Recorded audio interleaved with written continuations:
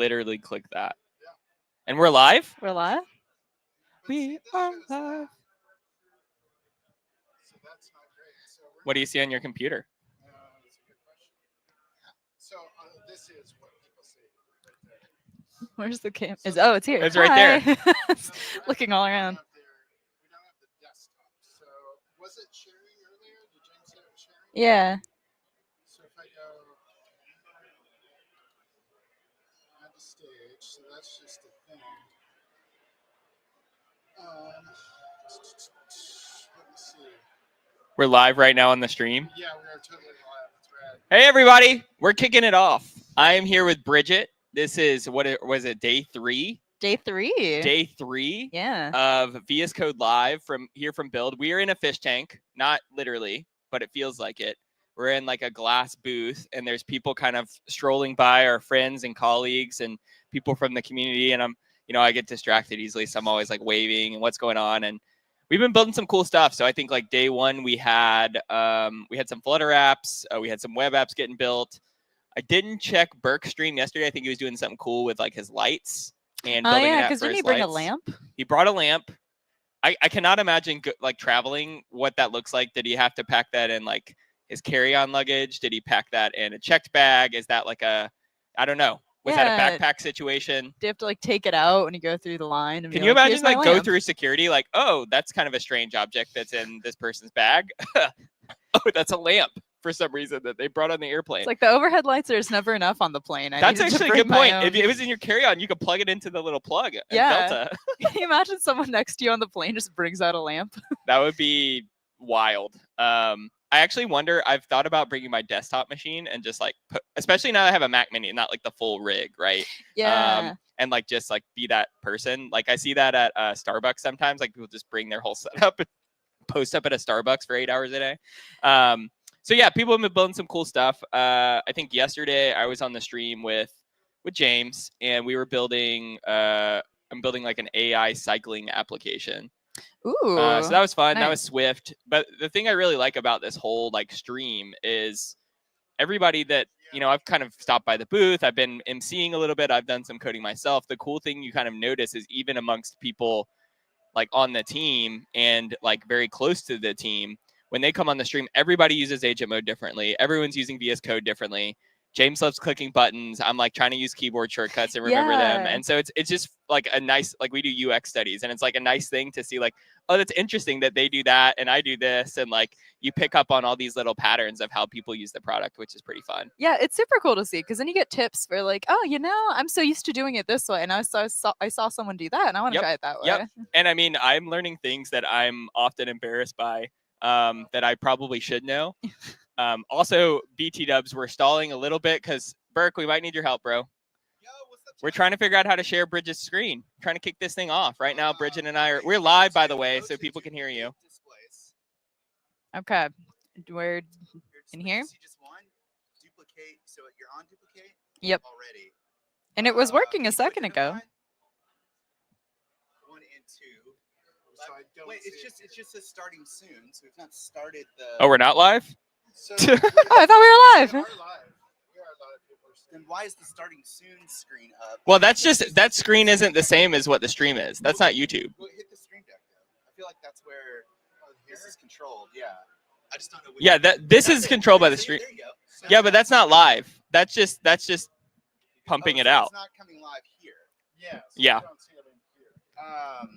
Oh, so everyone here can see my screen. Yes. So people here. No, this is riveting for everyone online. Yeah. We could just try to Debugging describe how we're issues. vibe coding. Like, so it says div class. Just read my code. People say they say You see us? Do you see a screen? Do you see my code? Yeah, It says do we see a screen? froggergame.html. all of us standing around. Vibe streaming, apparently. Someone in the comments says accurate. So the problem is we've got 90 things. There's like OBS and bots Yeah, everywhere. we got a complex setup in I'm here. used to people calling into a StreamYard and I say, Yep, like, exactly. it works. So when we go to like present or invite. Honestly, like, we're this just is blaming James. just James not is the control. only one who knows how any of this works, and he This just one left us for controls his that. He session. did give us permission to. Where it does. This thing here. Yeah. So just like hit What? Let's just start pressing buttons. all your apps that you don't want people to see are closed, right, Bridget? Yes. We're just pressing things over here. So we're not seeing.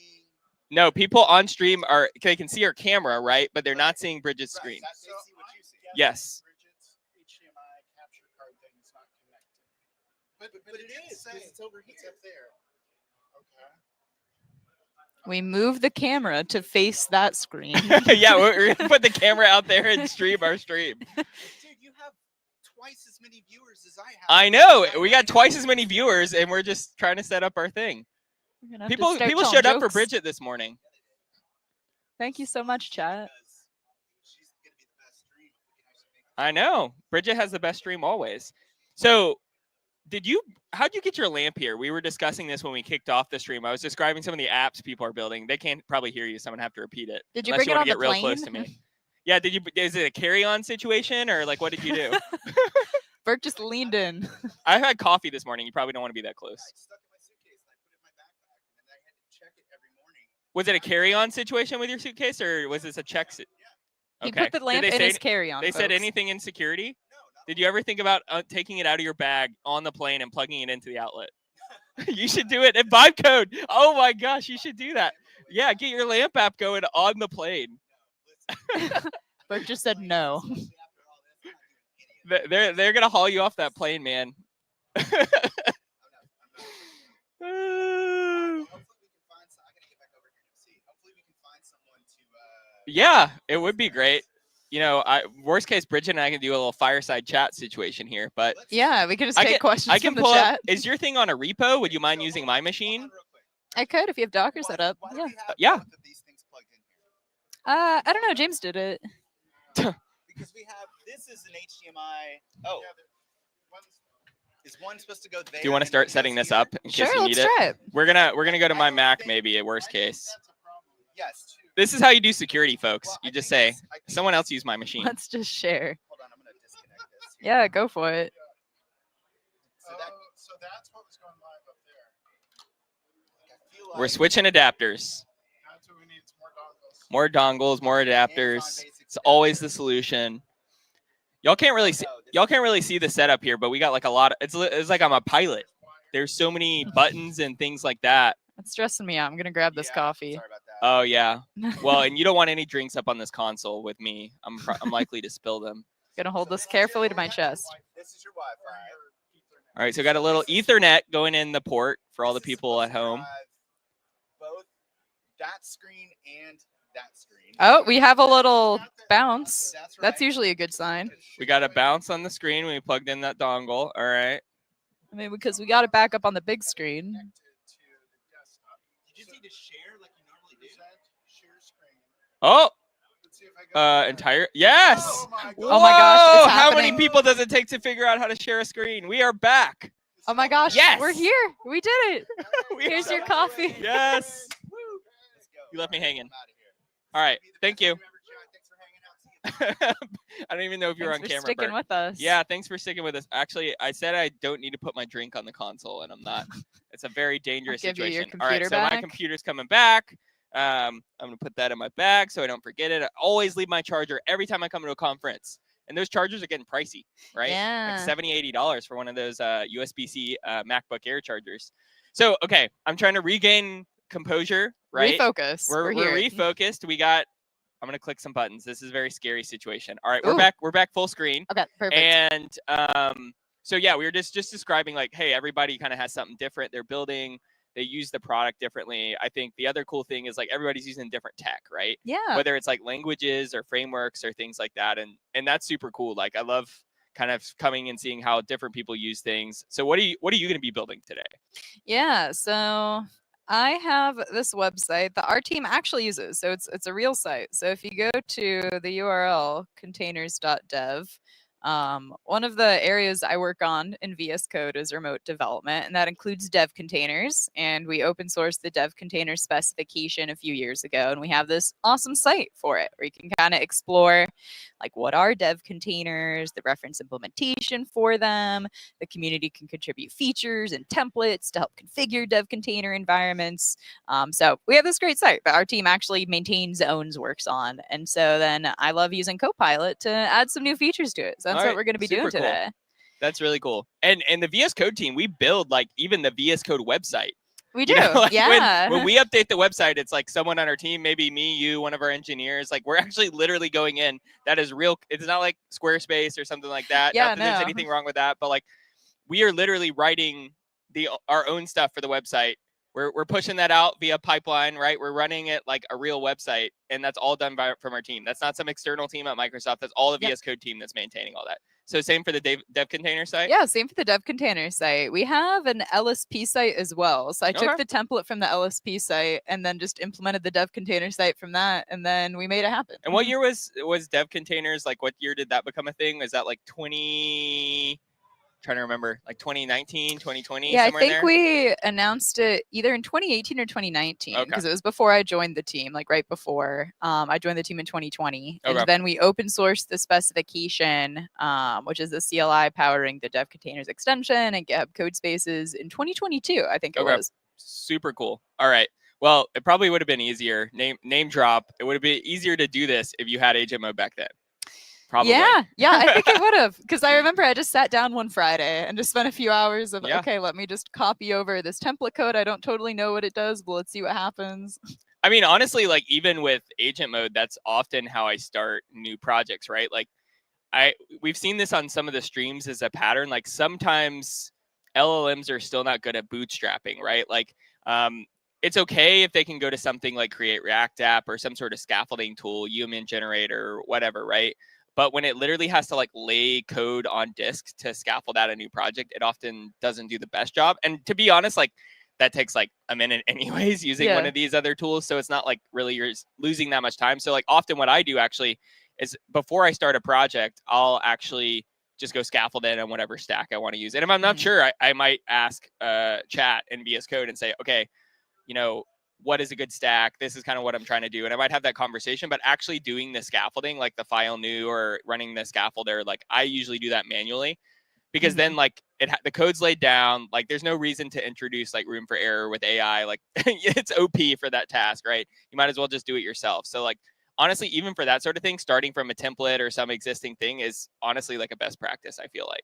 Yeah, I agree. And I've done that too, where I ask Copilot, like, hey, what tech stack do you think I should choose for this? Can you compare two different ones? And so I feel like that's really nice being able to kind of do that decision making all in the editor and then have Copilot then help kind of guide along the way. Makes sense. All right. So what are we going to do first?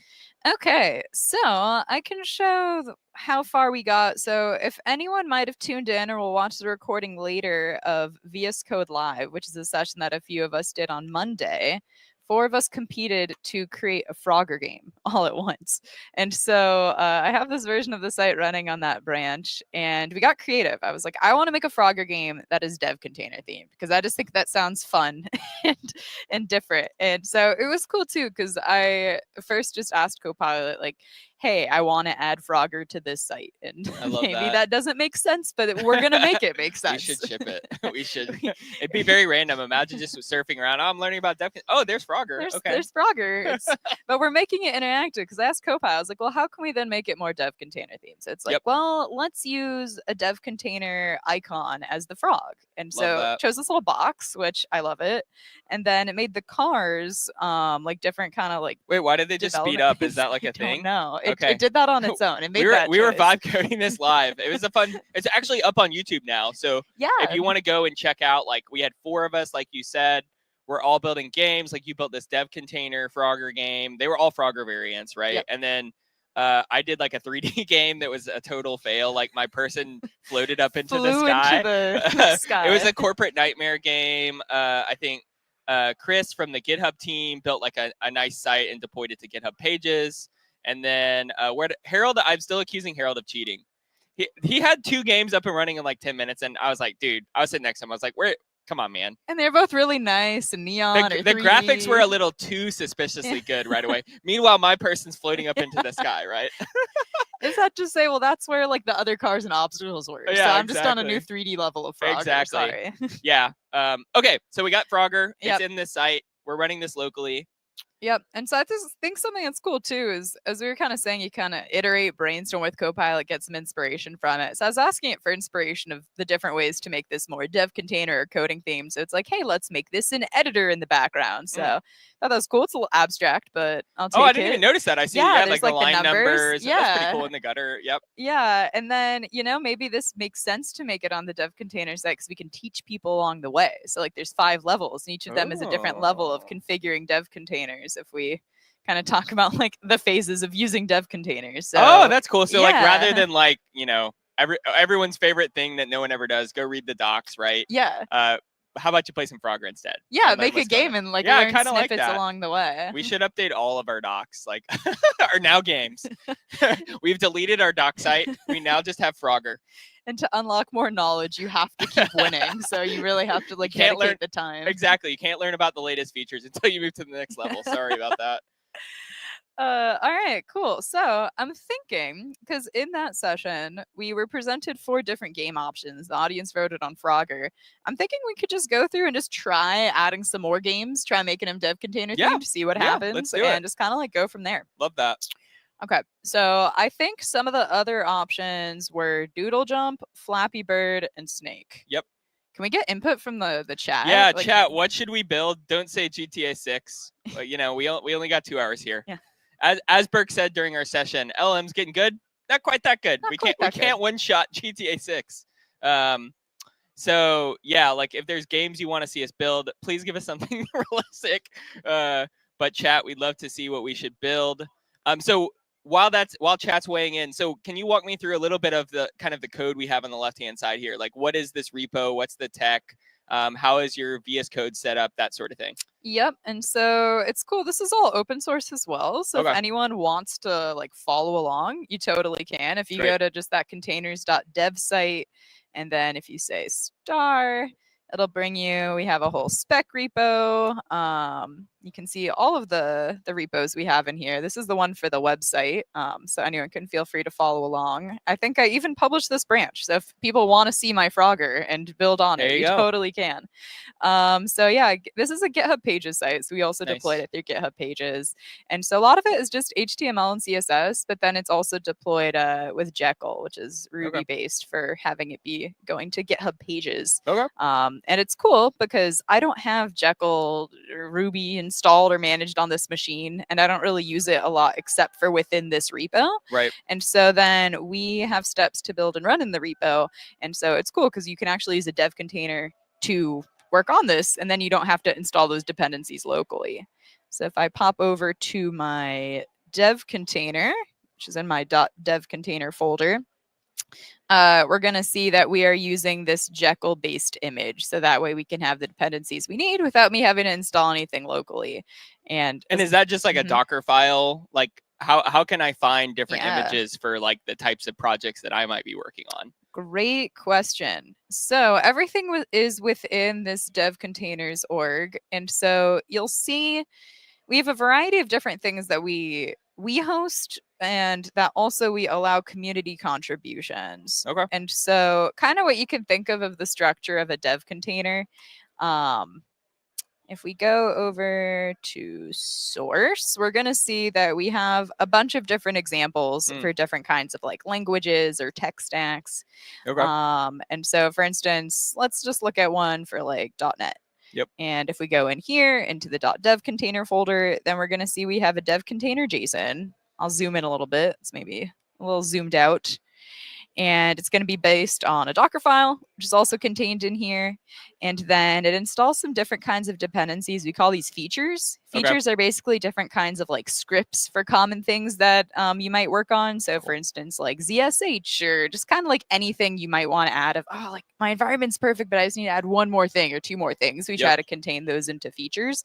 So you can see, okay, we have some like common utilities contained in here. We got Node, we got Git, just common things that you might be doing here. And something recently that we just added as well to our images and to our features is custom instructions for Copilot. Oh, cool. Okay.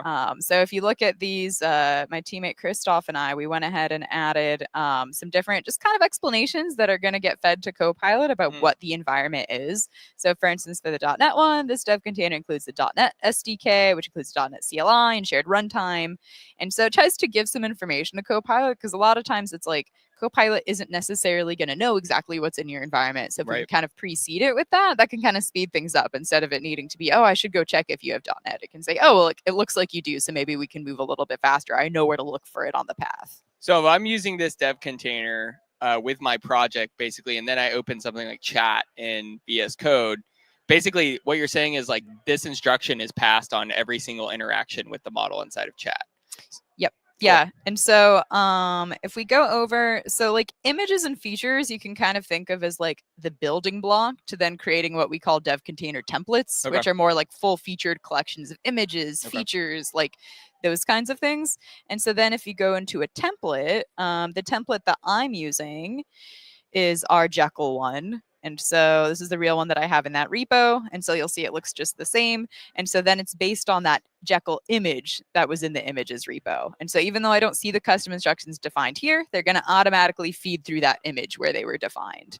And then Copilot is able to use them. So if we look in here, it's automatically using custom instructions that I have, which is cool. That is really cool. So we got a question from the chat. I'm going to click show.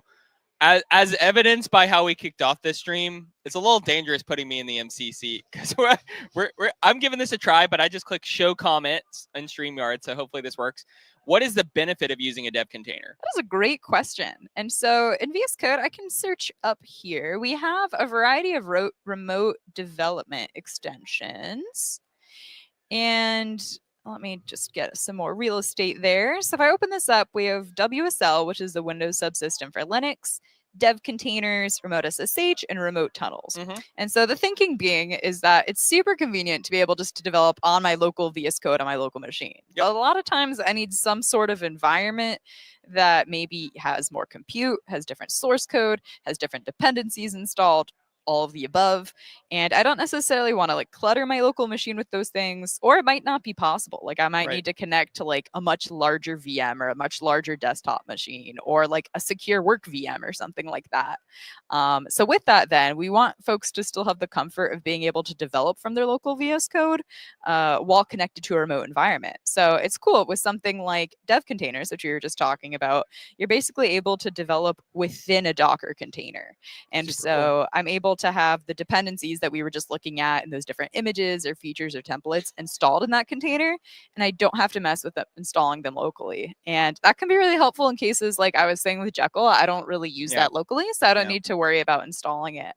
Or if you're doing something that has different like versions of dependencies, like Python, for instance, or Node, and you're like, I don't really want to do version managers or uninstall and reinstall different versions. I can just pop into a dev container that has those dependencies. And then I also don't like, if I get the right versions configured and I put that into my repo, it's cool because then anyone contributing to that code base or me in a day or a year, if I've forgotten what that environment requires, I can make sure that I have everything super easily. So basically, like, you know, whether it's just for me or my team, if any of us went and cloned this repo, we would essentially have an equivalent environment because of this, right? Exactly, because you can commit the dev container to your repo here, and then when you open it up in VS Code or in any editor ID that supports the dev container spec, because we do have a growing collection of them, you'll be able then to commit to it. So if I look at supporting tools, you can see different kinds of editors and IDs that support dev containers and like how you can go ahead and connect to them. That's super cool. So if I'm not using something like VS Code, maybe I'm bumping between VS Code and other editors. There's other things like Visual Studio that support it too.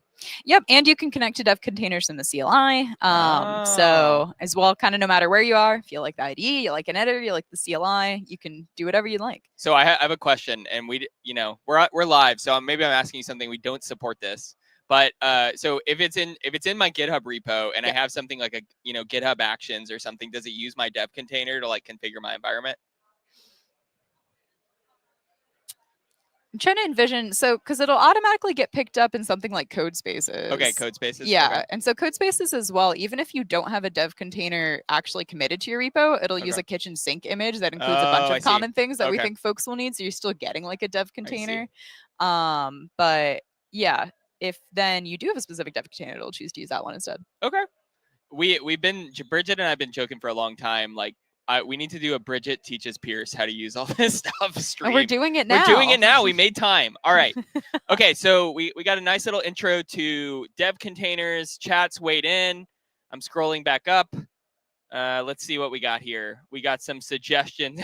There was a GTA 6 recommendation.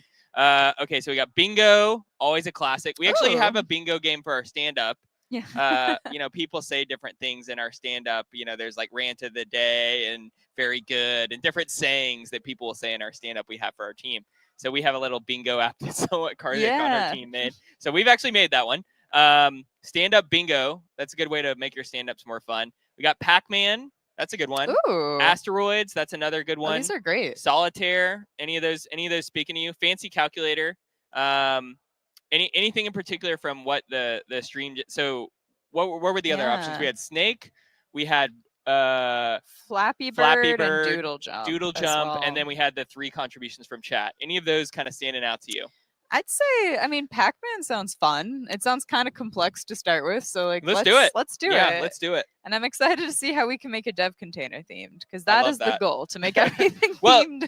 So how did the icons? Was it just like pulling the icons from somewhere for the Frogger game? Yeah, because it didn't ask me to go get save images the icons or anything. That's and interesting. So if I look at them, because I was a little surprised that it got them. I don't know, because like the Docker whale, I guess we probably have that icon used somewhere else within the site, and so maybe Copilot was able to go find where those images were and then. That's true. Yeah, maybe exactly. Like maybe it has a URL and it's just basically throwing it in. Okay.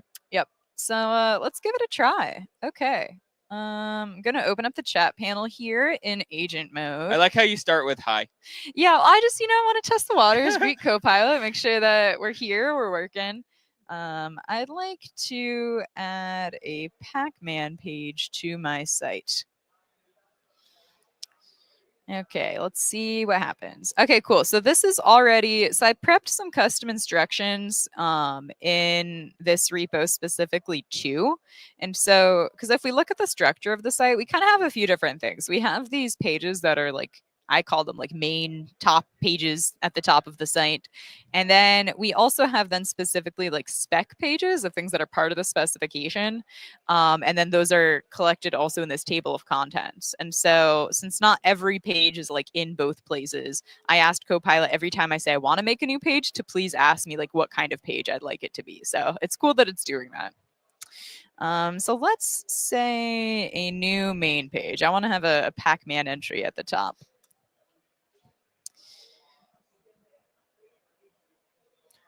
Also, I think there's more people starting to stream into the venue, right? So I'm getting more distractions. There's people walking by, waving, taking pictures. Like we're not like really on a stage, but like I said earlier, we're in like this weird like. It's like a dunk tank. Like I feel like I'm ready to be dunked if it doesn't work. Yeah, exactly. So I also noticed you're GPT-4 Yep. So. What's your kind of thought process for different models you use for different situations? I feel like lately I've been bouncing between 4.1 and 3.7 Sonnet. Like I think especially like I'm trying to start small with any agentic tasks I'm doing, and so I'll kind of maybe test the waters with both models, see how they do, and see if one feels like it's maybe better suited for this. Yep. Since we were making the Frogger game, and I think I tried it with both Sonnet and 4.1, and both worked pretty well. So I did 4.1 when we were on stage, and it worked out. So I'm like, hey, since we're creating kind of a similar game situation here on the same repo, let's use 4.1 again. Makes sense. Yeah, I think for me at least, 4.1 is the fastest by far. Like I feel like I get the fastest kind of interaction with the model, and the code quality that I get for. It depends. Like I was saying in the chat yesterday, doing backend, like I really like the OpenAI models because they're really logical and good at that sort of thing. And sometimes for front end, I like Claude or Gemini. So I do like to poke around. But 4.1, we're rolling that out as the default actually inside of chat with VS Code, because I think it's like this really good combination of being fast and also a very capable model. And so I'm excited that will be the new default. I think, especially if you've been using GPT-4o, GPT-4o is a great model too, but 4.1 is much more capable than 4.0 was. So I'm excited to change the defaults, because the defaults make a big difference on people's experience. Yeah, I agree. Okay, so we're gonna try just asking Copilot to follow what it did for the Frogger game, because that worked. I found that to be a good technique if like Copilot did something well before Yeah. and that code is in there. Well, it's like, I mean, it's not exactly few shot prompting, but it's kind of that Yeah. technique of like give examples of like things that, and it, it'll basically go find it as examples in agent mode if it needs to, right? And that's like a really good technique of like, you did this thing before, do it like that again, but with this Yeah. other thing, the model tends to do a really good job when it has examples. Exactly. And it seems like this is already working better. It's like, Yeah. oh, okay, I see what I did with the Frogger one. Let's try that. And Exactly. So we're doing some code search here. It looks like looking for Frogger. It found some stuff, and it's kind of traversing. It looks like the repo to kind of gather the context it needs. Yep. And it's cool too, because it goes ahead and I see it did this during the Frogger one too, of making sure it's updating the top nav bars. There should be an entry there, like I specified in my custom Yeah, I was wondering why it instructions. went there, but then I was like, oh, that's right. It needs to Yeah. add navigation to that page. Okay, let's see, because it says that it created this. Okay. Not quite. So it's having an issue. I So- wonder if we just switch models at this point. Yeah, give usually that when a stuff try. like this happens, I do exactly what you did. I go new thread, and then I'll try something else. Let's try that. Okay. I'd like to add a simple Pac-Man game to my site, similar to how I have a page for Frogger. So we got a comment in the chat. 4.1 is the best OpenAI model for tool use. And so, like, if you don't know what tool use is, like the way agent mode works compared to the other modes inside of chat is basically we provide the model a list of tools. And some of those are contributed by VS Code directly. So like code-based search, creating files, editing files. And some are provided by extensions, either VS Code extensions or MCP servers. And tool calling is really important.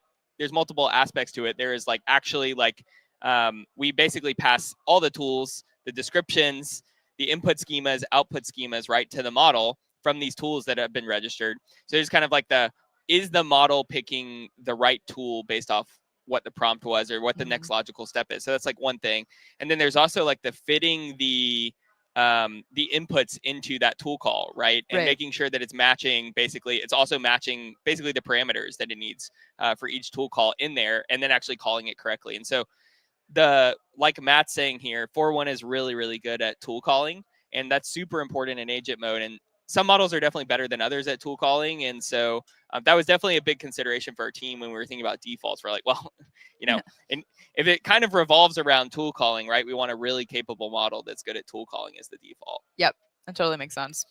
And we got people joining us from all over. We got Kansas City, Missouri, Pakistan, in the Bay Area. Awesome. Malaysia. I'm from Utah originally. Well, not originally. Now I'm from Alabama originally, but so I've kind of been all over. I went to Boston for a couple years, but now I'm in Utah. But now we're in Seattle. Although I think there was years where Build wasn't in Seattle, if I remember correctly. Like it hasn't always been here. Do you know where? What? I think we did like a brief Bay Area. Okay. Like there was a couple things where we did like I forget the conference center down there. San Francisco. The year Xamarin was acquired, I think I went to San Francisco and Build was there. If I remember correctly, I may have this like way off, but I think that was 2016-ish. And then I don't remember when we came back to Seattle, but at some point during my time here, I've been at Microsoft 9 years, we came back to Seattle. So I like doing that kind of mental timestamp of, okay, I remember this happened. This was this year, since Build was also that year. Yeah, definitely. Like I'm terrible at like, people who give directions and they're like, take this road and then you take that interstate north and then I'm like, turn left at the Wendy's. That's my style of instructions. I know. Yeah, it's like I could not tell you what road number that is or anything, but I know in my mind what it looks like and where I should go. Exactly. All right, so what's happening here? Like what's happening in It says that it created this, but I don't think it did. I think as a next step, if this struggles, we might just try updating insiders. I was on a working version, but maybe that'll just give us some better luck. So I might try that. So let's go ahead and just stop that. It's only natural, Brigit. We started off with some AV issues, couldn't share our screen, right? It's only natural that we start our day in this way. And It's not that's Monday. I okay. just checked. It is Wednesday. Yeah, I feel like I have no idea what day it is at all this week. Well, I when you're just- in these conferences, you know, you don't see light, right? Like That's you true. come first thing in the morning, you roll up here, right? You get the booth set up. We come over here. Well, in theory, we try to make sure the stream works before we go live. And get some coffee, right? Get some food. Because usually the middle of the day, like sometimes I don't even eat lunch, right? And you just lose track of time, Yeah. right? Looks like it wants me to sign in. Would we be able to Yeah. stop? I'm just going to go full screen on us so no one can see anything. Okay. So you can go ahead and sign in. Yesterday, I had an API key situation on my stream. It would happen to me. Now, Mott's, I was like, dude, I'm about to create some keys. I think I needed an OpenAI key and a Perplexity AI key. So James, for the people here on the venue, he just put Pierce is getting keys up on the screen. And then I think it was just James and I full screen. But yeah, no, there's also some really good sessions going on this week from our team, from the GitHub team, from people in the community around agent mode and VS Code. So I think right now there's a session going on, probably wrapping up in the next few minutes here with James, Harold, Den from the Microsoft team and a couple folks from the GitHub team on MCP. I think it was like a nice little like fireside chat situation on MCP. Those are so fun, those kinds of sessions where you can really just chat with people. I love definitely. And like Harold and Toby from our team are working super closely with the folks at Anthropic on MCP. And so it's cool. It's been like, it's funny. Like, I think the thing that is very like to your point about not knowing what day it is, like, I feel like I lose track of time because like MCP, it's like everything is MCP now. Right. Yeah. But it's like, it has been a thing for a little while, but in terms of like being a thing, right? It's been a thing for not that long, but it feels like it's like the thing, you know? And like, that's just the whole, like Harold and I had a session on Monday night and we were talking about vibe coding and like we had the initial Karpathy tweet, right? That kicked it all off. And I was like, wait, that was February when he tweeted that? Like what month? It's only been a couple months. Like it feels like it's been like, that's been my life for a long time, but I've just like totally lost track of time. Like the AI stuff is, you really have to like, things are moving so quickly. And it is definitely a challenge to stay up to date with like all the things happening in the space. Because yeah, there's a lot going. I mean, even in the product, like I sometimes struggle at the pace at which we're moving. Like if you're using VS Code Insiders, which we're pushing every single day, right? Yep. The stuff that our engineers merged into main yesterday is shipping to you today. Yeah, that's what now I've got in my latest Insiders that I just updated. Am I good to switch back to your screen? I think you're good to switch back. All right, we're coming back. And so, yeah, like sometimes like we don't really have like release notes for our daily builds for Insiders. We just do that at the end of the month when we promote all the Insiders features to stable that we feel comfortable with. And so like sometimes you'll just download Insiders. You're like, oh, hey, that's kind of interesting. Yeah, this is a cool new thing. All right. Yeah, like there's some new MCP stuff dropping. I think Harold was telling me before this, auth is there for MCP now and Insiders. Okay. And I think prompts and resources, which are different like types of things inside of MCP. Like people typically think of tools, but there's other kind of contributions you can make from MCP servers. Those are also supported in Code Insiders. And so, yeah, like I feel like every single day there's something new. And I'm like, wait, that's why you got to go to stand up, right? Because you're just like, wait, the team added this? Yeah, hear all of the latest things and be like, oh, this is the best way to keep up with it. Well, and we need to try, like, I do think something we can do better as the VS Code team is like, I have tried to do like, hey, we just added this to Insiders, like you should go try it out, right?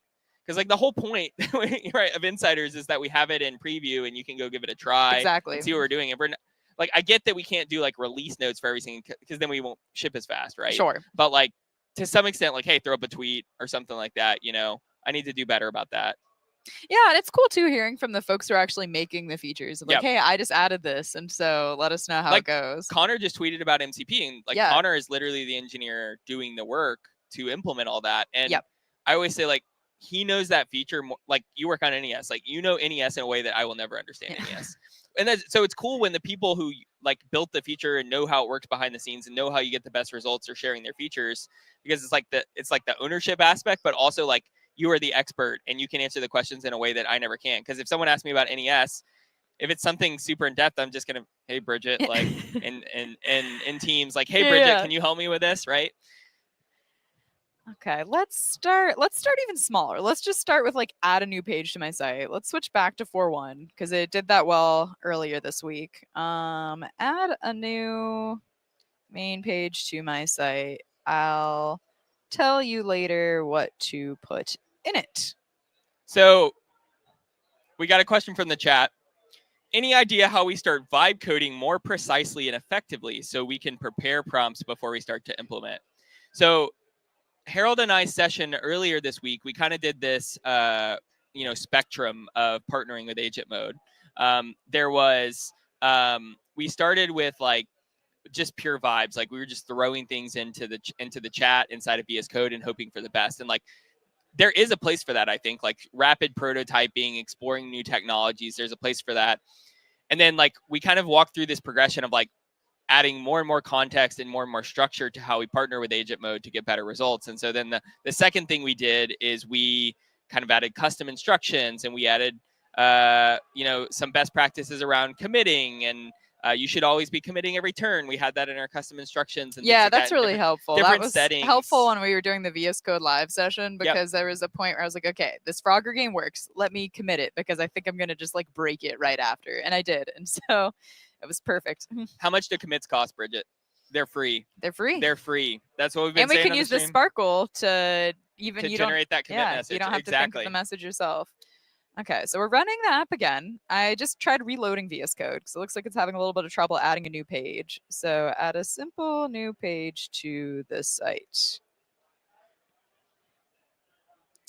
And let's say new main page. And it's also interesting, like I will say, like, okay, we got a file laid down, allegedly. Like with GPT-4.1, the other kind of, all the models are slightly different in their behaviors as well, right? Like I had this thing where, like you just had this with 4.1 where sometimes it will be like, it won't like start on your task. It'll be like, ask for clarification first, which sometimes is great. And sometimes you're like, just do the thing, Yeah. Okay, let's see if it is an issue with being connected remotely. I can't imagine it is, but let's see if it has any better luck creating this while running locally. But here we can see the notification that comes up when. So how did you just bump out of the dev containers and run local? Yeah, so we have this remote indicator in the lower left, which is kind of like your shortcut into everything with remote extensions. And so if you don't have remote extensions installed, it can guide you to install them. I do have them all installed, so then it'll guide me to a subset of the commands. There are more commands though, so if you are curious for the full set, we can open up the command palette. So I'll do Control-Shift-P. And then if I type in dev containers, we can see all our different dev containers commands here. So a whole bunch. But this is kind of like a shortcut to some of the most used ones or ones you might use the most often. And so here either I can reopen in dev container, or if I was already connected to a remote, it'll allow me to disconnect and reopen locally. So let's see what happens. Let's say I add a new page to the site. And we'll say we want a new main page. Okay, let's just say, let's call the page Pac-Man. Yeah, I feel like sometimes like I didn't even know I could click that down there. I didn't even see that, right? Like visually, sometimes I feel like I don't think about the little things on the bottom, right? Okay, so maybe it's not liking my current app. Maybe we'll just start fresh. Maybe the dream of putting it in the dev container site is not going to happen at the moment. We could try VS Code stable, bump over there, or if you want, we can start fresh. Yeah, maybe just stop sharing my screen for a second just so I can. All right, you're good. Okay. Someone says their lunch break's almost over. Sorry about that. But you are in Miami, so I'm jealous about that. I could go for a Miami trip. That'd be fun. I mean, it's been raining. Like it was pouring rain this morning when I went to Barry's boot camp with some people. Yeah. Not sponsored by Barry's boot camp, but it was a good time. Got a workout in this morning before I go sit in the conference center all day. Please have notes for each insider build. We have to go through commits to find out what's new. I'm with you. Like we need to do a better job figuring out exactly like how to promote the new things that we're shipping as a team. So that's definitely something we can do better. I agree. you're talking to the VS Code PM team here. So we love the feedback. I'm just going through the chat. Someone in chat says I like to mix mini tools with MCP. I agree. I think we have a 128 tool limit right now, and that's mostly just because of the way I was just saying that MCP works with the models is, we're passing all this in as context, right? And so the thing that like you have to remember about that is like each tool has a description. It has it has input parameters, it has output parameters. And so like you start filling the context window with that, right? And so also like the more tools you have, you're giving the model more choice on if the tools are similar, what it can do. And so sometimes that will give you not the best results. And so right now we're limiting tools to 128. But you can always go in, there's a little tools icon, and you can kind of click that little button and disable tools that you'll need for your particular task. And most of the time, like you don't really need all the tools. All right. Am I clear to come back to you? Yeah, let's try it. All right. I'm in stable. I'm connected to the same repo and dev container. All right, we're creating something. We're creating something. Yeah. I thought to switch to stable. Yep. And that is the nice thing. Like generally, I was propping up insiders. It's just, you never have issues. It's great. But like if you do have issues, the nice thing is that you can have stable and insiders side by side, right? Exactly. You can always go back to stable, right? Like, so MBD, we popped over here. Okay, so we got things going on. We got things going. It ran my app because I have a custom instruction asking it to make sure my app is running after every change. So it followed that. Okay, we're all right. So it must far. be so we need to report a bug after this. Yeah. BT dubs. Okay. So we have a page describing that we're going to add Pac-Man. let's do it. Let's do it. Let's actually add a Pac-Man game to the new Pac-Man page. So the other behavior I kind of noticed sometimes about GPT-4.1, which is something I think we is a bug that I filed, is it does this like I'm gonna read like the file in chunks, right? It has a preference for doing that, which I think sometimes is okay. But like if the file is relatively small, I think I just prefer for us to read the full file contents rather than do multiple loops with it, right? Yep. But that's okay. All right, so it looks like we're applying some edits into our HTML you can page see them here. streaming in now. Yep, exactly. I'm seeing some HTML. It's no longer just going to be a site that says, yeah, this is a Pac-Man game. Yeah. And I think like also like with these sorts of like kind of vibing out things, I noticed it's throwing CSS into this file, like rather than trying to spin it out into a separate, like I actually like that in many instances, right? Because then the model just like, it has to go to one file to do the thing, and it's just increasing the likelihood of success. Like obviously in a real world thing, you'd want it probably separated, but like, oh, look at that. Okay. Fancy. And so we added this search too, because I have a custom instruction saying that every new page should be searchable. So it's following my instructions every way. Okay, let's see what and it made this clickable, because something that I found is when we are adding new pages to the site, we always want these to be clickable so that way we can easily share the links with other folks. So I said every time you add a new title, make sure it's clickable. So it's nice that it's doing that. Okay, let's see. Oh my gosh, it's so fast. It works, I guess. All right, so it's working. We don't have the Pac-Man character is not rotating, so that's one thing. And we got to make it so the keyboard shortcuts don't move the page. Yeah, that happened with my Frogger 3D game. Yeah. So we have, according to the chat, we got someone joining us from the future, the year 2080. Wow, what's going on in 2080? Please let us know. How does it work out for all of us? Can you let us know? Okay, this is cool. I'm excited about this. We got something on the page. Yeah, we're seeing it happen. We've got some sort of game we can interact with. And I'm still impressed every time when there's some game that I can go use after just asking Copilot one thing. Yep. That still excites me so much every time.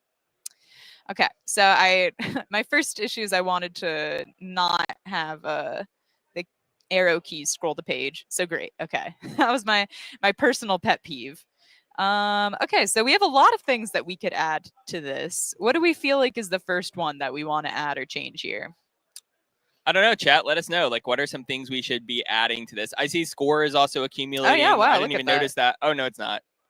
Oh, yes, it is. I just it's a little bit hard to get to the new ones. You have to be very fast with it.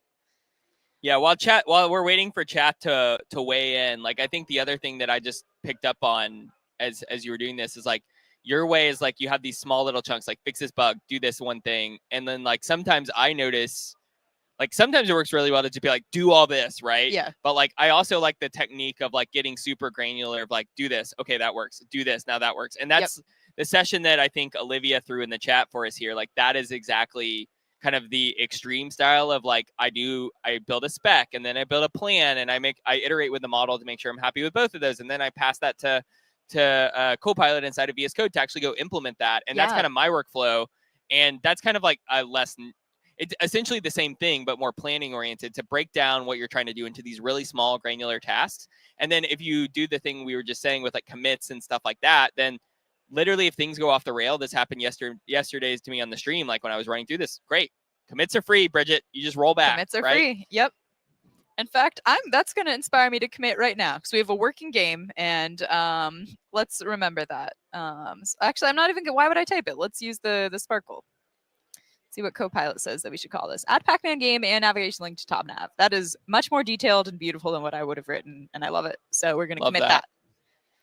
Brigit, what's your Twitter handle? Someone on the stream was asking for our Twitter handles. I believe it is at Brigit Murtaugh. So just my full name. How do you spell your last name? I always get it wrong. I spelled it It's M-U-R instead of M-A-U-R. Yep. Classic. All right. I'm going to throw this in the me. chat. Throw it in the chat. Okay, let's go ahead and I'm going to say that I feel like we want to make this dev container themed right off the bat. So I'm going to start asking Copilot how we can make this a dev container game.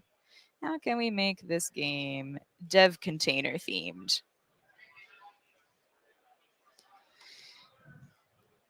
So we got Brigit's handle. I'm going to throw that up on the screen. If I can find my mouse. There you are, mouse.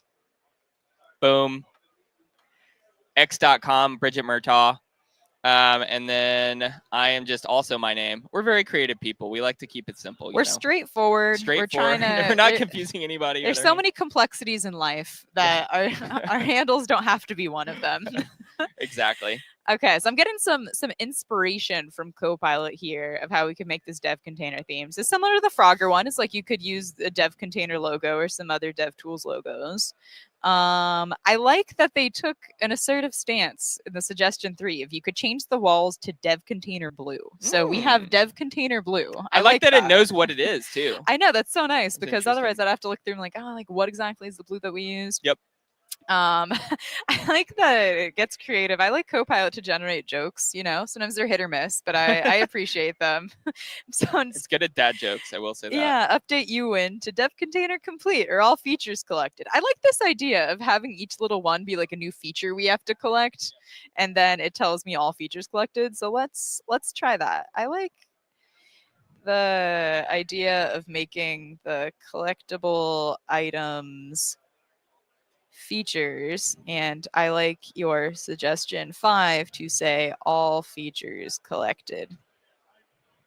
Let's see what happens, because these logos are pretty small as well. They're a little bit smaller than the Frogger ones. So I'm curious if it resizes them or what's going to happen. Yep. And it's super nice too that it always is just keeping like my current file open, the relevant instructions open, so I don't need to go searching for that every time. And I'm like, great, it's following my decided best practices. And also I have a custom instruction. I was about to say it's being very it keeps encouraging us with our build stuff. I know. I wanted it to like be themed for the build conference. So I made this specifically for build too. Okay. Sometimes you just need some positive encouragement from Copilot. I agree. Well, I did see and I will admit I've used LLMs in this way too. Like I saw one of the top use cases outside of coding is like therapy and like self-reflection and things like that. Mm-hmm. So I actually do use LLMs a lot for that as well. It's pretty good.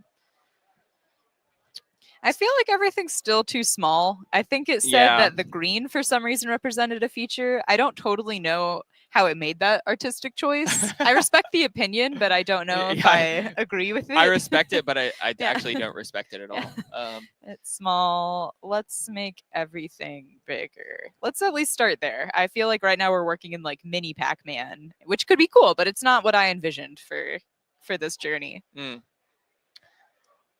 That's actually, maybe we should also have the canvas, because the canvas is a pretty small for the Pac-Man game on the page. Maybe we should also like make the game bigger too. Yeah, that's what I'm thinking. I said, like, let's just make everything bigger. I I'm love hoping that. that it does the dots and game. We're gonna see.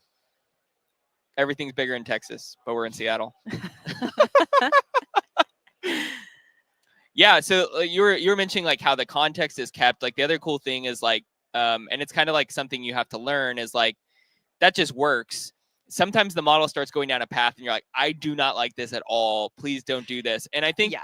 the fact that in agent mode the next step builds on the previous step, Mhm. that is great. Like that's exactly what we're doing here. It has the previous context and knows the last thing it did, which generally does inform the future thing you do. Yep. But that recency bias can also be bad, right? If the model starts going down a bad path, right, that you don't like, then you kind of have to like be like, no, don't do that. And you can click undo and we'll delete that from the context. Or you can start a new thread. But that's another best practice. Like you notice it going down the wrong path, you can kill it with the stop button, and then basically say, you know, do I need to undo or do I need to start a new thread? And so that's like another best practice is if you're not getting the results you want, you can always do that. Yeah, I agree. And sometimes, like, because we're talking about commits are free. Sometimes if I think it's like maybe made something useful, but I kind of want to try restarting, I'll just commit that to a branch and then start like a completely fresh branch sometimes. And then if I just decide, you know what, that first version was okay, then I can go back to it. Yep.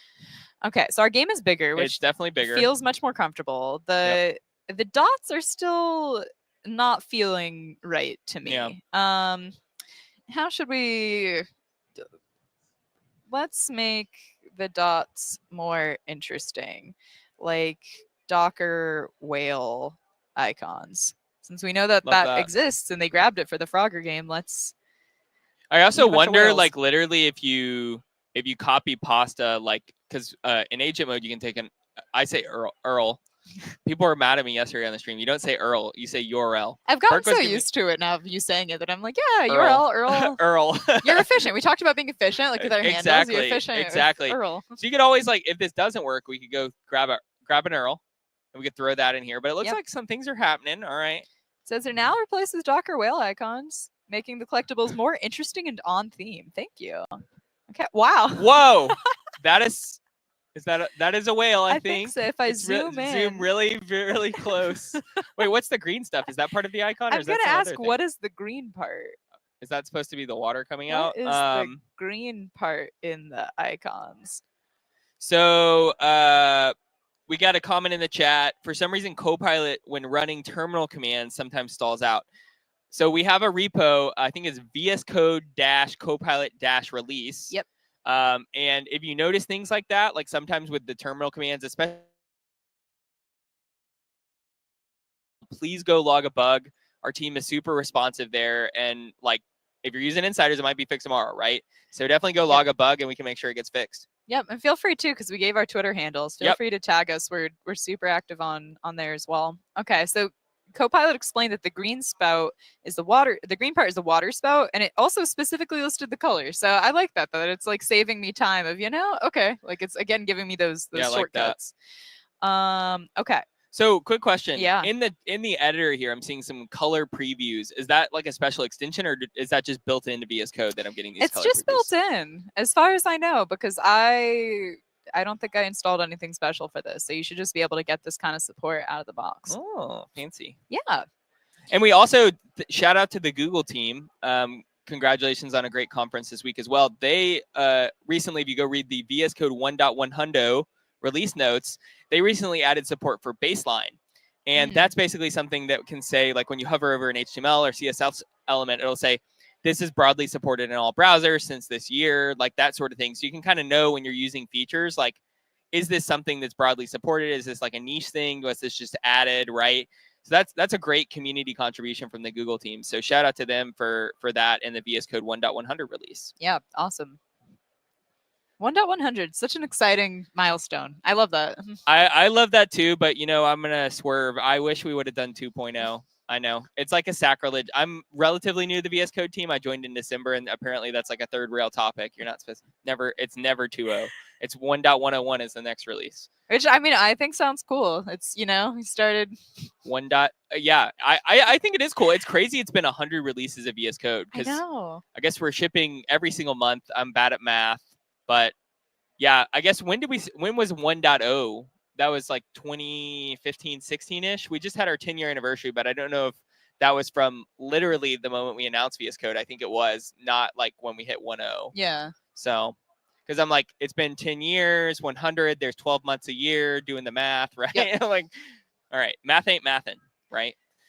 Math ain't mathing. And hopefully we're going to have some bigger whales out of this. I said it's hard to see, and also maybe let's make them bigger and have a few less. We maybe don't need 1,000. I'm excited for like just that one massive whale that You renders win. over your entire editor. Like you can't see anything but the whale now. Question in the chat: why not use 3.7 Sonnet? It is that whale is not that much bigger. I think it drew the whales, I'm going to say. Yeah. Because I think that's why it That- knew the color, because I think it drew them. And some of those whales look like the one right here looks bigger than that one. Yeah, why is this one? The whale gets progressively larger the more you get. That's too good. I kind of love that. I don't know why it did that. Oh, that's It's too so fun. it's like the corner ones are bigger. I don't. That makes me think they did draw it. That Yeah. There's like a weird thing like that they're doing. I'm gonna ask Copilot. Did you draw the whales? So we talked about different models. 3.7 Sonnet's amazing too. We were just GPT-4.1ing. We were vibing out with that this morning. I like to poke. I will say Gemini 2.5 Pro.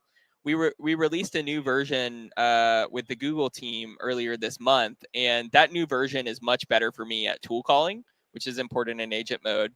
And I do really like the design taste I get from Gemini. It's quite good with front end apps, and even my Swift app, it does a pretty good job. So I definitely recommend if you use Gemini 2.5 Pro, like kind of before the last couple weeks, like go back, give it another try, because I think it's much improved in the latest version. Okay, so Copilot drew all of these. So it drew Pac-Man. It drew these whales. So this is Copilot's idea of what a whale looks like. Just a blob. Just What a blob. is the green thing? Did we ever figure that out? They said it's the water spout, and Yes, famously green water the in the green ocean. arrow water spout. Everybody's favorite part of the Docker Yeah. icon. Yeah. Well, we won't be accused of copyright infringement. That is for sure with this game. This is definitely a very personal interpretation. Okay, I think I gotta fix this speed. This speed is stressing me out. That It is very stressful. Someone actually said that vibe coding more like stress coding in the chat. So if there are models, I see like requests for models we don't support within GitHub Copilot natively in the chat. You can always use, actually, I wonder if it'll work if you just click the little drop down while it's going and you click manage models. I think it should all work. Yeah, so we have these different providers here. So you can always bring your own key. So if you wanted to hit Anthropic, Azure, Gemini, OpenAI direct, like the frontier model providers directly, you could, right? And that won't decrement if you're on something like Copilot free. That won't decrement your chat quota.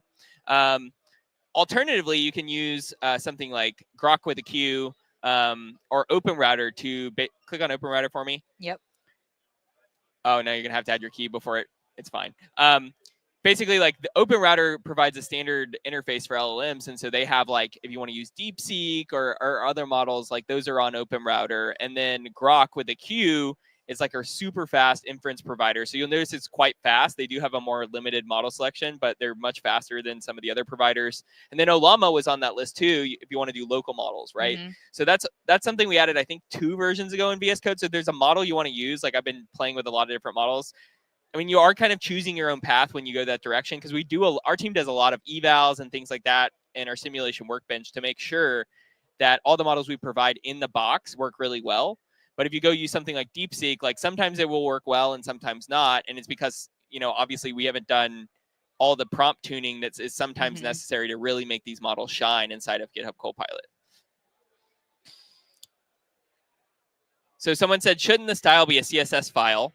So we kind of talked a little bit about that earlier. We weren't super specific with Copilot when we prompted it. And I actually said, okay, like for the purposes of actually doing this iteration, I actually prefer it to be in one file because it's way easier. At the end, we can just say refactor it out, right?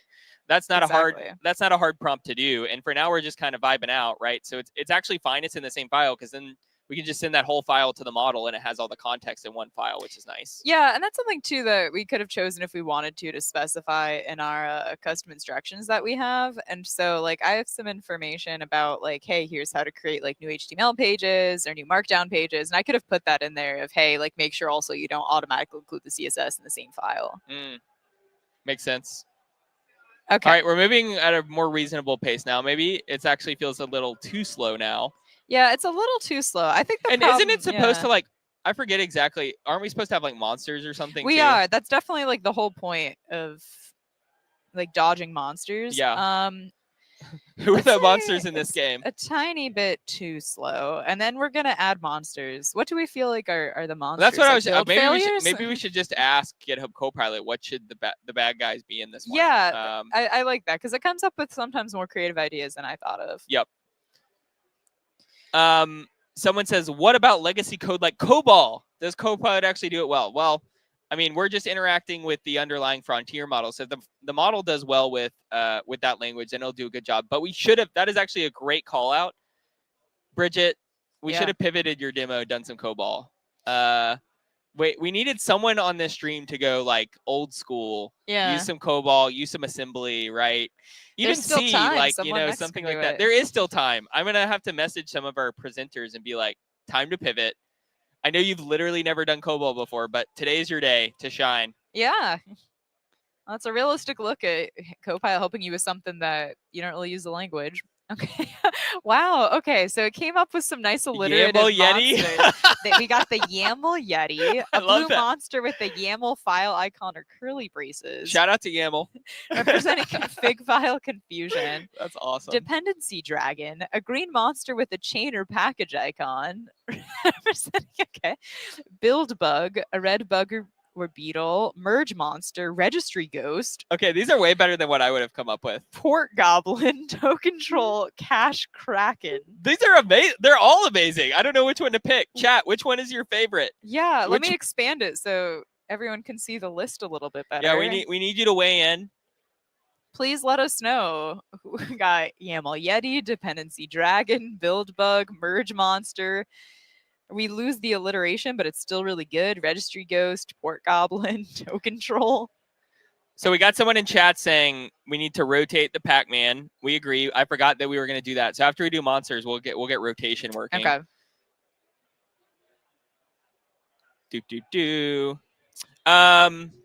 Can you provide the link of the repo on GitHub? That was just the dev container site repo.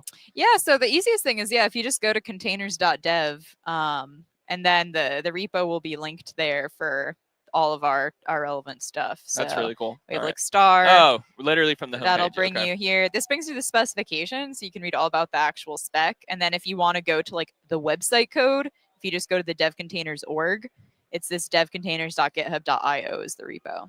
So we're getting basically everyone's like, we love it. I got a troll, I got a merge monster. Someone says put all the monsters. Yeah, what if we put one of each? Yeah, and someone said you could randomize selection of the monsters. So you could Ooh, you could implement them all and just have like Copilot randomly lay them onto the game canvas. Okay.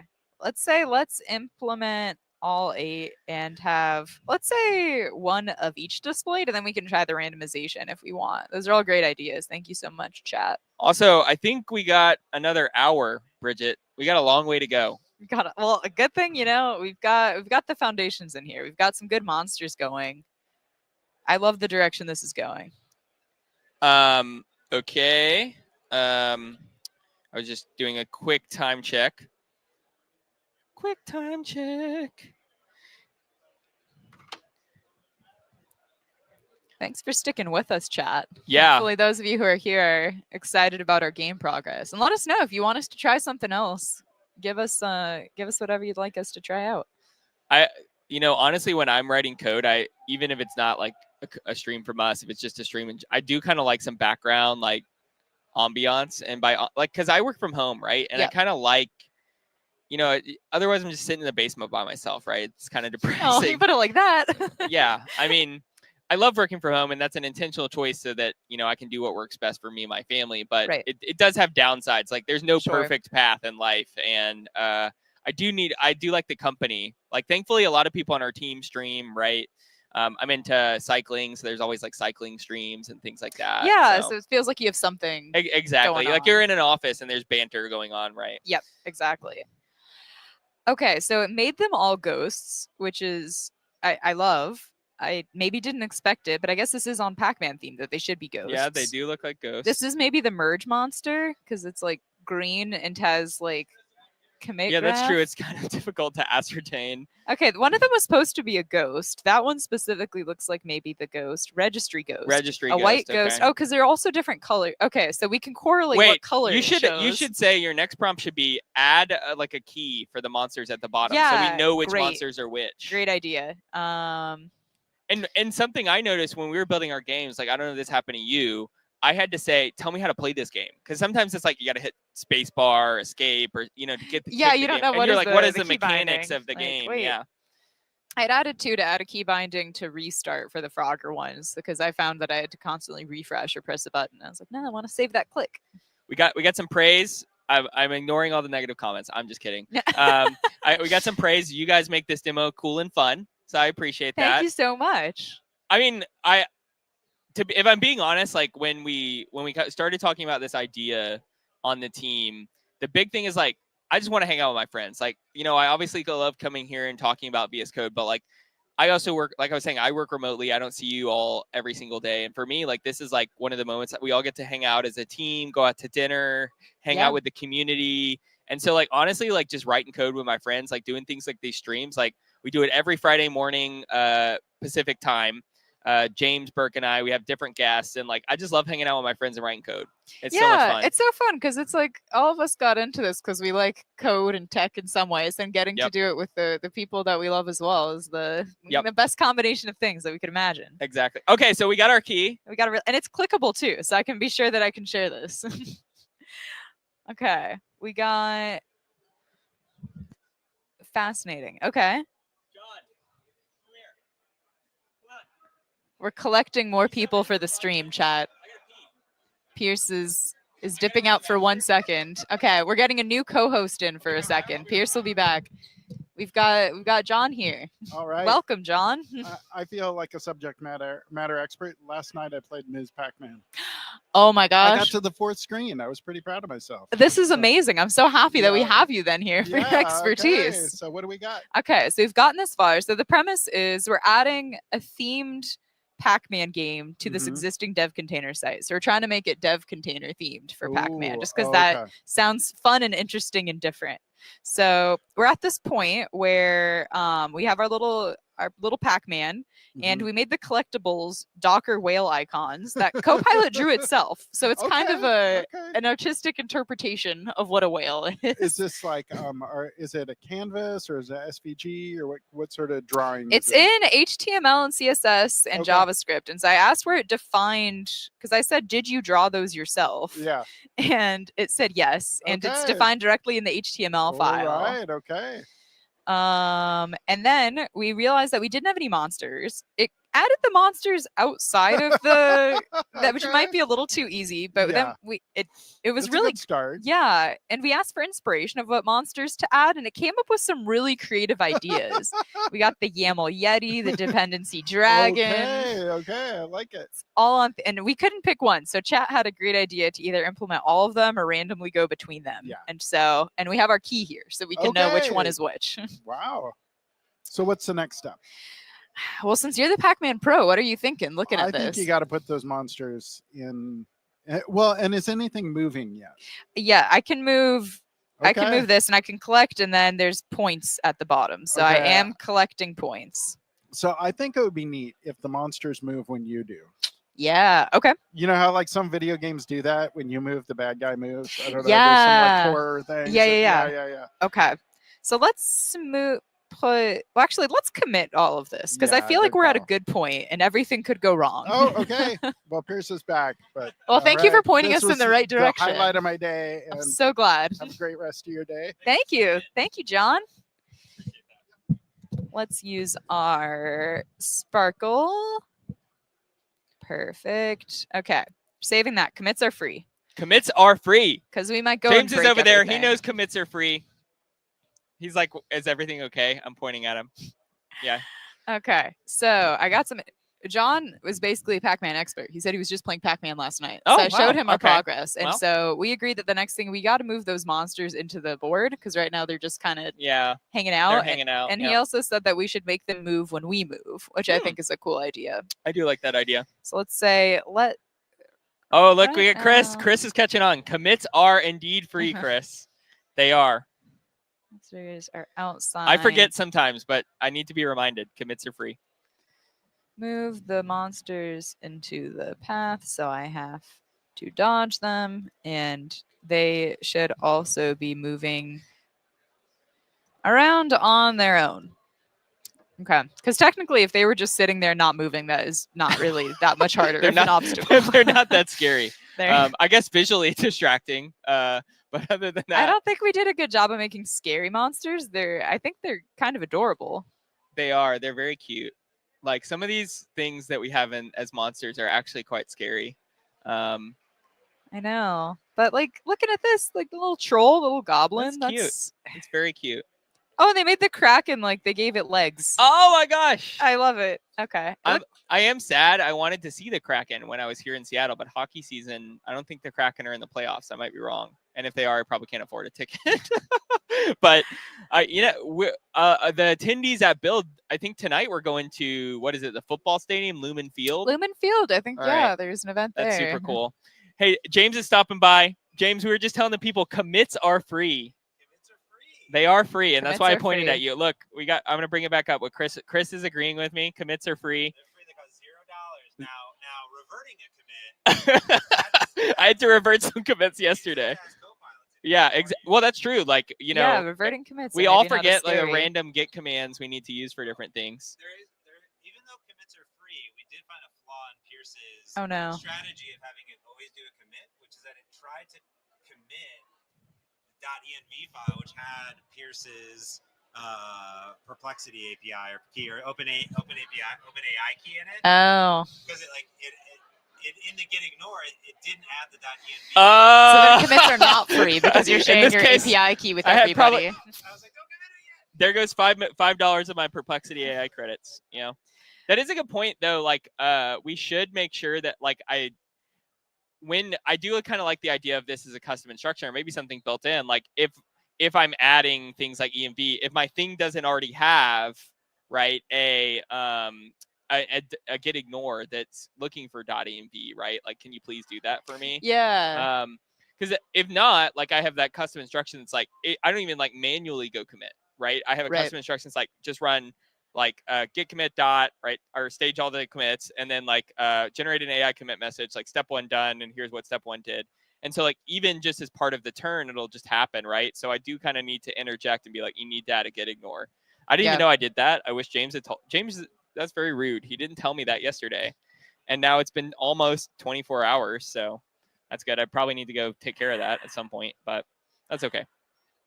All right, that's a good action item for after the stream. So is that text that I see? We've also broken everything. Yeah. All right.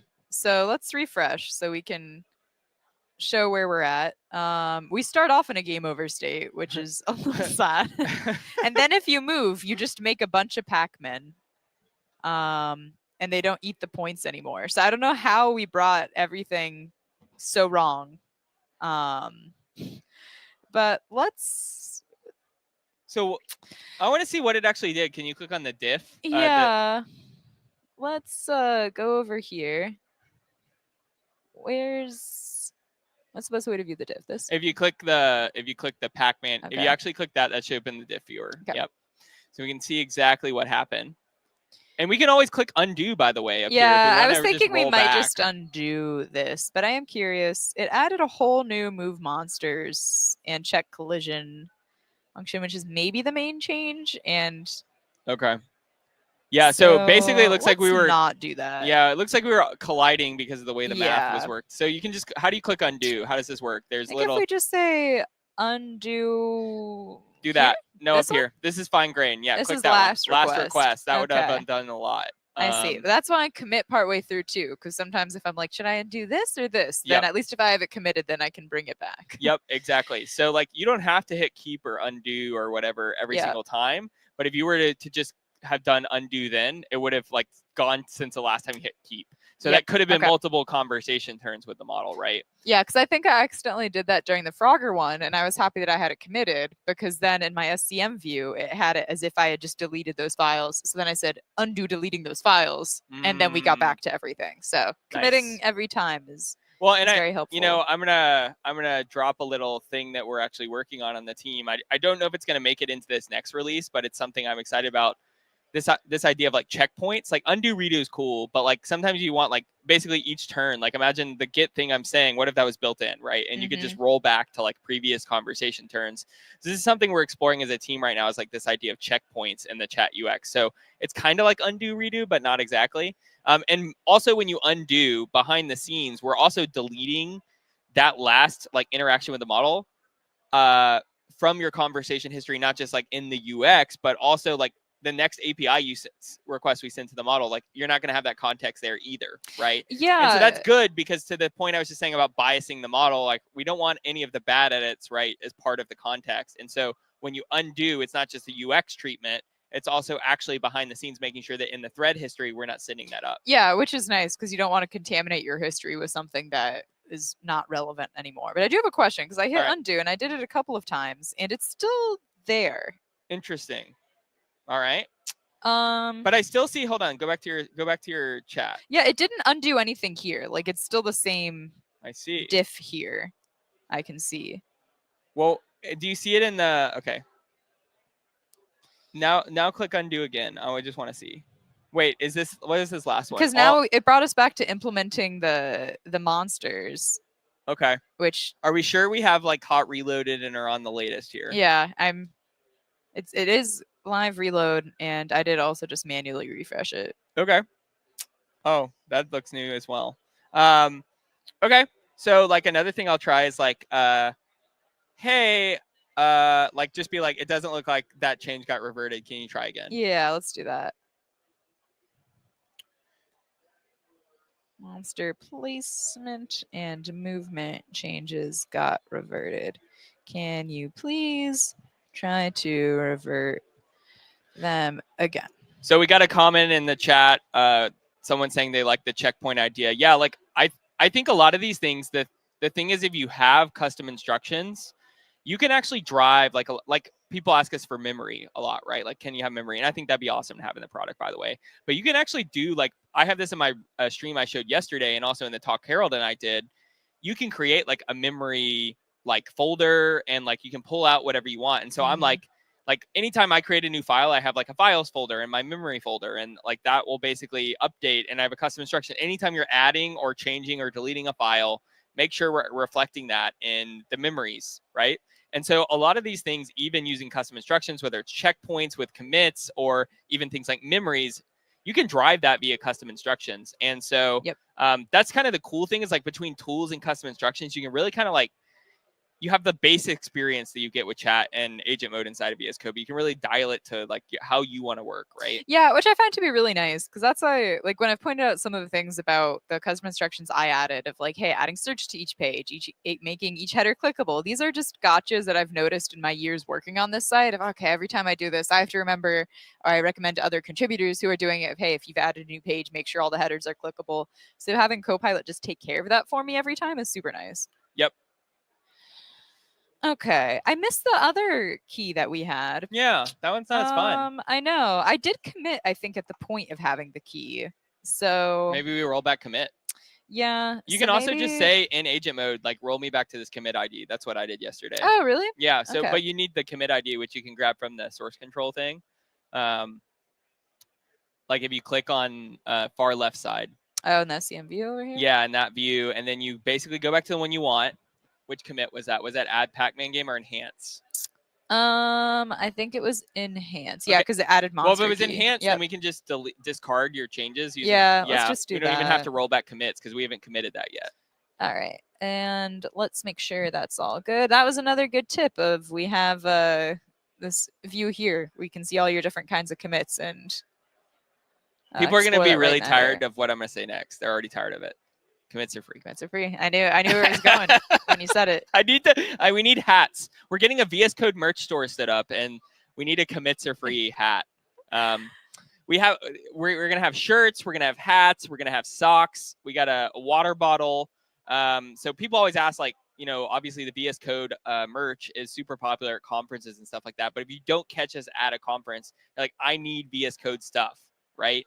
We will have a store at some point here soon, logistics, et cetera, but it will happen in the next few weeks here, and you'll be able to buy VS Code merch. So that'd be super fun.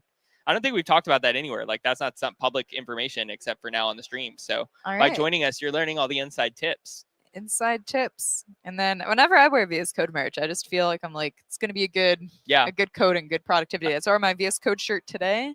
Love that. Chat can see. So we had some new ones. I don't know if I have them here. We have some new ones as well. I think we'll have them in the store that we're giving out this week. So for the folks here at Build.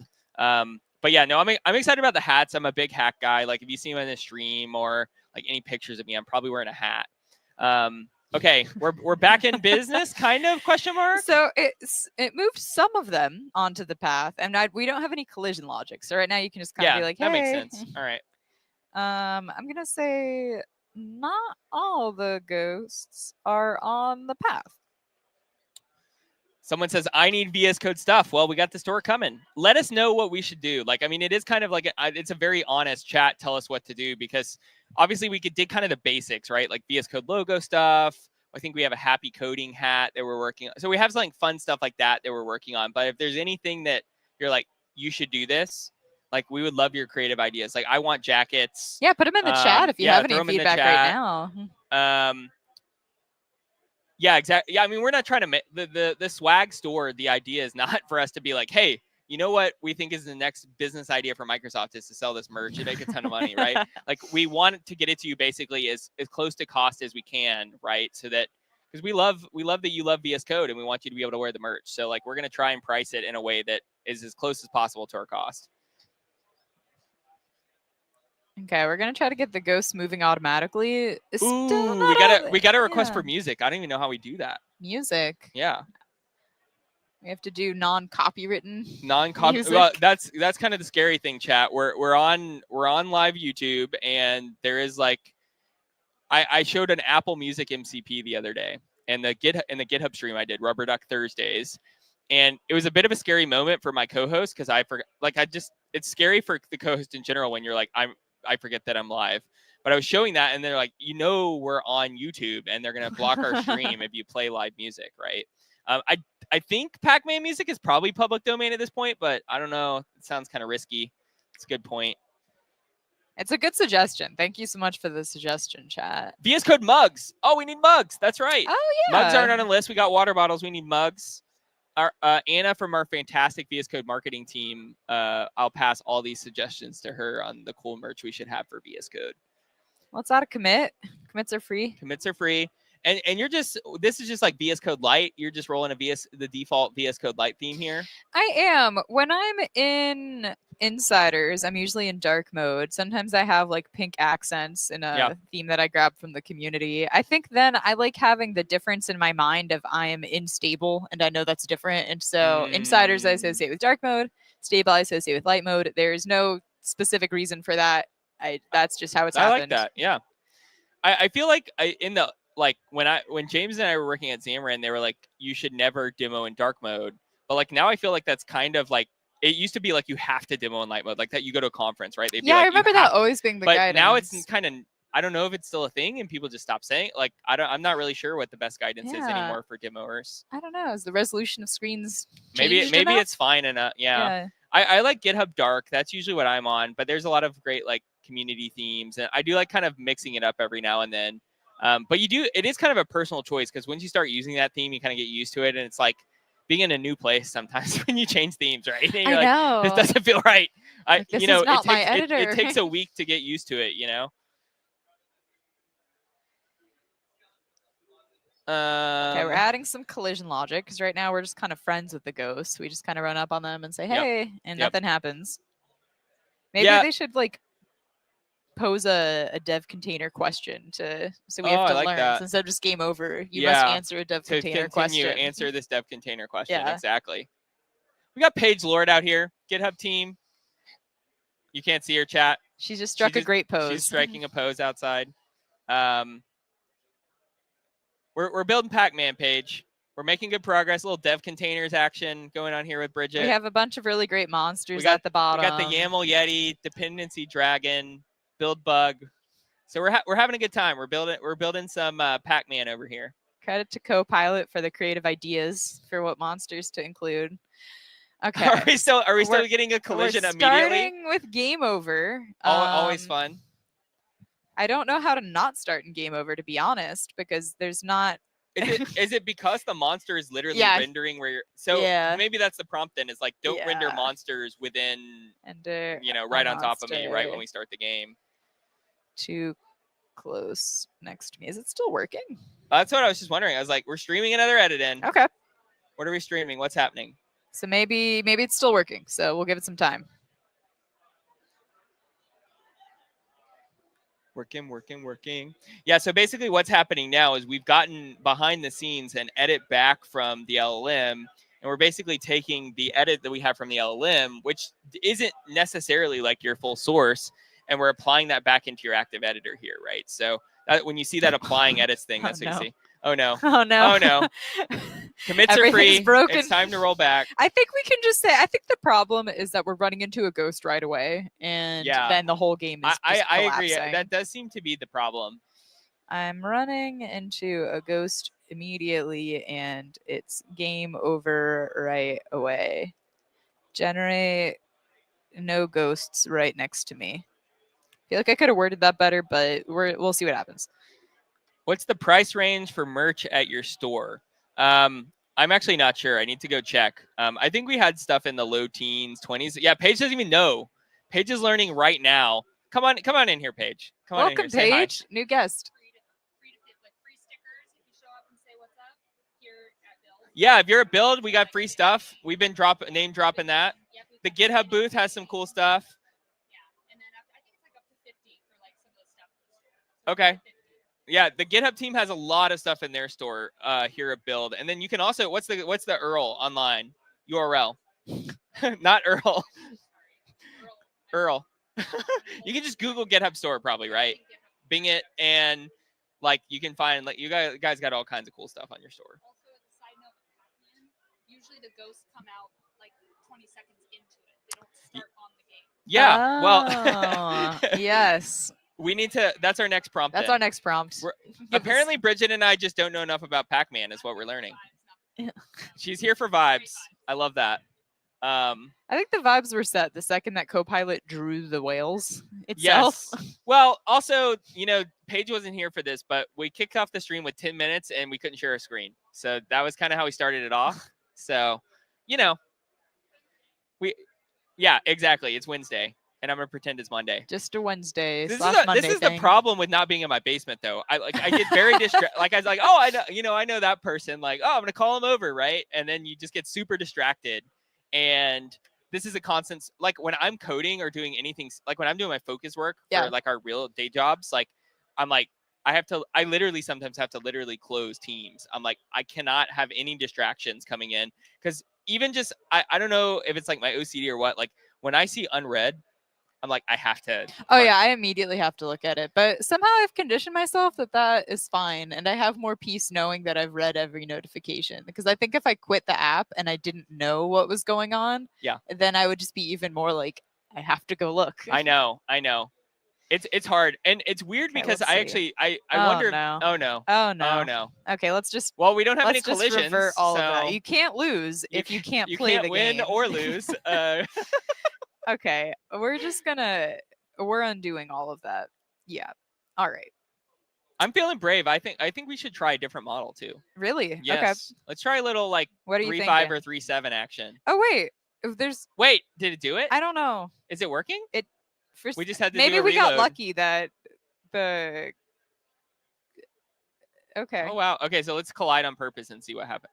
Okay, yeah. So we're back to the original state where Okay, the all right, collisions all right. don't do anything. Okay, so Okay. we're back. We're Okay. back. We're back, fam. Okay, so we're thinking of changing the model. Yeah, let's try like 3.7. All right. And 3.7 is definitely slower than 4.1. Like each of these models have different speeds and things like that. But I think like you have to think about your total iteration time, right? Like sometimes you go to one of these other models and the actual, the time it takes to get back, what feels like a response takes longer. but like maybe you have to do less turns because it's generating a higher quality response. And so there's all these kind of trade-offs you have to think about, right? Yep. James and I were talking about that a little bit yesterday. Like also like say like my daily driver when I'm doing like a lot of like UI work, like I was saying earlier, is 3.7.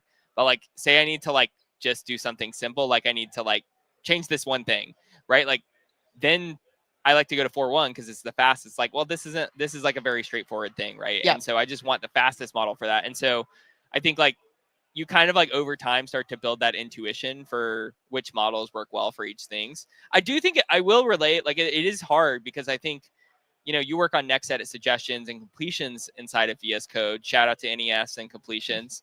And I think the cool thing about that is like, you can work how you've always worked, right? You're in the editor, you're writing code, and AI is helping you to just complete your lines and predict your next thought and location of your next edit better, right? Yep. And I think that is very natural because you don't have to change behavior. I do think like with agent mode, like there's obviously like, okay, you know, the docs that are like, click this button and then type here and it does this thing. But there's like all these kind of things that we're talking about here on the stream. And some of those things, like, of course, we need to do a better job documenting as best practices. But it is kind of like a behavior change thing of like, oh, I need to think about context. I need to think about the different models and what they're good and bad at. And it's like the good and bad of things like these prompt first techniques, like agent mode is like, it's super powerful, but you also do kind of have to learn a little bit of a new way of working. It's like a different style of being a developer. Yeah, and I think I've noticed that change in myself because I think that maybe last year, a couple of years ago, when we were really getting more with Copilot and chat into the editor, I was still used to every time I needed to like go learn something new or figure out, oh, like how do I install this thing or how do I manage this in my code? I was still used to going out to a search engine in my browser and doing that. And now I've conditioned myself where the first place I'm going to ask is Copilot and see like, oh, can ask mode or agent mode help me there? And it was it was like a subconscious thing because I realized that when I was going out and using search engines, I was like, I should just be able to stay in the editor. And at some point I just conditioned myself where then that felt like the natural thing to do. Exactly. Yeah. Well, it's interesting you say go to ask mode because for me at this point, like I'm pretty much 99.9% of the time in agent mode. Yeah. Even for asking questions, I do think there's like a whoa. Okay, that's collision. We did it. Oh, okay. The space does not work to restart. Space. Don't press space to restart. Okay. But that's progress, right? Yes. So this is what I'm saying. Like, okay, let's pop over to 3.7. Yes, that's a great call. What were we just talking about? I've totally lost my train of thought because I got so excited. We were saying changing the way that like we code or think about. Oh, yeah. I was saying agent mode. Like, yeah. I think the one thing that I think we need to fix is like agent mode definitely has a bias for writing to a file, right? And I think that's something we need to fix so that we can really, you can use agent mode for everything. Like if I'm like, how might I do this, right? Like then it's clear I don't want to produce a file edit. But like I think we've done a lot of like prompt tuning because you do want it to produce an edit, but now that I'm mostly in agent mode, like it's almost like we've optimize it too much for producing an edit, right? And we almost need to like turn the dial back just a little bit so that when you're asking a question, right, like you can just you could use agent mode for anything in theory, right? Exactly. Yep. All right, we got someone in the chat. 3.7 is goated. Agreed. And I saw the little goat emoji. Yep. I love it. that. Yeah, and I mean like sometimes like if you're just like hitting a little bit of a wall, it's like, oh, like maybe because each of the models like have different training data and take inspiration from different things. And so like, it's not even like good, bad models, et cetera, et cetera. It's like, they're just different. Right. And you need to pop around and sometimes you'll get it'll give you like a new idea that you didn't think about or something like that. Just like a different colleague. Right. Yeah. Yeah. It's a good way to put it. It's like a different colleague. If it's like, okay, this person's strong suit is this model's strong suit is this. Exactly.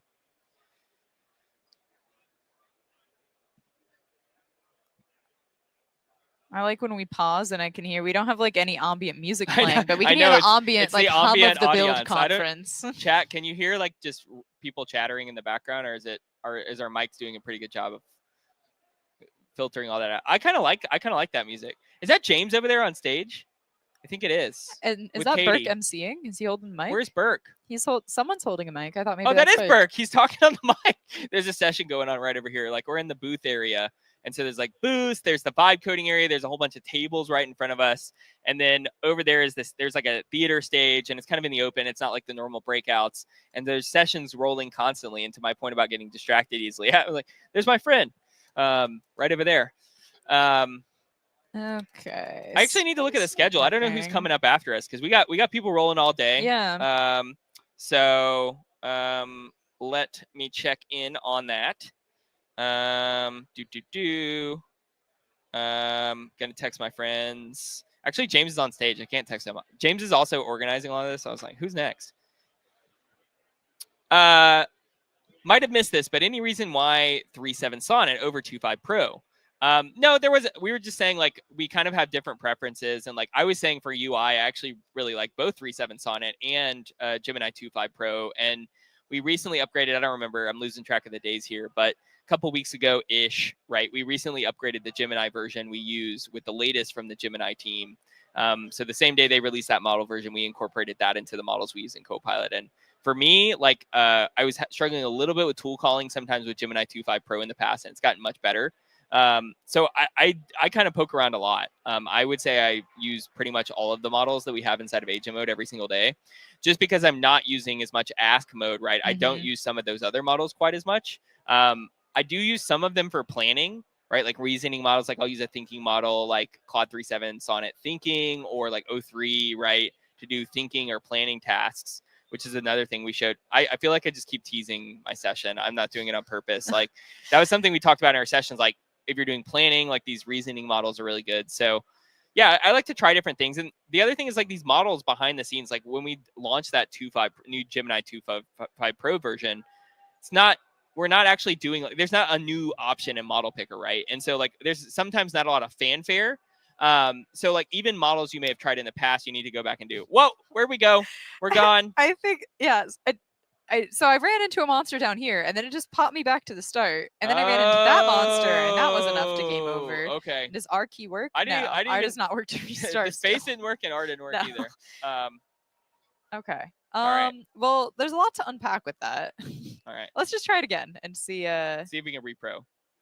Hashtag can't Okay. repo on my machine. Yeah. Our favorite bug state, like close can't repro. Okay. So, all right. Well, let's add like a restart button. Yeah, I like the idea of a button. Buttons are always good. Make restart a button instead. I was giving James a hard time because he likes buttons for everything yesterday. He's like, you should have a button for that. I was like, dude, I don't want to add another button. There's too many buttons already. He doesn't love buttons. Pierce doesn't love buttons. No, I don't love buttons. Self-answered Yeah, I had like a question. face on. I had like a reaction when you're like, "Do you like buttons?" I'm like, "No, I don't like buttons." No, I do like a button. There's something like I'll tell you a button that I actually really like in VS Code. The source control view. I really like the button there. The giant blue bar. I'm a big fan of that. Yeah, let's pull it up. Like our the commit bar. right here? Look at that. Okay. Look at that. I do like UI sometimes. I like buttons sometimes. I'm not quite like no UI. I'm not on that team, but like I do like a more minimal style. Do you use Zen mode? What is Zen mode? It's mode in the editor. That's more. I don't know if I know how to exit it.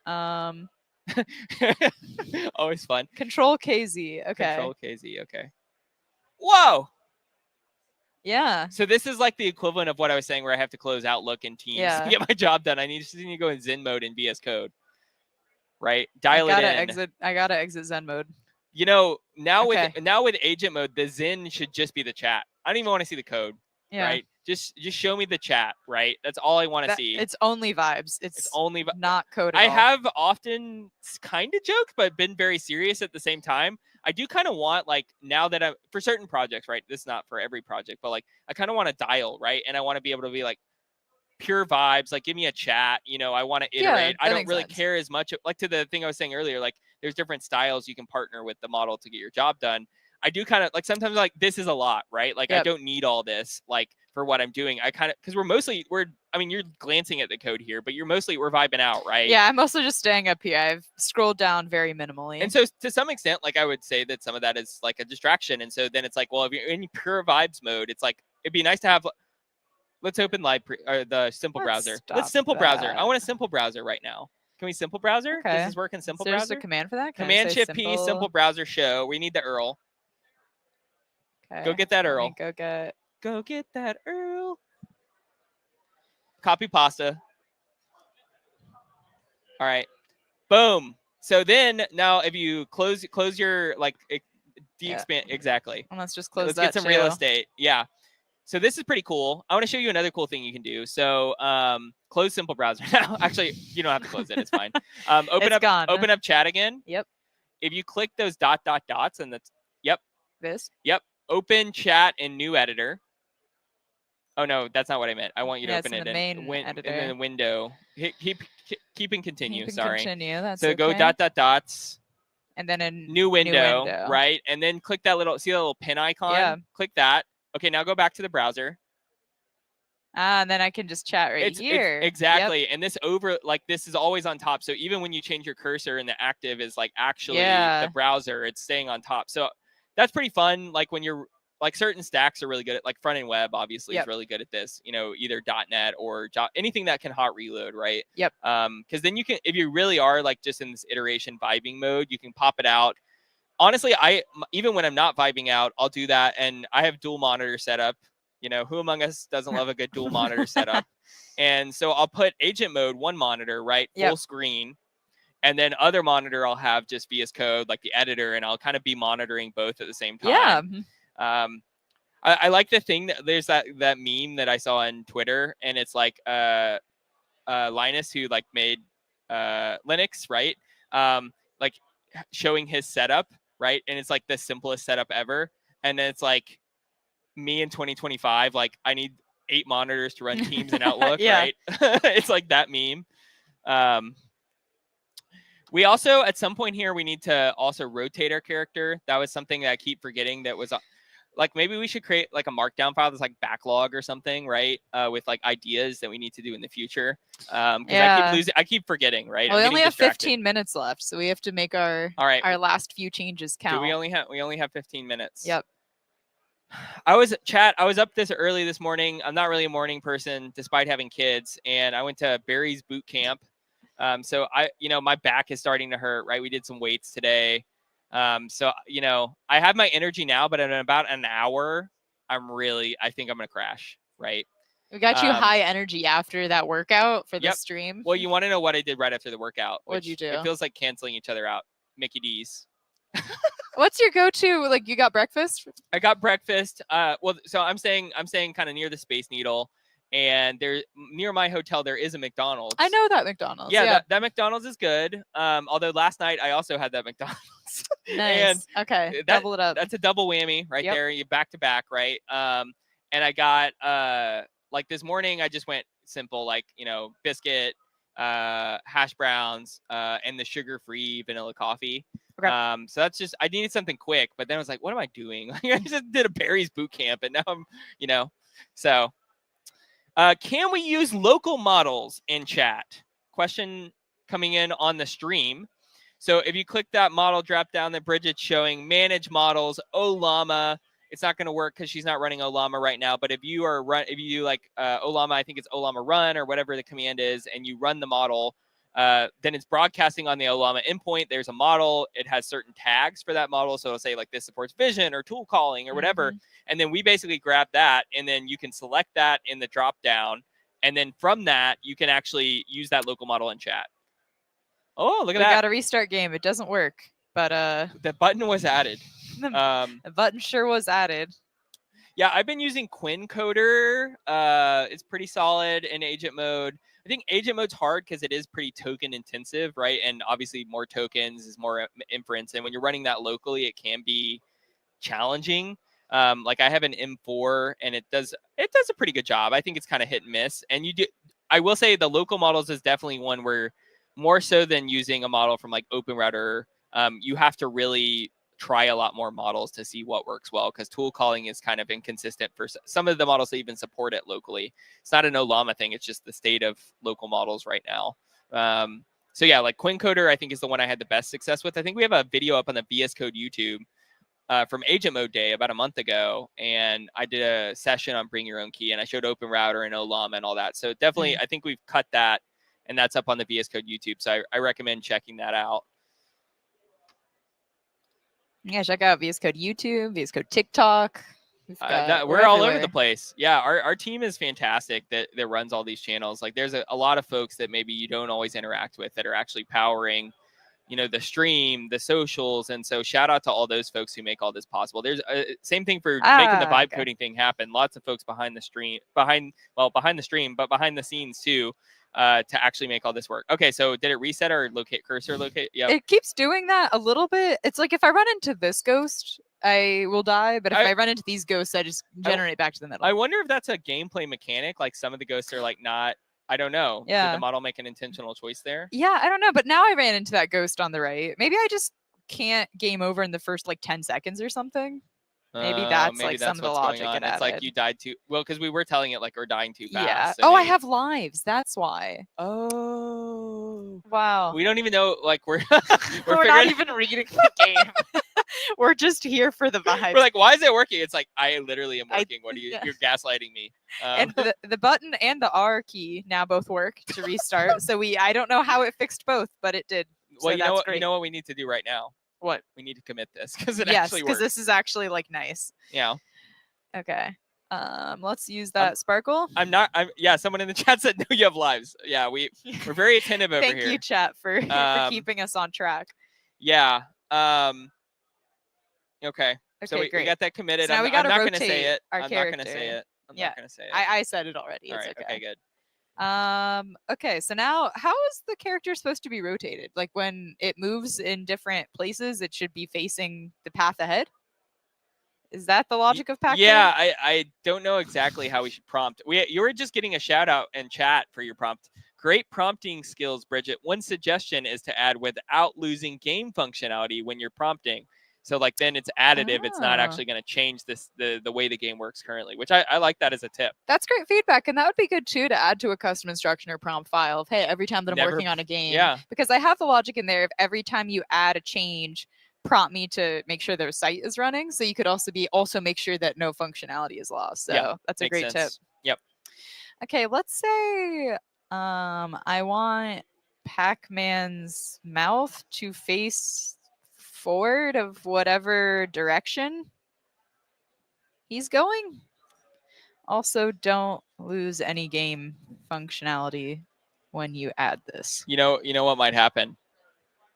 You might float up into the sky like it happened to my. Now we're adding a Z-axis. That's actually the next thing we're just going to come out of the screen now. Please add a Z-axis and float Pac-Man. Float Pac-Man away. I do kind of like that when Pac-Man runs out of lives, right? Like. Yeah. Have a little sound like that. Yeah. We can record you making that sound. Someone says, "Is this Flutter?" No, we did have a Flutter game on the stream yesterday. This is we're just HTML, CSS, JavaScript. I think right here. No frameworks. Keeping it simple. Yeah, the website itself is a GitHub Pages site. So that uses Jekyll, but we're not using anything specifically with Ruby in coding this. That's just how the site is hosted. Yep. And we're up to like what 600-700 lines in this HTML file now. It's quite large in terms of functionality. Okay. Lines of code metric hit. OKR achieved. Okay. Oh, look, it did it. Oh. Wow. All right. Commit again. We got something working. Oh my gosh, this is exciting. Paige is going to be so proud of us. She's outside. We got it turning now. Look at that. Pac-Man rotates. I hope this is correct. It's correct for us. This is pretty good. I feel like this is pretty good progress for about like an hour and a half. Yeah, right? exactly. Yes. Always stage and commit all. Yep. Just. I like that. Full send. Okay, we have 8 minutes left. What should we do with our final 8 minutes? All right, chat. Let's get suggestions. We got 8 minutes. Don't give us anything too crazy. We only have 8 minutes here.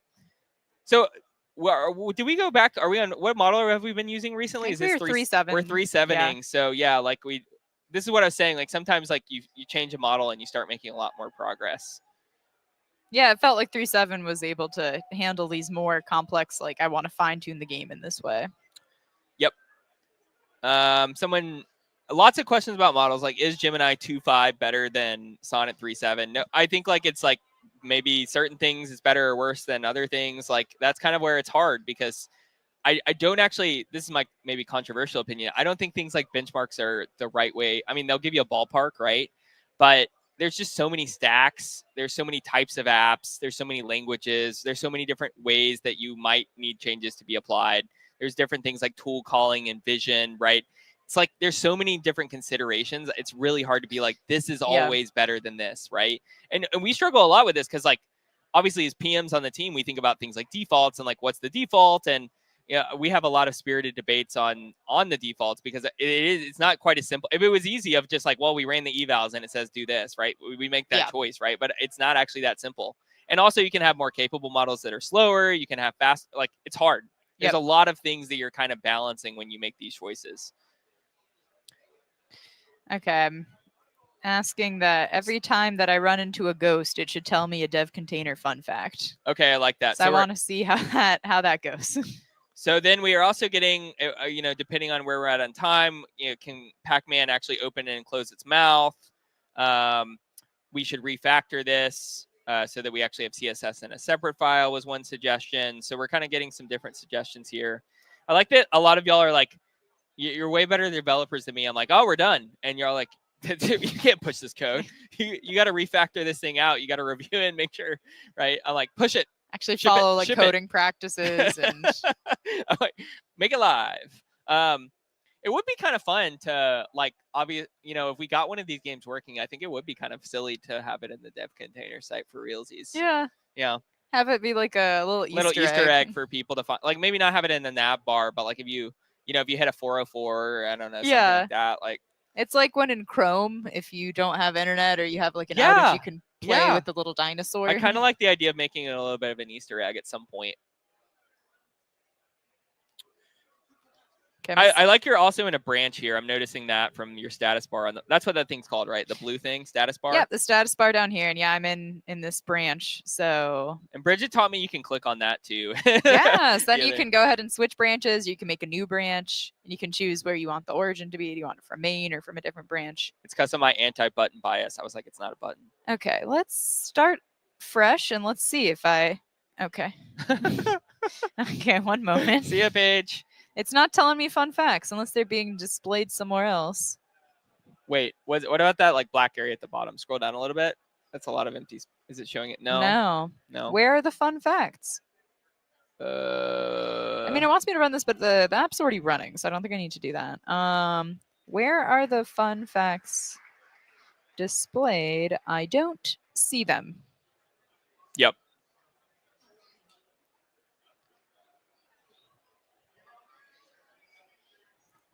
And I guess as we wrap up here, is there any final questions from the chat of anything that we showed here or anything? Where Yeah. folks can get access to it. And you got VS Code PMs here, so if there's any Yeah. like questions, we've been answering a lot of questions about the product. But if there's feature requests or things like that, we got to call out on the theme. We were saying we had to switch over to stable from VS Code Insiders earlier in the stream, and we were not in light theme when we were in VS Code Insiders. So just trying out a different theme. Nothing wrong with that. Yeah, and I like having different themes for different instances of VS Code, so I can kind of isolate in my mind what I'm working on there. Okay, this is Insiders versus Stable. Yep, exactly. I like the mini map. It looks very exciting. I usually don't have the mini map on, but since I we're was in about to Stable, it's say, slightly different. I'm anti minimap. That's probably also a third rail topic. I don't know it. I don't use it very often, frequently. I for usually me. don't either, but since we're in Stable, we're in a different territory right now. Okay.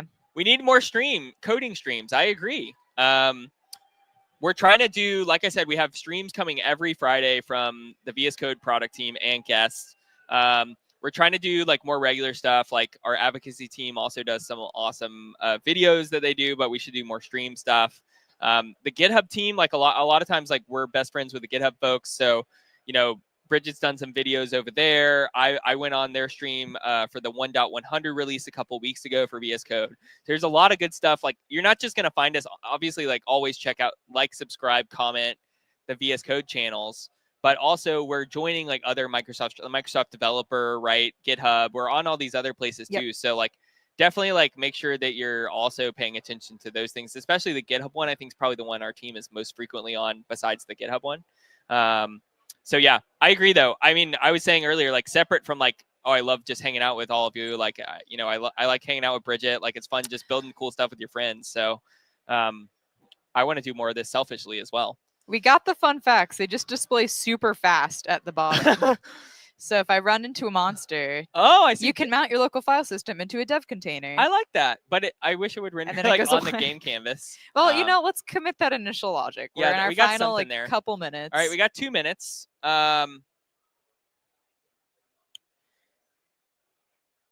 Yes. Got a call out on congrats on open sourcing the GitHub Copilot chat extension. So that's kind of going to be that was a big announcement for the team on Monday. I know we're all super psyched about that. Yeah. That was just an announcement, and like over the next couple weeks, months, it's not one of those things where you just press a button, right? Like we actually want to bring those changes into core. We want meaningful contributions, so we need to think about all the things that we have as the VS Code team to actually make sure we're testing our changes and running evals and all that. How do we bring that to the community so they can also use those tools, take them, make them their own, but also make meaningful contributions back, right? These are all the types of things that we're kind of working through and we want to work through with the community. So we have a GitHub issue on the VS Code repo where we kind of talk about some of this. So if you have questions, it's a good place to go in there and be like, I'd love to see this, or I have a question about this. Like we want to work in the open just like we always have as VS Code. So our team is super pumped to have the GitHub Copilot chat extension going open source and coming into VS Code main over the next couple weeks and months here. Woohoo. All right. And I think that brings us to our final minute here. So just looking at the progress we made here. I love it. It's so fun. Thank you so much, everyone, for the feedback and ideas and questions throughout. Yeah, we really appreciate it. We are technically at time, and I'm like, we had trouble kicking off the stream, and now I'm like, how do I wrap this thing up? All right, so there's literally we got a printed sheet of paper.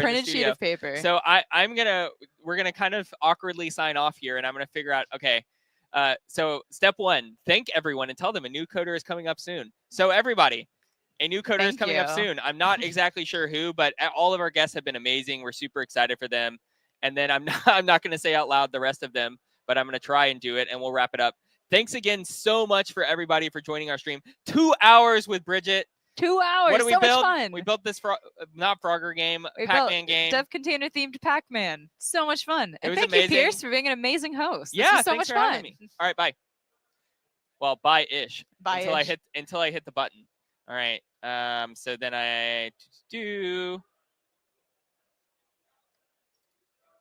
saw game over and I thought that was stream over. Well, I'm like, where is that button that I'm looking for? They shouldn't have left me here with this, folks, on the chat. They should leave somebody. I don't know what I'm doing. End stream in the top right. There's a button that says. Well, no, end because stream. we're keeping the stream going, right? Okay. Never mind. Don't click the big red button. Okay, my bad. I saw the big red button. So on Audio Mixer, I need to mute our audio. I don't know which button I press for that. Where is somebody from our team? There's James over there. Yeah, can James come? Hey, Paige, help us? Can you get James for us? He's right over there. He's right there. James Montemagno, right there. The guy in the white shirt. He's talking to those 2 other people. Yeah, he's standing. Yeah. We don't know how to wrap the stream. Everybody hanging out with us online. This is the behind the scenes content. Yeah. And stick around. We're not going to just stay on this URL, right? Yeah. And I think we'll have an interstitial thing for 10 minutes. So go get a snack, go to the bathroom, come back. We have another Vibe Coder coming up. James has been called over. Emergency help is on the way. Emergency. James, we don't know what we're doing. We read the printed thing. We don't know what we're doing. This is why help you don't us end the stream. We're trying to end the stream. We don't know how to end the stream. I'm looking for the button that We're it says just show. What do I press? I almost clicked that button. Don't click that button. Don't click that button. You go here. Okay, but it doesn't say that in the instructions. How would I know to go there? Click show.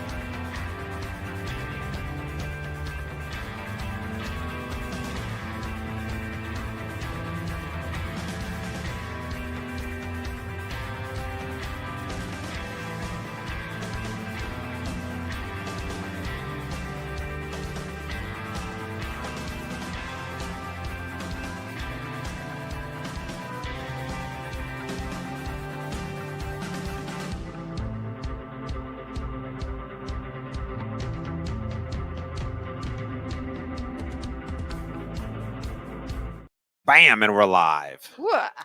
All right, James. Hey, Myra, how's it going? I'm good. How's build? Build is fascinating. It's great. We just gave some awesome MCP talks. Katie, I know. Dan, I and heard. And it went amazing. It really did. 15 minutes goes real fast. And it was a packed room. It was like standing room around it was crazy. Oh my gosh, my hair is like crazy now. We did that's what the Pacific Northwest humidity will do Yeah, to you it does. as well. But we had a conversation corner. We had the same thing, tons of people, which is so cool. Oh, that's And, awesome. yeah, and the vibe coding area has been going super good, which is super rad. So I've been enjoying it. We got a lot of people in the chat as well. So feel free. We'll be checking chats all throughout. I gave it's over there somewhere, the mouse. Yeah, the mouse. The mouse is I giving think it's me a hard like time. on the other it's on the other screen. There it is. All right. Perfect. Cool. All Hey, everyone. Awesome. So we'll be monitoring the chat and we'll be vibe coding. We got a whole bunch of vibe coding sessions. Myself, we got Martin Woodward coming up from GitHub. Awesome. Whoa, crazy. And then Anthony Shaw's going to do some Python stuff, but I'm going to write some C# today. Yeah, that's my favorite, you know. Naturally. Got to write some C#. So today, so Myra and I work together. Yes. We're on the same team under Scott Hanselman. Myra is responsible for the .NET website. Developer.microsoft.com. What else are you responsible for? Well, that, and then I do the on.NET live show that I hope people watch it. That's right, on the .NET YouTube. So you're not over there every Monday, right? Yeah, like every Monday, 9 a.m. Pacific. And if you're building awesome, cool things in the community, you have like community speakers on. Like, what is the show? Like, rep the show, give a promotion. Yeah, so the show is about promoting what our community is doing, or if the community, like community members, want to come and share what they've learned about .NET. So like even if you're like new to .NET and you want to talk about your journey and what you've been learning, so it's all about the community. So it's like a show for the community by the community. Boom, I love it. Yeah, and it is like very chill. Yeah, we like to think it's like how we are here at Build. Yeah, and you're like having this hallway conversations. That's the vibe of the show. So it's like we like to keep it chill. So we have a conversation. We're there to chat and help our guests to like present what their topic. So we had awesome shows from the community. Nice. And over on the VS Code YouTube, if you're there now, every Friday, Pierce Burke and I have different guests on from teams throughout Microsoft and GitHub. We do a bunch of vibe coding, a bunch of show off new features in VS Code all the time. It's called Let It Cook. Ooh. I let it cook. Sometimes it's a fast cooker. Sometimes it's a slow cooker. It just really depends on what you're cooking. So Fridays, 8 a.m. 8 a.m. Okay. Bright and early Pacific. Early, so that way anyone in the world can watch. Hopefully, maybe Australia. That might be a hard time zone for folks as well. I'm gonna do. We have one question. Questions. Not, all right. Not related to what we're gonna do. Okay. But he's asking, what are these super cool headphones that we're wearing? Oh, that's a great question. These are Sennheiser. Ladies and gentlemen, we hope Sennheiser something. Yeah. Ooh. Don't forget, today's the last day. Oh, today's the. We have like something going up on upstairs. our speakers. I don't think they can hear us. Yeah, These are hopefully Sennheisers. These are pretty nice. So Myra and I can hear each other because we're inside this booth. It is open, so we can hear what's going on around us. Yeah. But yeah, they're Sennheiser something. I don't know. Someone in the event crew hooked it up, so they're pretty nice. Yeah. Okay, so Myra, I am working on this app called Feedback Flow. Okay. Okay. Oh, it's awesome. Yeah. I've used it. You what? Yes. Okay, cool, awesome. I like that. Let me just go ahead and bring it up here. Go All ahead. right, let's Change that over. Boom. All right. All right, so here I'm in VS Code. Okay, so here's Feedback Flow. Now, this is just running locally on my machine. But the idea that we had is that there's a lot of social activity all the time. And we're always interested in saving time and reading. So we have all these here. So, for example, I could go over to the, let me go to youtube.com/code here. Let me go to code. And let me go to videos. And let's go to, I don't know, this video that, let's see if there's comments on this. Yeah, so here there's 27 comments. Wow. Okay. You guys are popular. Impossible for me to read all these comments. Yes. So I can go and I can just paste it here and I can do analyze. This is going to go off to YouTube and it's going to pull down those comments.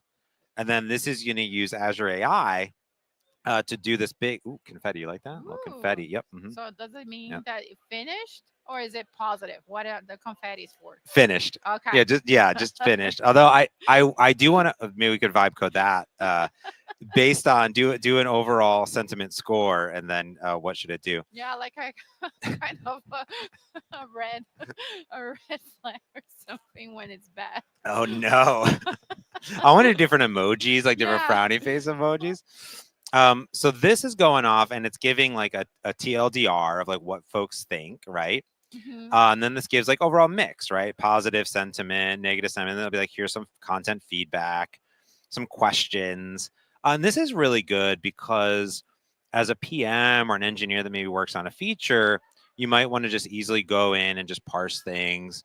But also, it's hard because we might see questions, we might see different things, but how does that apply to the product? So the LLM, in this case, this one's using GPT-4.1 Nano, Okay. which is very cheap because it's running on a personal account. It can go off and it can do all this for us. And this is all in these big prompts. So over here, I have some voice to text. Look at that pop up. And I have basically these prompts. If I turn on custom prompts, you can see the prompts that are used, that I'm a YouTube comments expert, and it breaks it down. So I have a pretty verbose one in here. Like it's pretty verbose, right? Yeah. But you could really really trim it down to what you want, exactly what you need. So you can do this. You can always reset the default. So this is a Blazor application, and this is run with Azure Function backends Okay. here. So we can actually look at So let's look at the project. code. Here we have a bunch of shared code. This is the shared dump in here. So I took what David Fowler worked on, and his code was called dumper. It was called feedback flow, and it was a dumper. So it like dumps out things to files. Yeah. And so I now have shared dump, and I followed his naming schema, even though I should have just did it. So he basically has command line things, and I just rewrote it all. So I have the web app. I actually have an MCP server, functions, and look at that. I have tests. Can you believe it, Myra? Wow. I didn't Did write these you write tests. No, I those? didn't. I don't. I wrote about 20 lines of code in this application. Really? It's Oh my 100% gosh. vibe coded here. In fact, I could have just opened my custom instructions, and then you would have saw exactly what these things are. So this is a Blazor application, and this is, I'm telling it kind of what I want it to do. It's a C# backend and things like So that. you're using agent mode on VS Code. Yep. To vibe code. It's 100%, 100% vibe coding all day, every day in this application. So that's what this app is. It can also do content feeds. So I could go off to Reddit. I could say, let's look at the .NET Reddit, and I could go off and say sort by hot, and go off and call into the Reddit, and then go find things in here, right? So this is really cool from a user's perspective. And then I can go and tap on this button, and then this will open it here, and then I can analyze those comments based on that feed. That is such a time saver, like, because we are like, as PMs on the team, we're always like keeping an eye on what's happening. And so but people can apply that to their own like content sources and things that they're interested about. And what would you believe me if I said I'm not a web developer and I've never created a production website in my entire life? Oh my gosh. Ever. I mean, I guess Well, on the Does .NET, it count that you did pull requests on the .NET website? we made this, right? John and I made this, Yeah. and you know, for the live, and we did that little blinker thing. Yeah. I don't know if that counts. This is a real thing that I built. It's Like an entire site. a real, Not just like some coaching. yeah, this is a real website. I mean, look, there is proper URL routing happening here, and that's a thing that's happening, which is really cool. So what I wanted to do, I thought about this today, is that I've vibe coded live for folks, adding different services. So I added Blue Sky in here. We have Twitter, Manual. But what I was thinking is I was talking to a bunch of folks that actually use this application, is that it would be really cool to have an auto mode. Okay. Like, why do I have to select YouTube or Hacker News or GitHub? And in fact, not just have an auto mode where I can post the URL. I mean, it's kind of unique here because I could actually do a playlist, and it'll be like unique. It'll do a summary of all the comments in a playlist and then all the videos individually too. Yeah. But what would be cool is imagine if you could say, we're launching a new product at my company or a new feature. And I could say, here's the tweet, here's the Blue Sky post, here's the Reddit thread, here's the blog. Go get all of the comments from all of those sources And one, in one summary of it. that's nice. That's nice. Because like some channels might be more positive and some might have like some criticism or something. So you're like combining all the sentiment analysis in one report. Exactly. Yeah. I love that. Yeah. I also, by the way, I did this. You can actually save this. You can do text to speech back, but you can also save it. I vibe coded a history. See, there's a whole history So section. you have a GitHub repo for people to look at this code, right? This is live. Yeah, this is live on my. Let me turn this also into a dark theme here for folks. Where's my settings? Where's my themes? Parents. I was just turning everything off with for my session, because in person when we do these demos, we do it live. But it's this feedback flow. You can see I forked it from David Fowler. It's in the, I think it's on the VS Code YouTube live stream show notes. I put it in there. But this is the feedback flow. Look for me. It's there. It's live. It's happening. And this publishes directly from here, so I can see my GitHub actions. It publishes every time I commit and I do stuff. So you can see I haven't worked on it in a week or so. Just been busy with build. Yeah. Yeah. Oh my gosh. Okay, so the first thing, one brilliant coworker of mine said, every time you work on a feature, you should have a GitHub issue. Yes. I don't know who that is. It could be someone sitting right to my right. Oh my god. So let's try What this. an annoying person.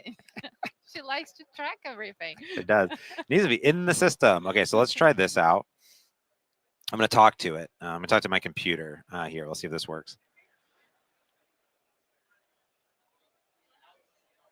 Okay, I want to add a new feature to this application, the web application specifically, and it's going to be another data source that's called auto. And in the auto mode, I want it to be able to enter multiple URLs, and the user should be able to add more and then remove some to it. And then what I want to have it do is when I submit for an analysis, it should automatically parse the URLs and figure out what service it needs to use. So if it's on YouTube, it's a YouTube URL, it should use the YouTube service. And then gather all of the comments for all of them. And then I want to do a sentiment analysis of that. So how would I implement in that and then create a new GitHub issue for me to do that? Ooh. Okay, so I'm going to send that off. And you save keystrokes there too. So many keystrokes, how to do it, right? Okay, so this is telling me here at a high level, it's going to create a plan. And it's going to create a new Blazor component called auto data source. It's going to allow the user to add remove, submit for analysis button, URL parse logic. That's cool. So once submitted, look at this. It already knows that it's in the shared dump folder.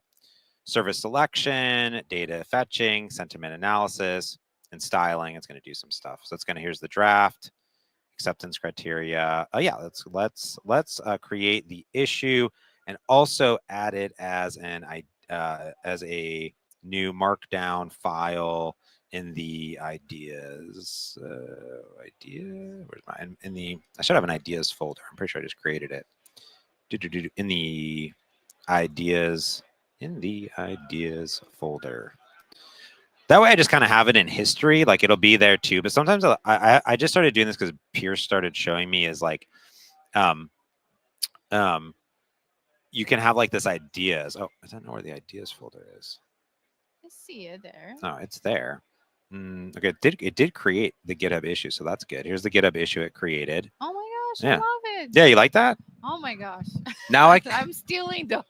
Like I'm just gonna talk to the computer now and create all my issues. Yeah, I mean, so this is nice too because you know it kind of knows the context of what I want. I could order these and do stuff, and then it knows the context, right? So it understands what it needs to do and all the different acceptance criteria, and I could iterate on it back and forth. Would you like me? Yeah, create the ideas folder, I guess, inside the root. I don't know. I'll see what it does. I'm just gonna tell it what to do. Oh, I bet maybe where did I? Oh, okay. It create. Maybe it was not in the same project. I don't know where to put it.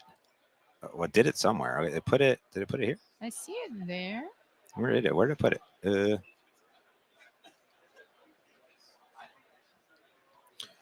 Create it? Okay. However, there was an error when trying to add the markdown file. Okay, let me delete this folder. Delete. All right, let's try it again. Try that again. Try that again, please. You're trying to be nice. I am nice. I'm a with nice the person. bots. Huh. Still an error. Okay. You know what? They said earlier they're having some issue with something. Yeah. It's okay. always when you're doing a live demo. Yeah. Well, let me do this. Let me do a new folder. I'm gonna do ideas. I don't want it there. Let me do this here. I don't like to do anything manually anymore, Myra. I know. This is hurting me to do this. Okay, so let me do. It says it created it, so let me just do new file auto data source.md. All right. Okay. Let's try that. I created it for you, comma, you are welcome. Let's put it in here, here, and also create a implementation plan that we can follow for this. Okay, so I've given it, I said, I only not just want this feature, but let's create an implementation plan and let's see if it will, it'll vibe with us. There we go, cool. Okay, so it has created a plan. All right, so this is what it's telling me that it's doing. So new auto mode, implementation plan. So here we go. So this is nice. So a lot of folks, let me keep that puppy. So when we start to work with our models, I could have just said, go do this thing. Yeah.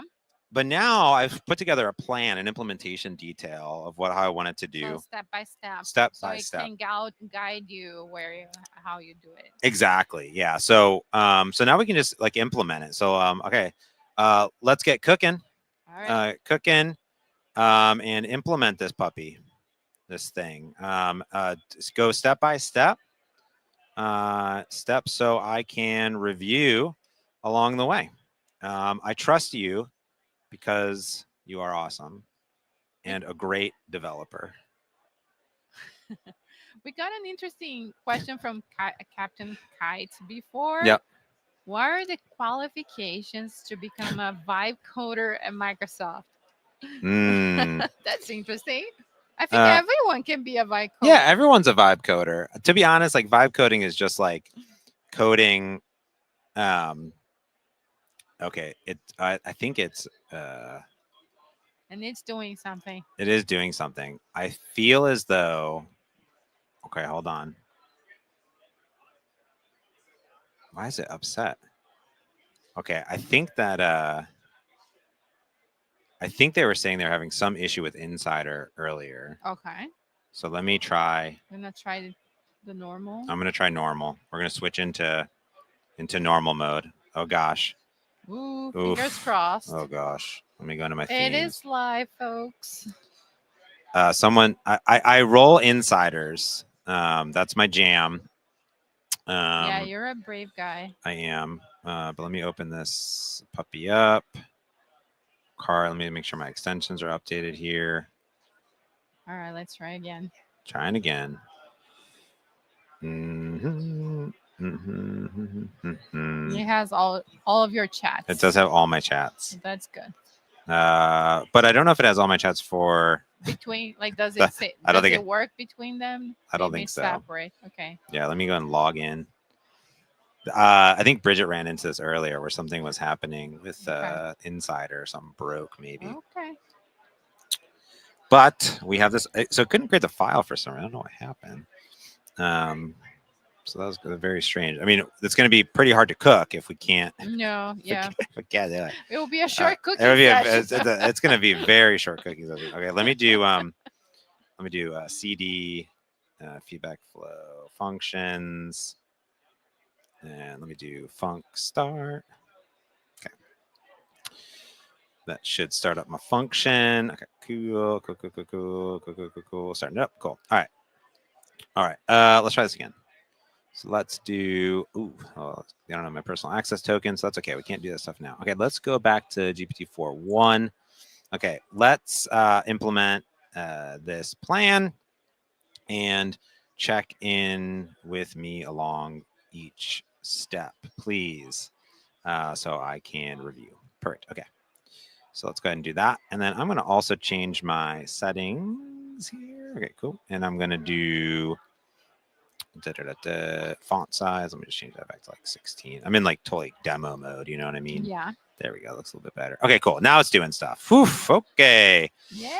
Now we're All right. cooking, Myra. So We're it was the cooking. You insiders. know, as insiders, I blame Pierce, and I'm definitely not going to update now my extensions in real time. Okay, no, it's just the C# extension. Okay, that's good.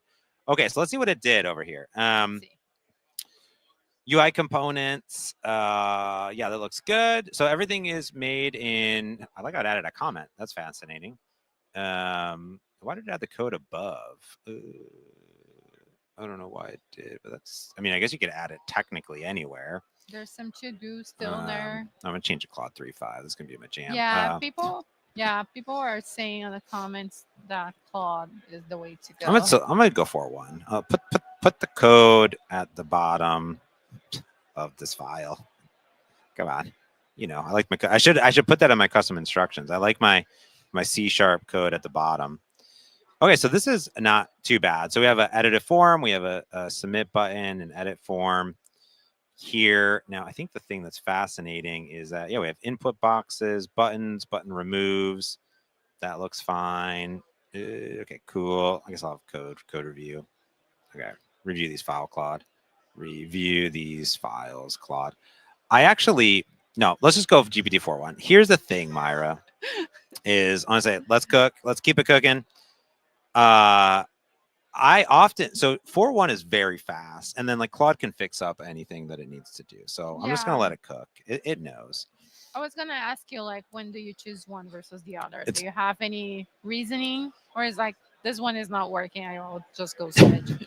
That's a good question. I think that in general, I like to, if I'm scaffolding things really quick, I'll use GPT-4.1, especially if I have. So my thinking is that I have this step-by-step that's going on here. Yeah. And my thinking is that I've given it enough context and enough insight that GPT-4.1 can do a really good job of working on it. The thing that Claude does is it likes to explore, and it really likes to search the code base out. It's like, okay, I'm going to do this. What GPT-4.1 really likes to do is just like it likes to be told what to look at and do, and then implement that.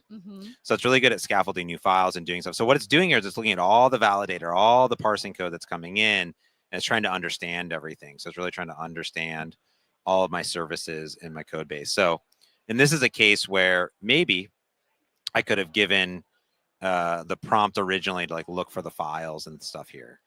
So it has read some stuff. So here it's going to add. Okay, so it's adding stuff. Okay, cool. Now it's adding some data parsing here. All right. Cool. So it went through, it parsed. It's going to parse each thing for us automatically. Oh, perfect. Cool. So it's looking and it's using URL parsing, the Reddit parsing, and basically it's figuring out what do I need to call basically here. So it's like, is it a tweet? Is it a post? Is it a thing? And if it returns true, then it's going to do stuff. And that's cool because if we you already have those parsers. I already have like those combining. parsers. Yeah. So what this is doing, right? So I have basically in here, like it's looking to see if it's a tweet, if it's a digit, if it's, URL. So it's going to look specifically for Twitter, for X in this case, and then figure it out. Also returns null, right? So these were already set up for each individual source. So now it's saying, oh, I understand this, right? So it's understanding how to parse things or different short URLs. And if it's not null, it's actually using like pretty modern C# syntax. I like that. Yeah. Okay, let's cook. Let's cook. Let's cook. You are doing great. Great. I need to learn the new lingo now. Doing great. Yesterday, Burke was cooking, and he started to talk in like Gen Z talk, and I started to talk back to him in Gen Z talk, and I'm like, I don't even know what y'all are talking about at this point. And he started to use emojis in response, and that's bad when that happens. Okay. And how much do you like what after it spits out a code? How much like do you need to tweak it? Like I don't waste keystrokes, Myra. I don't. No. I just let it go. So it's like if something is not quite right, you're gonna just I tell it. I like know you're wrong. Yeah, fix it. Fix it. Make it more modern. Make it less modern. Awesome. Yep. This is good. Okay, cool. Like CSS, I'm not even gonna review this. I'm gonna like I don't know. I don't. can help with that. Nope. No. It's good. Let's go step 4. Let's go step 4. I really like where your head is at. Or head is at here. Keep it cooking. So you don't need to give it these words. This is more of a me. know. This is a me thing. This is a James, like just having fun with Yeah, it. I feel like I'm more terse. Do it. Do Do something. it. Yeah. I- just do this. No, I'm a fan of it. So let's see what happened here. So now the thing is, it seemed like Claude was a little bit more chatty with Burke the other day. Okay. I like when it gets a little chatty, right? So like here it's I just did it. I don't know. Explaining a little bit more. Step 4 is completed. All right. I don't know, you're fine. So the component now calls the appropriate backend URLs. Okay, this is cool. So it's going through and what is that? Oh my God, that is not correct. No, I don't want that there. I'm going to say inside my application, I have this component and inside of my, that is also not in the right place. Mm-mm. So inside of my feedback, I have forms. Okay. This is the form. See, this is auto data source. That's not what I want at all. I don't think. Okay, I'm gonna blowing it away, Myra. All I'm right. just undoing. I hate all of it. Okay. What did it do here? What? Environment. Oh no, that was me. Okay. I did write the code. I'm gonna undo this. I don't like it. I don't like it. I don't like it. I don't like it. Get out of here. Okay. We're back. Okay. Let's on it. Okay. Review this spec that needs to be implemented and make sure we are, let's see my code base here. Make sure we are adding this new input form into the web app components / feedback / forms, and that it uses the where's the button at? Submit button. And we update the source selector. Cool. And that we add. So I have this home page and we add the logic for calling the services into the home razor. Because the home razor here is what's actually going through, and it's maybe not the nicest code in the world, but what it ends up doing is it goes through and it is the thing that is like figuring out how to, not the history, I'm in the wrong page. Oop, the home, there we go. Oh. Yeah, so this is calling out and it's figuring out like, hey, this is a feed, show this feedback form, show that feedback form. Like here's the manual entry, like here's the submit button. And then it goes off and it will show different results and comments back. And it is basically doing this analysis results here. I don't know. Let's see if it can do it. Oh, stop. Oop, I didn't have it open. Where's my thing at? Where's my ideas at? Ugh. There we go. Okay, do this. Oop, and up. Oops, down. Oops. Oops. Up. Oops. Oops. Down. Oops. There we go. Up. There you go. Cool. So review it. Okay, cool. So I'm just telling it to review this thing. Maybe GPT-4.1 wasn't the best off the bat of analyzing everything. So we'll let Claude do it. All right. Let's see if it does a better job now. Yep. Or is it going to explore? And you Yeah. also Oh, it's were just a going to bit- do it. and It's just we- going to do Oh, it. okay. And you were a bit more specific on including the file references on your prompt and Yep. I mean, I know this project because now I built this project, right? Like if you're starting from scratch, it's just going to do it. So now what it's done is like has a new source option, auto. It knows exactly what to do. So this is a source. I didn't even tell it about the source selector though, right? Like in here, I didn't tell it about I did tell it about the source selector. Okay. I guess I did. I don't know what I'm telling it anymore, Myra. So it's going to go through and like that's why hopefully I'm helping you here. you are helping me. There we go. So let's see. It is going to now add this form. Is it going to put it in the right place? It is going to put it in the right place. Thank Yeah. goodness. Very cool. So now it's in the right place. So I have this content feed and then feedback form. So there's a lot of different forms, a lot of code that it wrote in here. So it's going to go through and now do it. But I bet it's going to do it better. So now it's going to update the home razor. Awesome. Yes, exactly what I wanted. This is exactly what I wanted it to do. Good See, job, it went down the wrong path. That's okay. Yeah. I'm a developer. I go down the wrong path all the time. You've seen my code. It's not subpar. That It's is not for, true, folks. that is for sure. I want to see what this is doing. Okay, cool. This is good. So this is using some input control, some buttons. This is exactly what I wanted it to do, Myra. Oh my gosh, this is great. Oh my gosh. I love it. Okay, cool. So we have URLs. We're adding URLs. I don't know why it's adding nothing here. That's fascinating. We're gonna see. We'll see what happens there.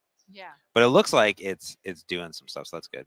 Oh, I know what it's doing. Oh, fascinating. It is. Yeah. Oh my gosh. Okay, cool. Okay. Oh, interesting. It already handles loading the state and needed to do this. Okay, cool. That's good. In general, I think inside of our form, let's keep it. So I think so far we have our form, the auto data sourcing form here. That's good. So this looks like it's gonna do some. So let's see if I can run it. Let's just see if I can.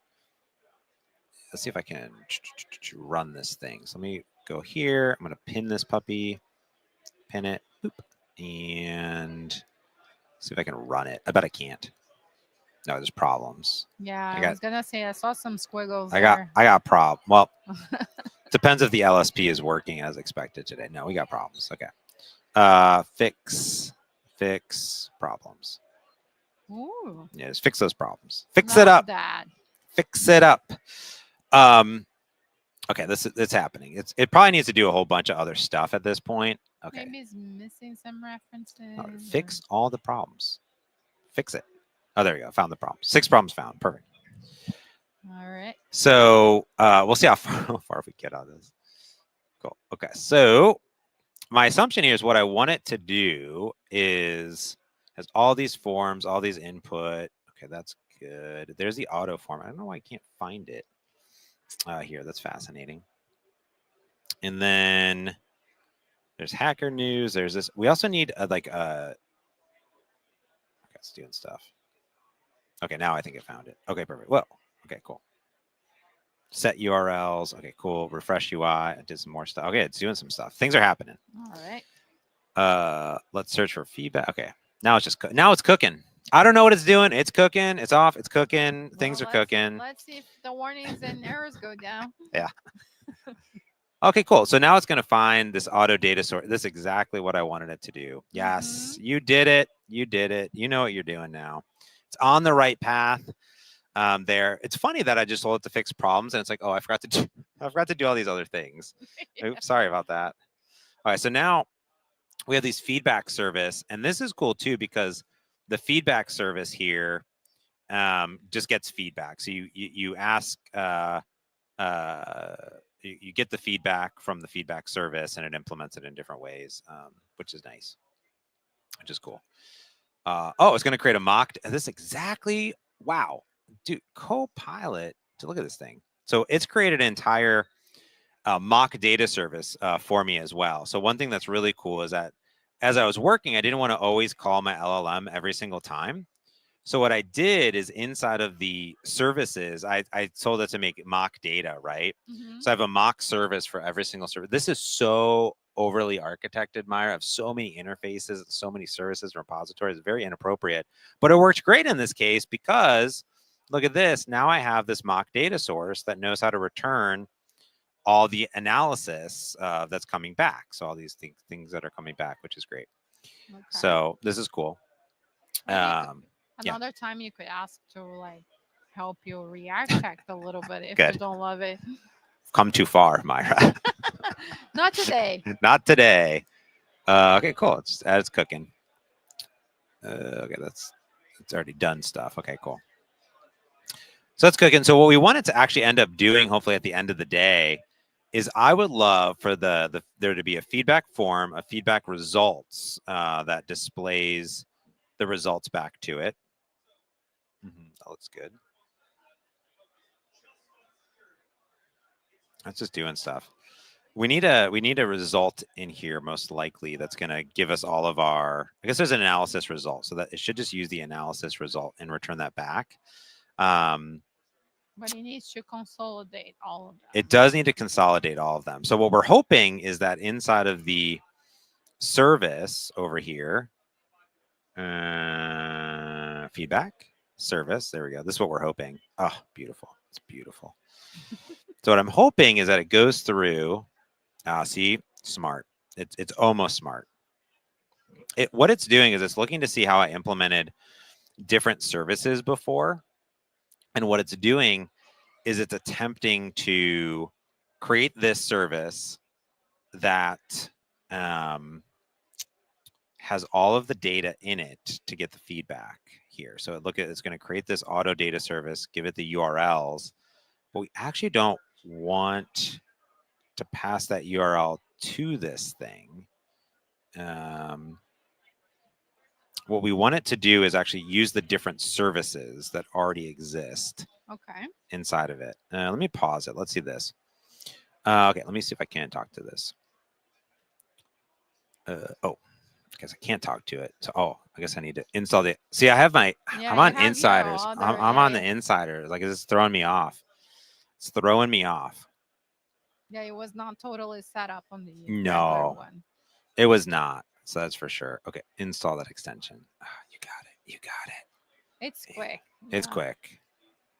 Well, I am wire internet, so that should be good. It should be quick. It should be quick. We'll see. So this was assuming. So interestingly enough, inside of my, I have some folder somewhere in my project up here, which is actually a prompt, and which is a new service implementation. So it actually knows how to implement stuff and do stuff for me automatically. But I'm not actually implementing a new service. I want to reuse the other services. Yeah. So that's kind of the difference. Okay, so.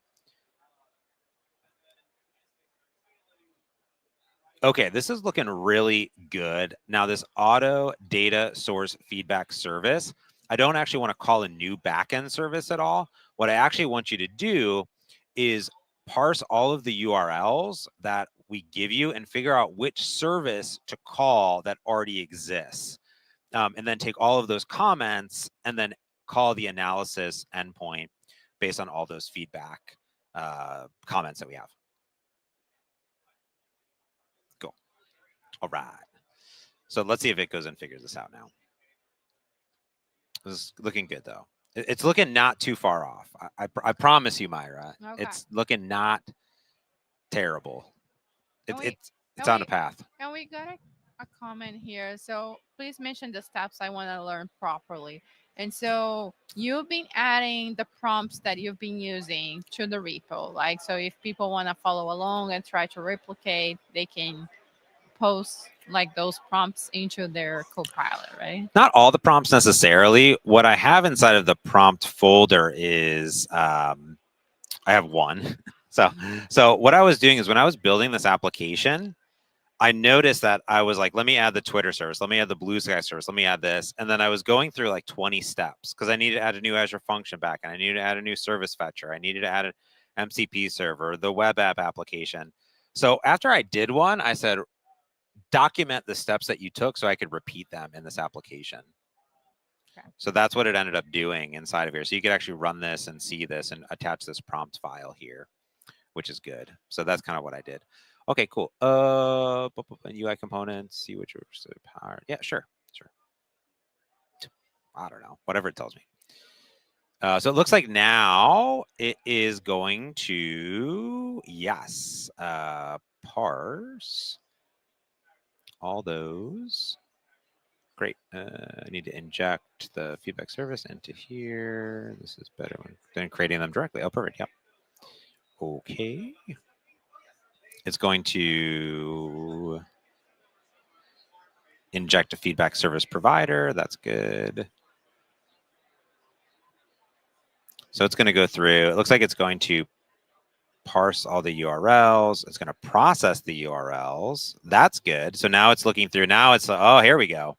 Now we're trying to get all the URLs back. Is it this? Is it that? What's going on? And now this is great. This is exactly what I wanted it to do. This is exactly what I wanted it to do. it is going to go through and it's going to extract the URLs and it's going to create the service, and it is going to use that to hopefully get the stuff. I think what's interesting here is that, like, when you talk about vibe coding Mhm. nowadays, like, people feel like, oh, you're just like anyone can go, but you still need to understand what the output is. So it's like you, it's not like, oh, like Copilot will generate something and put it in production without understanding, right? Yeah, correctly. Like I think that in this case, it's just like coding. It's coding with AI, just in a different way, right? That's what I really like to say, is that it enables you to really, create new features, add new projects, do stuff from scratch, understand the code base. The more context you give it, the more, instructions you give it along the way, is really helpful. So to me, I'm just coding with AI, and I'm in sort of a flow basically of what I want to do. Yeah. Okay, so this says here, I noticed this is a follow-up message, but I don't have enough context about what you're agreeing to. What did I agree to? I see the issue. Let me check this thing. From the conversation I see, we were implementing auto feature for feedback flow, and there were some pending items like adding support for Twitter URLs, Blue Sky implementing VRL. No, we are good right now. Okay, so it was looking above, right? And it's like, oh, I didn't really need to type it that. I could have just stopped. I don't know why. Okay. Oh, it really wants me to do some stuff. Okay, let's see where we're at. Let's see if we have anything at all working. Okay, it looks like those parsers are somewhere else. Okay, interesting. Let's go ahead and see if this thing runs at all. Oh. Oh, the extensions are missing on this one. Yeah, it looks like, okay. Lots of errors going on here. Is Reddit extract Reddit URL? I feel that exists. URL parsing is Reddit URL. Does that not exist? Okay. Extract video. Playlist ID.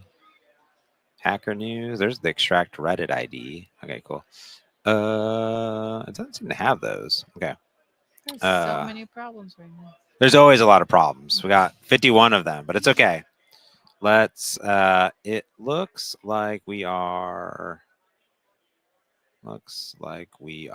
missing the URL parser functions here. Okay. So yeah, what this is doing is it's basically trying to figure out what feedback, what service it needs to create based on the URL. So if it's YouTube, if it's GitHub, if it's Git URL, if it's something else. So this logic is correct technically, and it's looking to see where they're at.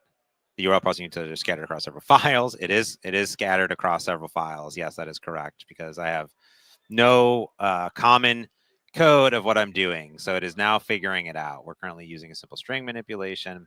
Perfect. Cool. Let me add these. So it's just going to add the methods. It's going to add helper methods now. Okay. So it assumed that they were in there, but they're not. So it's going to now implement said code in this file. And there it is. It's adding all the code. That is exactly what I want it to do. So you had the class, but you didn't have the methods. Didn't have the methods. Yes. Looks good. We did it. All right. So now it's going to update the code. So now that's going to compile. Cool. All right. So this actually looks, this thing looks pretty good, this service. I'm pretty happy with this service. It's going to call the service. It's going to process the URL. It's going to add the comment. So this process URL goes here. This is going to go off. Claude likes to not add new lines for some reason. It always upsets me. So let's add, I can't do it. And right here. Resolve the feedback service. It's going to get the feedback. It's going to do stuff. Beautiful. I like that. Cool. Okay. Can I build anything? Let's see. Let's go back into my program here. See, that's pinned. Boop, boop, boop, boop, boop, boop. This bar is like so small. Let's go ahead and do this here. Let's close this. Let's close out everything. Close all. Boom. Yeah. And then now all my problems go away because they're not open in context, right? There we go. Okay, cool. Now we do have 32 problems. Okay, cool. Okay. Okay. Went down. I don't believe it. Okay. Those don't matter. There's probably something else that's happening here. I don't trust those problems. I don't trust that either, whatever that is. Actually, you know what? Let me go into my C# extension and let me just double check my. Where is my? Is it this one? Let me check my errors. Open files. Okay, cool. So it should only be open files. I feel like it's upset at me about something. Let me look at my output here and see my terminal. It doesn't seem to fail. My terminal's huge though, so I can't see anything. So that's not ideal. Okay, so we actually just have this auto data source form already defines a member here. So let me just do this. Oh, it's so mad at me. Okay, let me just do this. But it seems like some version of unhappy maybe about a package or something. It's mad about something. Yeah. It is. So I just said, look at the terminal up, fix it. Okay, no, build the web app, and look at the output for errors. Cool. So now I'm just going to tell it what to do. So hopefully it actually goes off and looks at the output here. There, it's going to do it on a build on the web app project. Yeah, that's exactly what I wanted to do. So this opens up a new terminal that Copilot can actually like look at and investigate. Interesting. Yeah. So now it's like, okay, cool. Yeah. So now it's going to go and do stuff. I did very little prep before this besides like actually like opening the project. So that's good. You're vibe coding. I'm vibing. The vibes are happening. Code is being written. A lot of code has been written. Does it compile? No, but it is there. Well, we'll need to fix that duplicate member that it's complaining about. Yes. You know, also Claude doesn't like to add namespaces. Yeah, I noticed It that. hates it. It hates adding namespaces. But that was the references that were missing earlier. It was, yeah. So this is the cookie. Now we put it into the Zojirushi, little baby elephant rice cooker, sponsored by Zojirushi, the best rice cooker to rice cook. And now it's cooking. Now it's happening. So it's cooking. It's doing stuff. And I like before I join a call with Myra, this is usually what I do: is I kick off a prompt, let it cook, and just let it go. So this was actually the first time I tried to go down the prompt, like add that file, that ideas folder. That's a Pierce best practice, but he does it with a bunch of like smart knowledge that he does, and I didn't really do it well, I don't think. Okay. Normally, I just tell it what I want it to do, and then it just does it. Okay, that's my gem. Yeah, I should have done that. Yes, I should have done that. Well, but like that's the thing, right? We gotta try and see like what works best for our flow, and like if everyone's flow is different. Yeah. Yeah, exactly.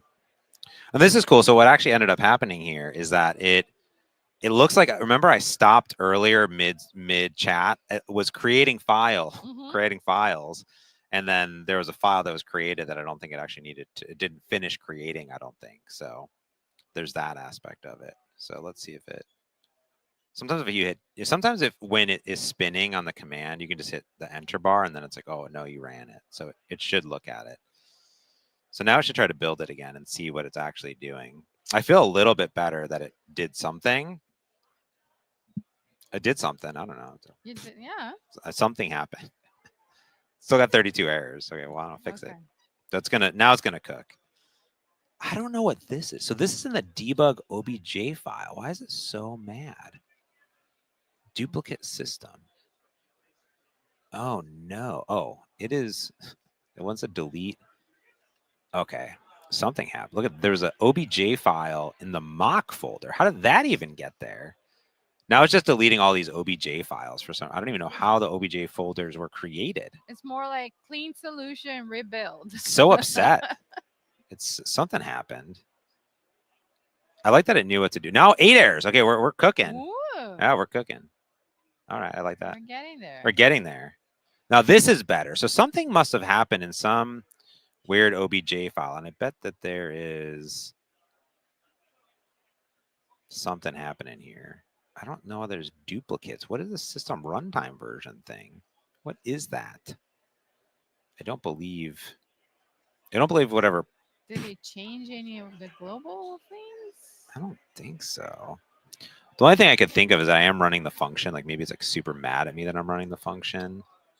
I don't know. We'll see.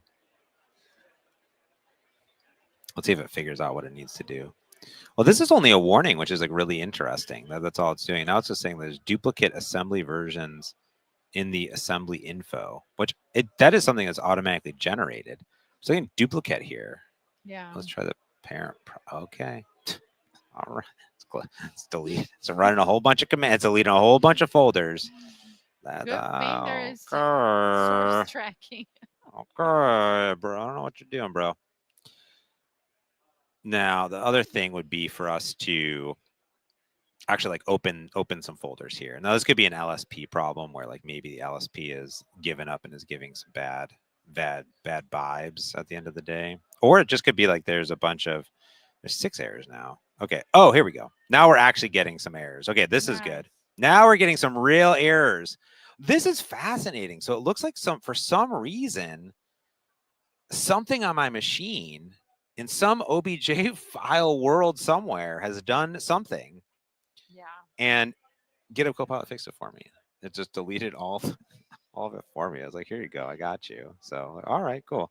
So now I actually feel like there's real errors in here that I can look at, which is good. So it's there. I can actually see that it does not contain a definition for data source URL, and it does not do this. These are real. Yeah, you're missing some real or issues. There. I feel good about whatever's happening here. What I should have had it done is just create the UI first. So this was my mistake. I went down a path, Myra, where like I actually have a relatively complex application. Yeah. I was just like, do everything, just go. Yeah. I should have breaking it down in more steps. Which is what I kind of tried to do. And then GPT-4.1 got way off track. I was like, no. So I think now, hopefully I can, if we can get it back on track here, then this would be better. We'll see how it goes. Okay. Yeah. You kind of mentioned this before, but since we got this question, have you got any unit and integration tests implemented? And this one, I have a bunch of unit tests specifically on a lot of URL parsing that I had it create on here. So if I go into the solution, I have a whole MS test folder here. So here I can see like, here's the like GitHub URL parser test that it's creating, which you can't see because there's so many open windows. So I have a bunch of things, basically just normal parsing. So when I implement some key functionality, I have it go and do that stuff for me automatically. Yeah.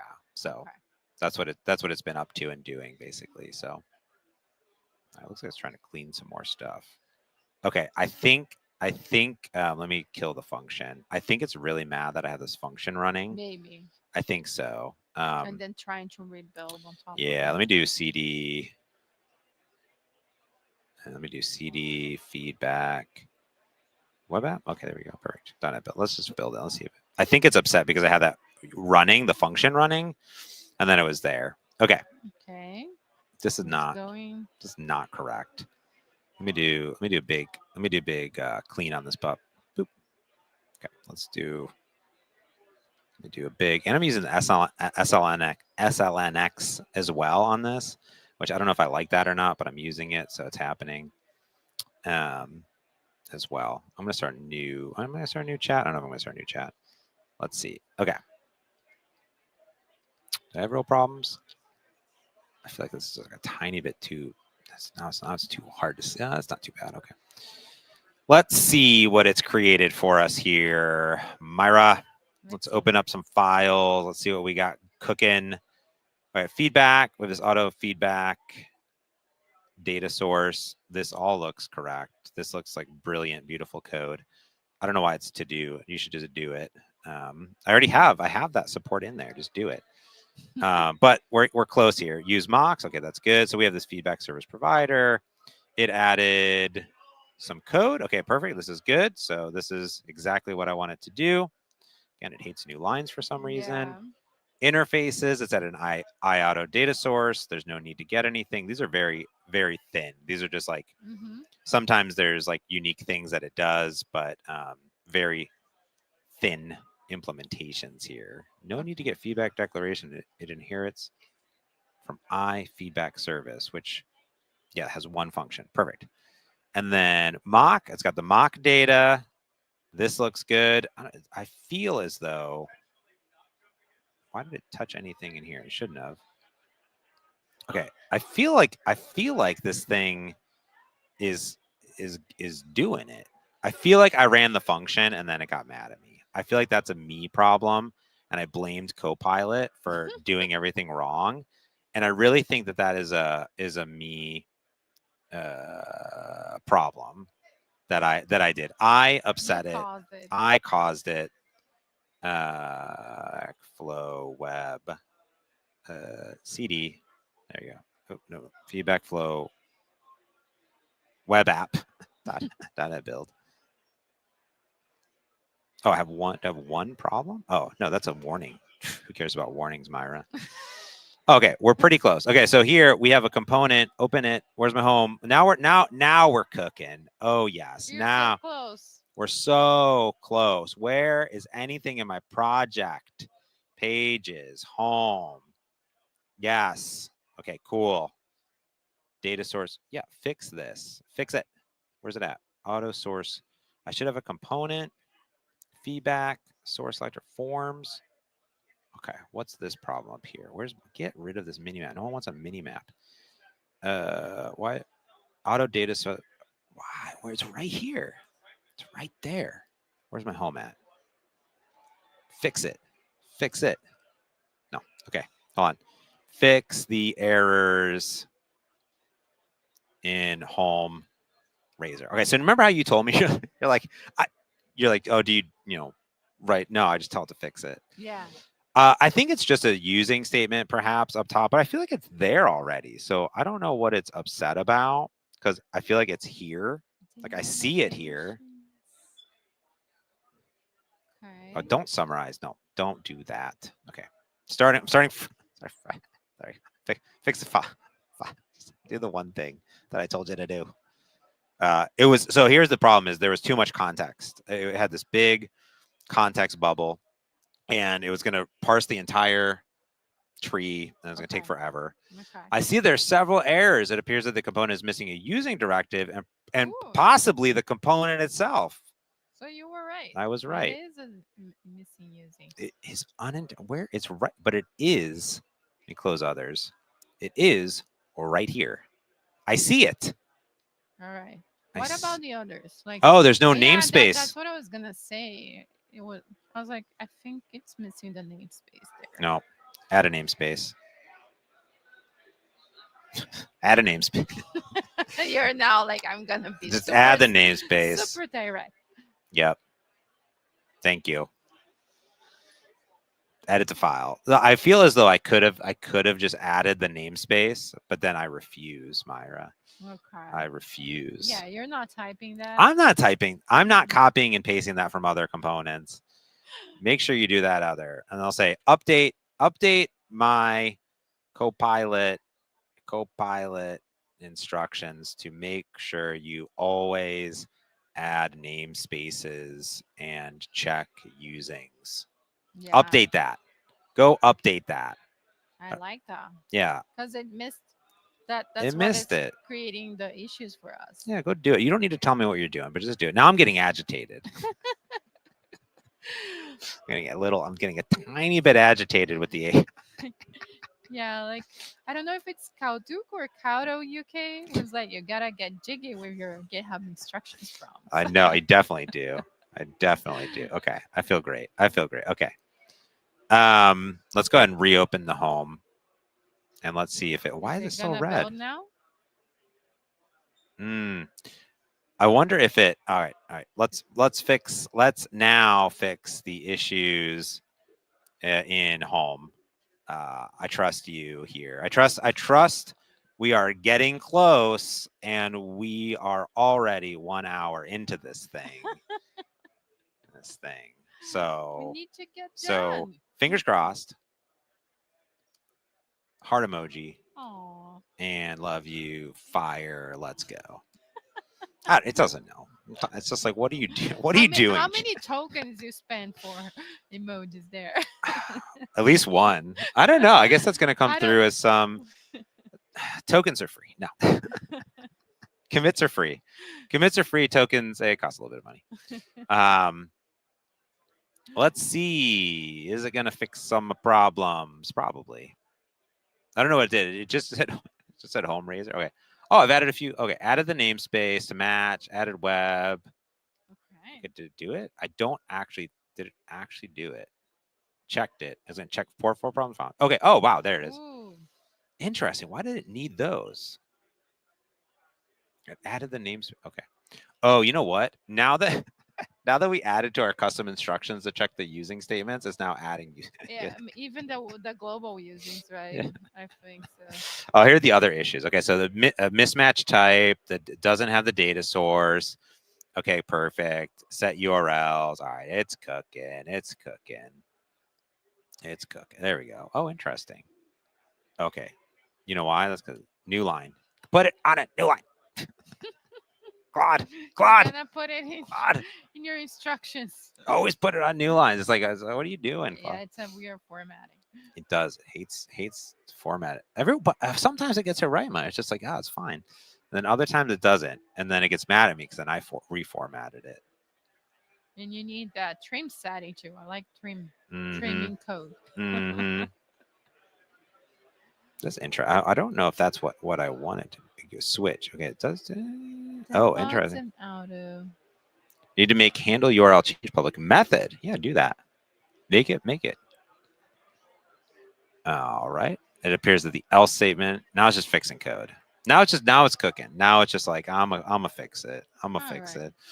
That's all I wanted to do ever. Just fix it, and then. But I will say, like, this is unique because this is a pretty different piece of functionality. I don't even think it has the implementation right, because here this get user input from source should actually return a bunch of URLs. I think for this selected source. So I think that it's going to have to rewrite this input here because usually it's just one URL, but actually I want multiple URLs back. Oh, it just added. It just did a whole bunch of stuff. Whoa, my God! Why is it doing? Oh, wow! It's doing a whole wow. Just did a whole bunch of stuff. Oh my! It did. It changed this. It changed this else if into a switch statement. All right, I guess. Great. Everything's been fixed. Wow. All right. Let's see. Is it building now? A lot of That's the moment of truth, James. Can I get drum rolls? Does it compile? Probably not. No, it does. Okay, that's great. We got yellow on the screen. I like that. Hey, we got an auto mode. Okay, cool. Perfect. That looks good. Okay. Looks like the dark mode always with my text entry doesn't work. This is looking good. All right. Now we're cooking. Wow. Okay, this is, I love everything that just happened. This is so great. Wow. Cooked. Love it. Okay, now the only thing is that I can't read that. Like light mode, great. Dark, okay. not great. Okay, so some accessibility so there. Myra, it's time to commit. It's time to commit. We have working functionality. I don't know what it did, but let's hit that Copilot button. Let's hit a new thread. We are ready to start iterating. All right. So I know that just took like 45 minutes to get to the state, even though I kind of went down this wrong state. But I want to recognize that a whole bunch of code was written. Yeah. That is now I'm going to publish this branch out to my repo, not to David Fowler. There we go. That it just cooked up this entire UI for me here and it added the auto section, which is really cool, to add these URLs and then to analyze these comments and add it. It didn't, I didn't tell it what to look like, right? But this is exactly what I wanted it to look like, which is great. Now, one thing I'm gonna yell at it. I want to say, okay, one, let me go ahead and close all. So now I like to get real iterative on it. So now we know that here's the data source selector form, right? That's inside of here. And now I'm going to tell it, because I'm really upset at it, that the placeholder text, I'll say, hey, you are doing so good now. I really appreciate all your hard work. But the placeholder text here is impossible to read in dark mode. I know nothing about CSS, and only you can save me. I like the pep talk. Yeah. About your Copilot. Yeah, just Copilot. Only you can save me. Now, I don't know how and why Copilot yesterday was so spicy. It was like so spicy. It was so spicy with Burke. I don't know what it did to do it. But what was it doing? to It work? was just using emojis, and it was like, "Hey, bro, I got you." It was using. Whoa. It was like it used like FR, which is for real, but it said Alright. hey FR. Sure. Yeah, it was. I didn't even know what that meant. It started using like slang, and I was like, "Oh my gosh!" And then the other thing that happened. Look at this. Yeah, Woo. exactly. I'm never gonna understand No. how that works. I don't even know if that works. To be honest with you, does Alright, hot let's reload test work? it. I don't know. Ugh. I don't know if hot reload is. I don't know if I have it working or not. Yeah, let's stop and So start. let me stop again. and restart. When in doubt, stop and restart. My blades are Yeah, out. because sometimes in VS Code, maybe it doesn't always Yeah, work. doesn't always work. Oh, Aw. wait, what happened? You didn't even change anything. No, it should work. Whoop. What's wrong? Let's see. What's it mad about? Error. No, that's a me problem. Let's do a new. That's weird. That is weird. Why is that doing that? Oh, you know what? I bet hot reload. I wasn't debugging the application. I bet that's why the hot reload didn't work. Oh, why is it? What is it mad about? Let me close that. Okay, .NET build. I usually just tell it to build it for me. This should Mhm. build. What? What? You change a class and then Oh no. Oh no. Oh no. what happened? Oh no. I don't know. I'm just gonna paste this in. Oh no. Oh no, you broke. I mean, that's why we commit. Commits are free, Myra. Commits know. are free. So one, it did definitely. Let's see. Oh, interesting.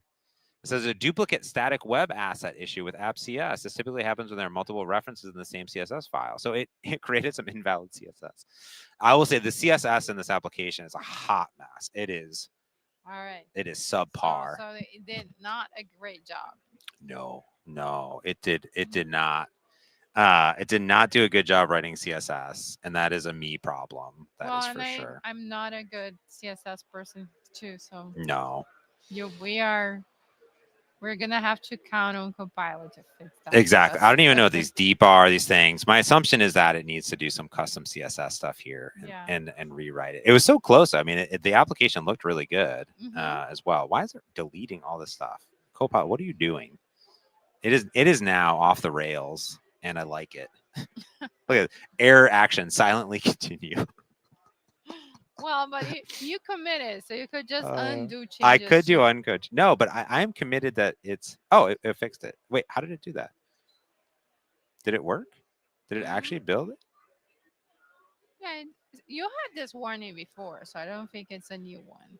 Oh yeah, we should fix. You know what? I'm gonna tell it to fix this. I'm gonna copy it. Fix this. No, I'm not. I could just fix it. Let's try building again. Okay. All right, let's see. It looked like it compiled. It looked like it did it. It says that it's adding stuff. Oh, it did it. Oh, it did actually add stuff. Oh, static web assets enable background pre-compression false. Oh, I don't know if I wanted to do that, but sure. Okay. All right, cool. Sure. All right. Can you fix this warning? Because it is going to annoy me that warning exists. I know. And it's going to come up every time. Now, I just pasted that in there. I could have drag and drop it if it was in the problem window and stuff like that, but I'm going to put it here. So it's going to fix this now. And my assumption is that it's never used in the dispose. Yeah, it's just assigned, but it's valid. It's never used. There's nothing to expose. Looking at the code, the field doesn't actually need it. Oh, perfect. Delete it. Perfect. Delete it. Beautiful. Okay. All right, good. Let me fix the dispose method as well. Yeah, fix it. Yeah, fix it. There's nothing to dispose. Oh, no, there is something. GC suppress finalize. What are you doing? Okay, fine. Oh my gosh, it's doing some. It's doing something. I made 2 changes. All right, I trust you. I do have it, so it's like implement disposable or whatever. I don't need to have that. That's inappropriate. You don't need to dispose of anything ever. And that's why you want like someone like a dev to review your work, like your pull requests, like Yeah. your vibe coding, doing this with Copilot, but you Mhm. want like an actual person to go there and review, make sure that you didn't introduce anything unwanted. Exactly. Now here now I'm debugging. Oh, now I have hot reload probably because I'm debugging it. Okay. So I wasn't debugging it before. Okay, so now we're here. No, it didn't work. Let me Control Shift R. No, no, no, no, nope. All right. The placeholder text is still black in dark mode, and I can't read it on the auto data source form. Fix, please. Okay. I don't know. It should reload the CSS, I guess, too, technically, I assume. Maybe. I had breakpoints in there. Okay. Let's check the CSS again. Yeah, check that CSS. Check that CSS. I mean, it does look like I have things in here. I see the Yeah. issue. I see the issue. All right. It sees the issue. Oh, okay. There we go. Yes, that's correct. There's a secondary color. I need to set the opacity. Did that hot reload?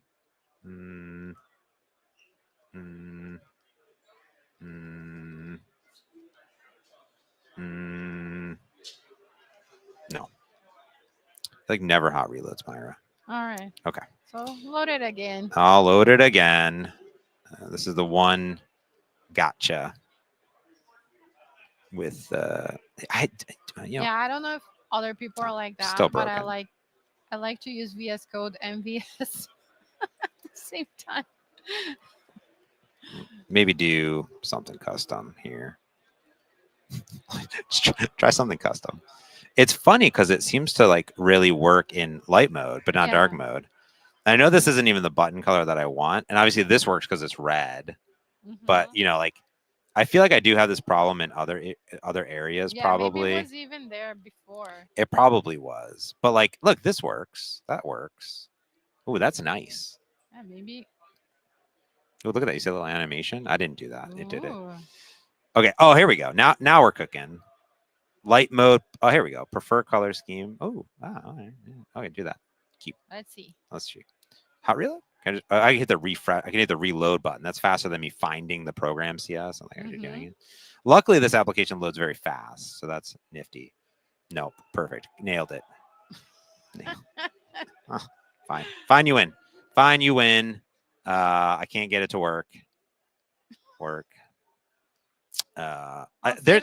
save it for another time. I will say my biggest struggle, the CSS. It Yeah. really is CSS. Is really CSS styling. Oh, it's gonna try one. See, look, I told it that I gave up, and it's Yeah. like I refuse to give up. I will help you. I will help you. I am gonna do it. Oh, now it's going to delete every. Oh, there we go. It's got the important flag. I do feel a tiny bit better about that. All right. Let's see what I've it completely simplified the approach. I bet you have. does. Coffee break, Jay Solomon says. There you go. Keep that. Keep that. Let's refresh it. And sometimes you do need that coffee break. You go think about the problems, like how can I How can I do that? Yeah. tackle it? No, so, No. no. Refuses. It refuses. There's something. Our front end devs will laugh at us now. Someone will do it. Struggling with the. Okay, let's do this. Let's just see if this thing works here. Okay, so what I want to do is I'm going to look at my app settings JSON, and let's turn on mock mode here. Cool. And then I'm going to go ahead and run this. Perfect. Cool. And then we're just going to see if like the base implementation works. So I have this mock mode because now I should be able to just come in and like hit this button. And then it's going to just fake doing everything for us. So we can just make sure like, is the output correct? So perfect. Did it. So the results look good in here, right? And then we get this nice confetti every time too. Oh, it didn't do it that time. I think when you change data, I should do it every time. Why aren't you doing it every time? It should do it. Okay, so now I feel like it's actually doing the thing that I want it to do, which is good. Here. Okay. And where? How did you indicate it that it was a mock mode? Yes. So I have a app settings.json in my web app, Mm-hmm. and I just have use mocks equals true. Okay. Yeah. Cool. And that's nice. I have all these are all the things that are set on Some on my flags. server. Yeah. So I just have them here for reference. Yeah. Okay. The other thing I would like to do is I would like to update this. So I think I'm very close, Myra, but on this form, I would like to do this. Let's add a selection option for the user to either summarize each of the different URLs individually or all of them together. So what I want to do is sometimes you might just want to post a bunch of URLs in there and then have it do all 5 of them separately. But I might also want a summarization for all of them. So I think that's what I want it to have too, is like this, the UI was nice for it. Now it's gone. The UI was nice for it, but I also want it to have the ability to have that checkbox basically and say, or a checkbox or toggle, I don't know, I'll figure it out. Or it's going to do a radio button between the two summaries. So I don't want individual, like, oh, I've pasted 5 Twitter, like they're not actually the same, but like just do it, right? Yeah. Figure it out. See what it returns. Yeah, or do the summary on it as well. Perfect. So once we have some gas, now we can cook. All right. So it's working, right? So that's good. Oh, it created an error, so that's good. Is it a slow cooker, a fire? It's an in-between cooker, I think. Yeah, it cooks in between. It really depends. Actually, surprisingly, when you think about it, it just generated like 50 lines of code in like 10 seconds. So that is pretty quick in general for it to do. Yeah, no, and then it's like here we're like testing, but like if you're like know what you want to really implement, and like you really can get done fast. Especially if you had a proper spec. Like if I was thinking about it ahead of time last night. I just fell asleep, so I decided not to do it. It's been quite a week. It's been quite a week. So I was thinking about, I could create this whole like really nice looking spec that's like, here's all the things I want you to do, and like I would have had this in there, which is like I want the option to do that. Now I'm trying to remember what I want this thing to do. So hopefully here. Okay, so I'd add a new summary mode enum. This is looking great. Okay, so now what I want to do is I want to look at my service over here, and I'm going to keep these the summary mode. Okay, did it do it? Handle summary. Okay, sure. Okay. One thing that I'm curious if it's doing it or not is looking at the feedback source. Okay, so this is going through. Okay, so here, let's add Twitter and Blue Sky URL parsing here as well. Nice. Cool. It should do it, but here's all the things. So it should do all of them. It's getting the service, doing the thing. This all looks correct. It's interesting that it stopped and just like, I have a to-do comment here. And then it's like all that work, you put the to-do and then forget about it. Yeah, I forgot about it. It doesn't seem to be doing Hacker News either. So I think I'm going to have to yell at it to do Hacker News too. Okay, cool. Now it's going to check now it's going to look at all the parsing. Yeah, that is really funny, actually, that it like is like, oh, I'm just going to do some of it. I'm going to do all of it. Some of it. And that formatting on line 99 there. Like, perfect. You gotta fix it as well. But I don't want to touch it because then it might it's going to about to rewrite it, right? So now it's going to add a bunch of like URL parsers in here as well for the other services. And it looks like, I don't know how, what I did. This is what I had is in the other, this is really interesting. In the shared project, in the utils, I do have Twitter URL parsers, but what this is looking at is like, is it a valid tweet?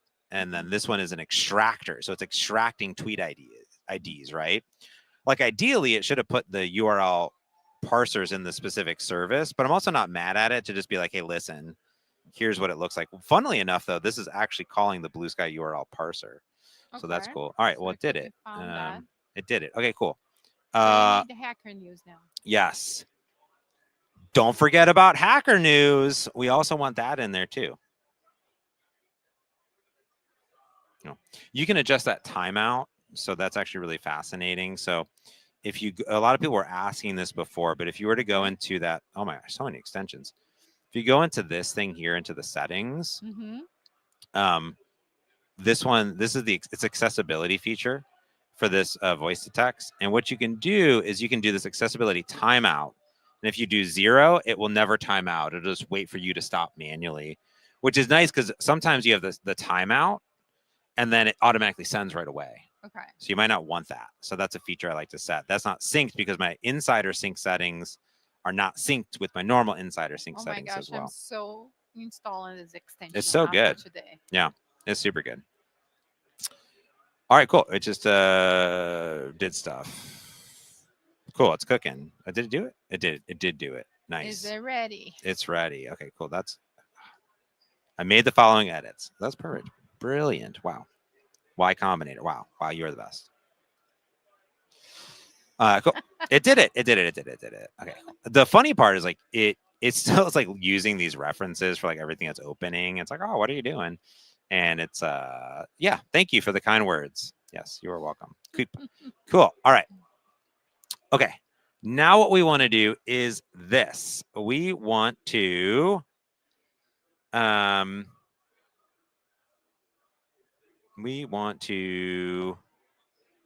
what the heck do we want to do? Well, we want to fix that line. I feel like I can actually commit this thing. I feel good about it. That's Okay. good. Perfect. Okay.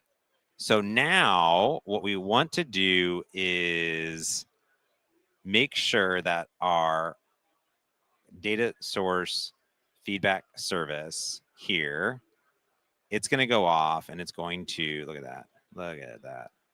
So it's going to return back additional data objects. Is that what I wanted to do? Get feedback. It's going to go through. It's going to update statuses. It's going to add all the comments. It's going to update status. It is then going to analyze the comments in a new auto mode. Join all comments and analyze them. Okay. That sounds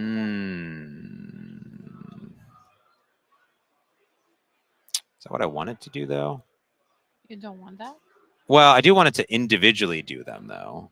You know what I mean? You wanted a separate per channel? Well, it could just auto say, okay, like, hey, I have 2 URLs, go return 2 blobs basically back instead of like getting all the comments from them. Oh, That's okay. the toggle we just added. We didn't look at the toggle. We just assumed that the toggle was created successfully. Well, let's see if it did do it or not. Well, and I think like that's the you have to specify exactly what you want, right? Yes. Like I'm thinking you wanted one report with everything combined. Yes. So maybe that's what Copilot understood as well. I think so. I think that's what it thought. Okay, we do have an error here. Invalid expression, auto data form. Okay, let me go into my components. Auto data back form. Where's the error?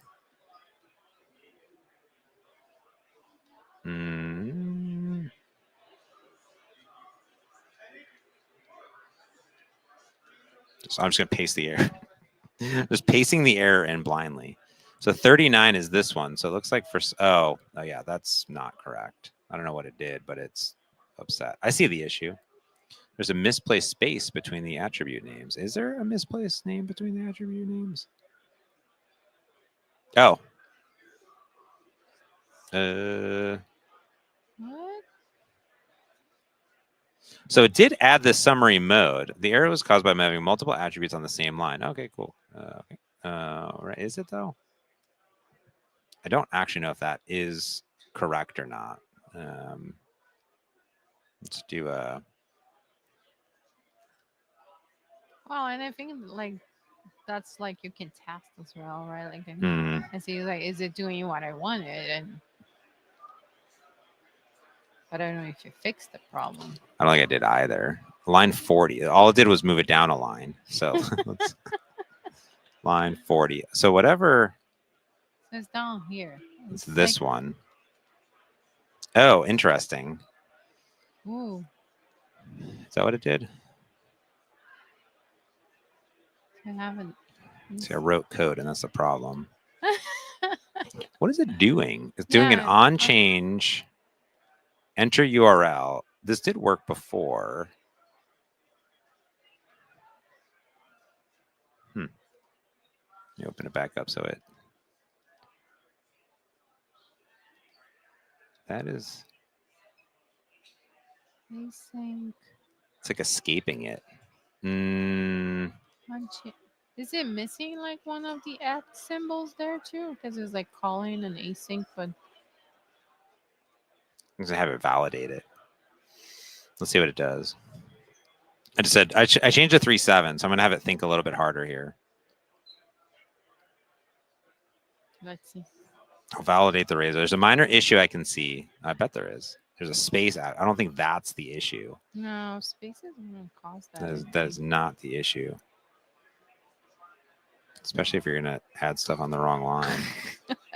But it is like, so this is mad because it can't generate the razor. So now what has happened is like the invalid razor has upset the LSP into many ways. Oh, here we go. The error was caused by having multiple attributes. Oh, this is a different one. Okay, all right, fine. I don't believe you, but you're wrong. But maybe that'd be really crazy if it was like actually fine. No, now there's multiple errors. Now fix the errors. Okay, yeah, the first one. It's this one. It is this one. Let's see if it can fix it. Because I went down this path. I had it add those radio buttons. I see the error. We have an issue in the razor. Let me examine it. Yeah, examine it more carefully. Even more carefully. We got 15 minutes left, and then 2 o'clock is when Martin comes up. So we have a little bit of time, which is good. So. All right. I like Peter's comment. Very educational. One thing I have learned the last 3 days that I'll keep focusing on back end and hide when the project manager mentions front end. That's true. I would do the same. Yeah. The front end. See, I'm not a front end developer. I'm a client developer, but I'm not a web front end developer. Yeah. I do some of it, but like the real front end, and leave it to my devs. Yeah, like, exactly. I can do more of the back end too. It's too complicated. It's way too complicated. It's working. 3.7's working hard. It's really trying to cook. This is like some weird funky razor syntax with Blazor, and that's the problem. I don't know. Yeah. But see, it's doing this weird on change thing. Yeah, but that's what I'm thinking, that it might be missing the at async there, like because it's calling code without the at symbol there. Oh. So that's I see. don't know. That's my. It's trying. It's really trying hard, Myra, to really fix. Look, it's really trying hard. It says, it looks, it's like, let's fix the radio button input, which I think is this, right? It is that. But you're right. It should look more like this on click, maybe. We need a. Yeah, like you see the on click has the at symbol in the beginning too. Mm-hmm. I don't know. Oh, it built it. No, it fixed it. It fixed it. Woo! Yes. Oh my gosh. So it wasn't that. Oh, no, it was. Oh, it was. You were right. Like... You were right. You're right. Look, it's funny when you look. Gosh. It's isn't it great when you look at it, you're like, I know what's wrong. Will it figure out what's wrong? Yeah, that's a good test as well, right? Like, I love it. Okay, let's fix. I didn't see that you put the at symbol there. So it's like, there we go. I was like, fix it. I was like, oh, I there saw I was wrong. I like how it assigned index to I. Why did it assign index to I? That's so funny. Sometimes I'm like, what is it Why doing? Why does it need it? Right? Why, is it even using it? Yeah. Probably not. I'm like, couldn't you simply just use I and not have an extra assignment there? Exactly. Yeah. So those are the things that like someone like would clean up and like. See that? Ooh. My question is, does it work in dark mode? That works in dark mode. Stupid. I love it. I love it. Okay. It's just a text box. It's just a text box. Well, like you'll figure it out later. Like, yeah, we're not gonna worry about that now. Okay, let's do this. Okay, now what I want to do is I want to flip this on, and let's just see what happens, Myra. What Are I you like. gonna put you like real URLs there?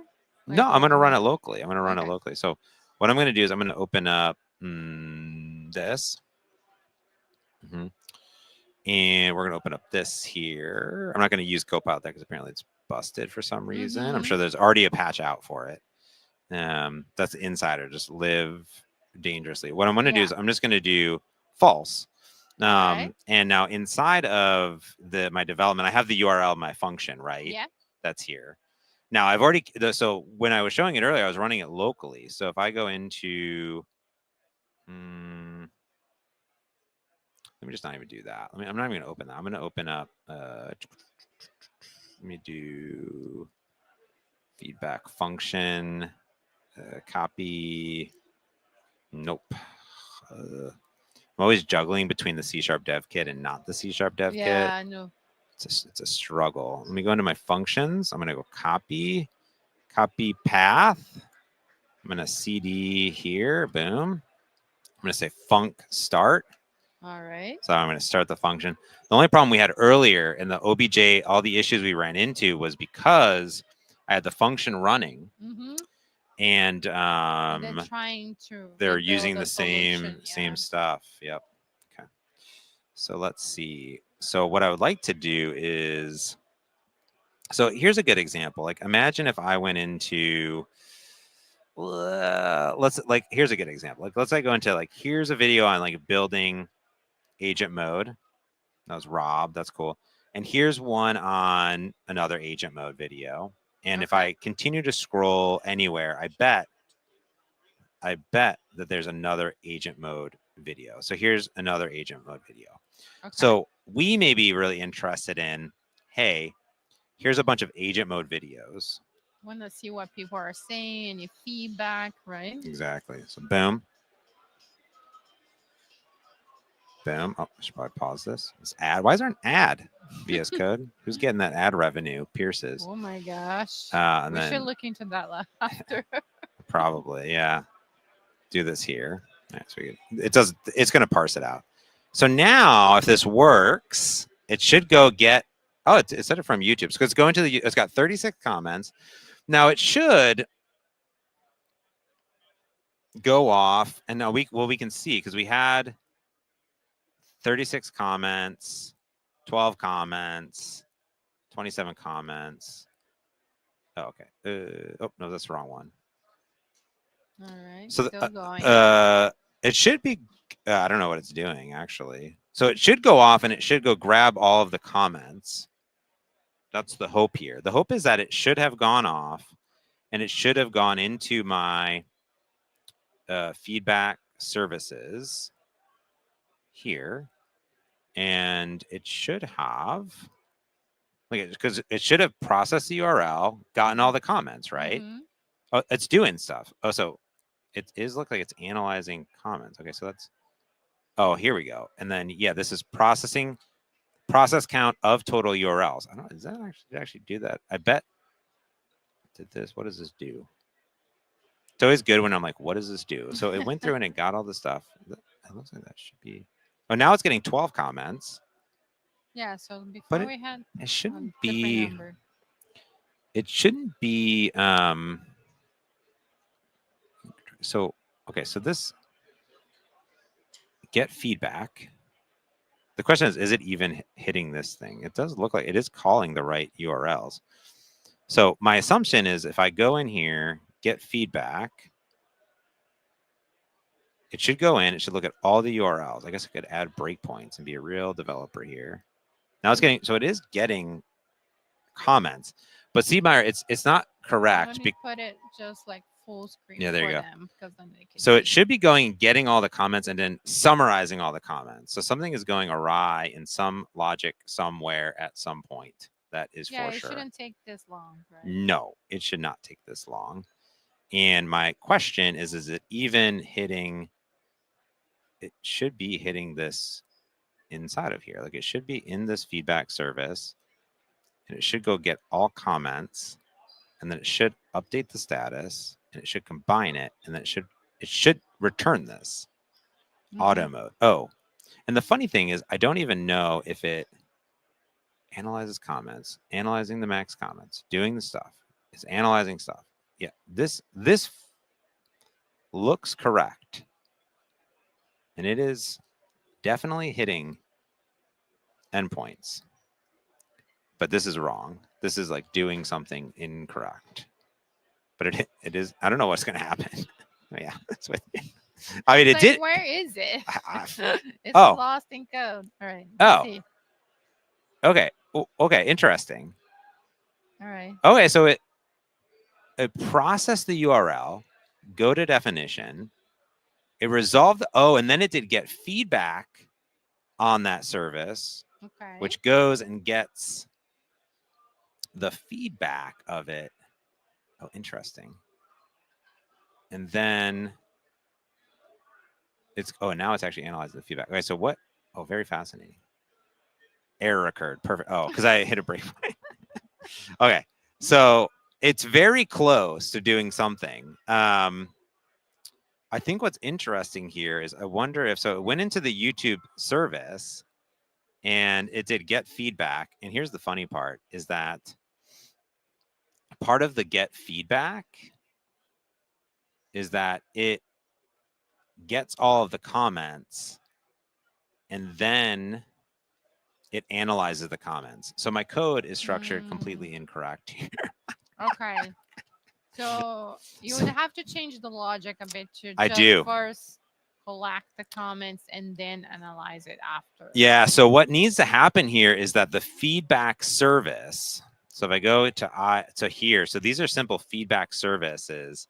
This needs, so right now there's one method on my feedback service. Okay, so we're in a decent place actually. So it's going off and it's getting, but it's doing the analysis. So my logic was that I never planned to get a bunch of different comments from different places. So because your app before was doing one at a time, so you Yep. you didn't have to worry. Didn't have to that. worry about it. So now what we'd actually need to do is this. So I'd say, wow, this is looking fantastic. However, I am now realizing that I made a grave mistake when I originally architected this application, which is that my feedback service should have had two methods. One method to actually get the comments, and then another one to analyze the comments. And that is the problem that I made here. So instead of just having one get feedback, we need to refactor all of our different services to actually have a get comments directly from it so we can reuse those later on.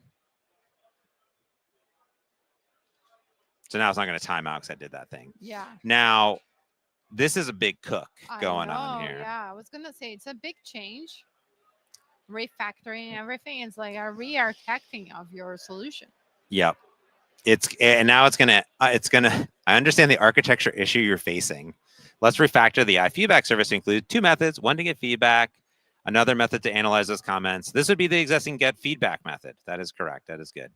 Now, technically, the get feedback method could also call it get as well. So now it's going to go off and it's going to start to really cook inside of here. So funnily enough, now our UI is actually working correct. Yeah. It's calling the right things, but I have. You need to change. Now it's time to refactor. Now we're adding new cool functionality in here, and now it's just going to cook. And I'm using 3.7, so it's really going to cook. That's great. So it's like we're probably not going to be able to finish all of that. we have 7 minutes. Okay. So 7 minutes. we have 7 minutes to see how far we can get. All right, let's try it. And see what happens here. Yeah. And we're going to see. There was a bear in our yard. Do you want to see this bear? Yeah, you want to see this bear? Yeah, look at this. Yeah.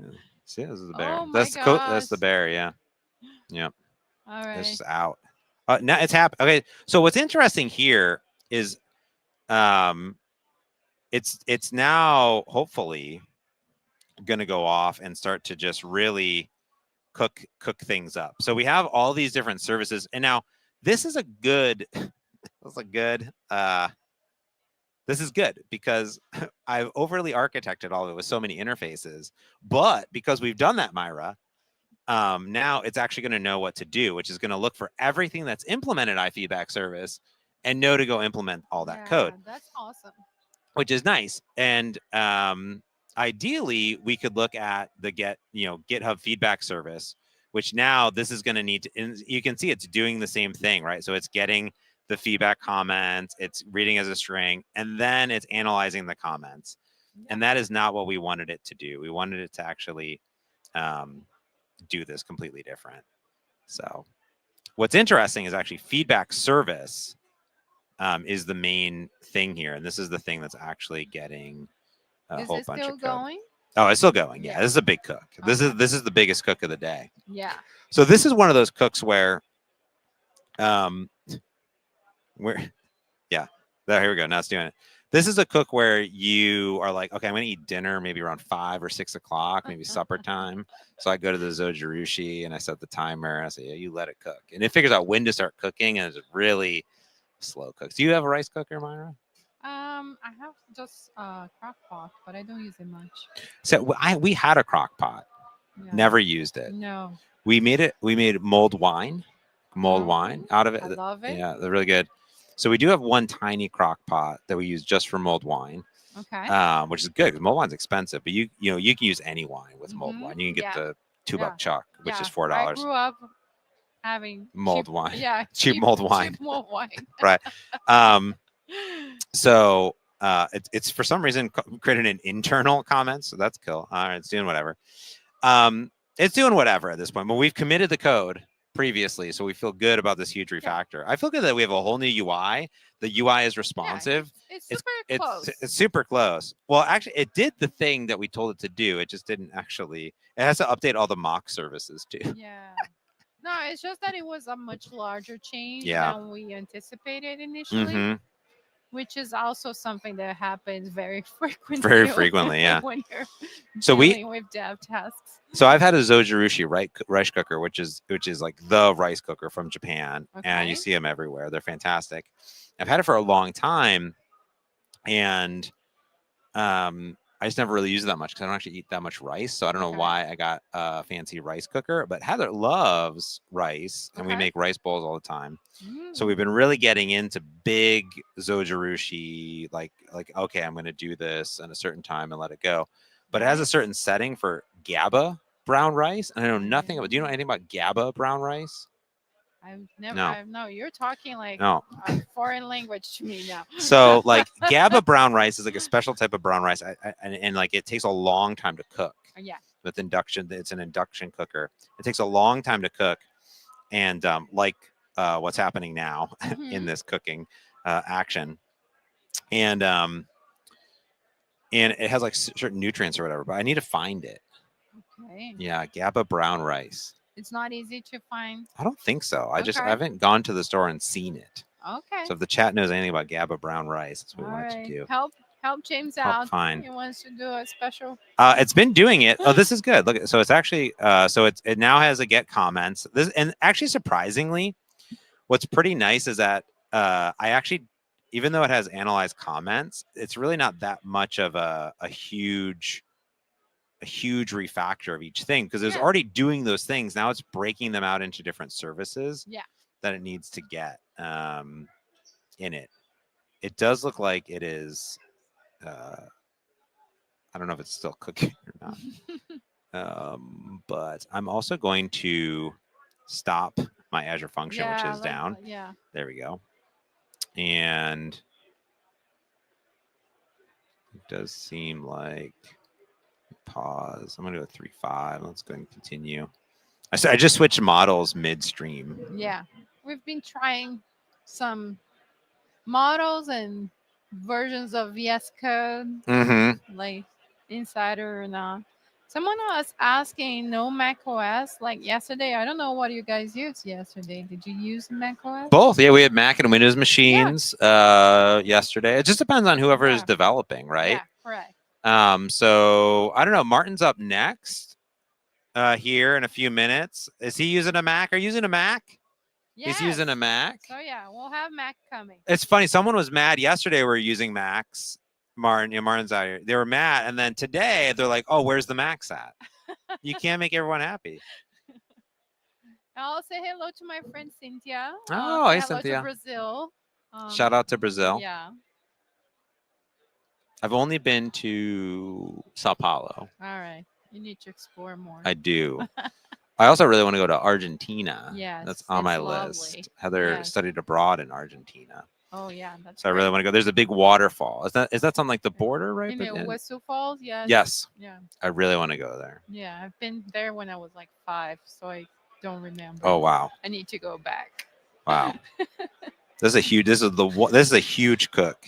Now, like no Linux? Oh, come on, folks.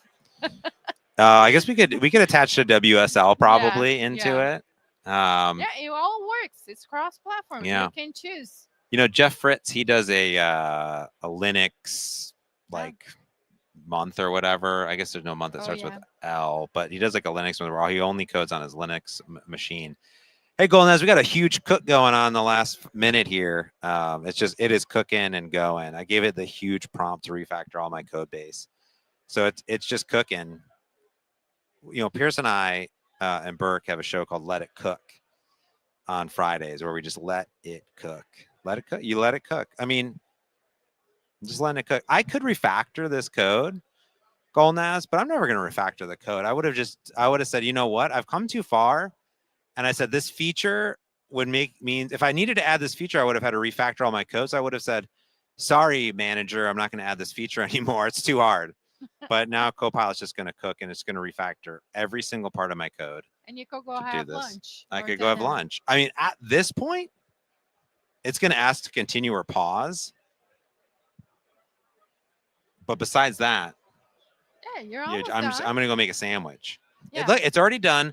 The Hacker News, the GitHub, the YouTube, the mock service, the GitHub models. It's done. It's refactored everything. Why did it even do that? Oh, okay, interesting. It created a new model response file. We're going to continue to let this cook, Myra. All right. But we got to go because Martin's got to get set up. He's hardware hacking next. All right. He's cooking. We built something. I'm glad that we built something. It happened. It's a whole thing that happened. We made progress.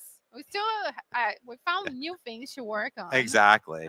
So need some some issues on your repo. But besides that, I did create it. We can close it at some point. Yeah. Okay, let's get out of here. We'll be back in 15 minutes, everybody. We're gonna hit that button there on that. Boop. And then we're gonna go to the media assets. Boop. And we're gonna click on the loop brand. And bam. Right. Bye, folks.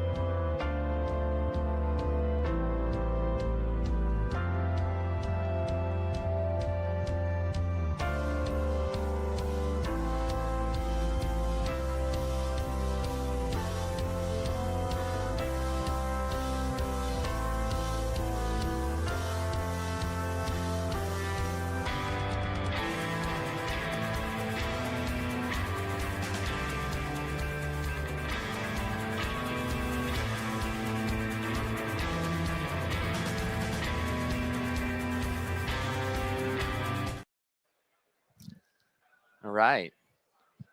We are live. Hey, everybody. So we are at Microsoft Build Day 3, Vibe Coding. I'm Sam Quakenbush. This is the second to last vibe coding experience here at Microsoft Build. And I'm with... Saving the best for last. Is that what it is? Absolutely. So go ahead and introduce yourself, Martin. I'm Martin Woodward. I'm the VP of Developer Relations here at GitHub. And today we're going to be doing some hardware hacking. So do you want me to explain what we're doing? Absolutely. Cool. So we have... I will go on to full screen for a bit. If we stay on full screen on the thingy...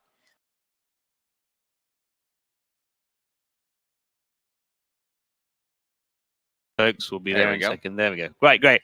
So what we're going to do at GitHub Universe, which is our conference we do every year, but you just missed. You didn't quite get there for this, did you? I did miss it. So what we did was we gave everybody one of these badges, which is like a hackable badge. This is RP2350 based circuit board that we did as our conference badge there. So it's RP2350, which is like a reasonably powerful sort of microprocessor.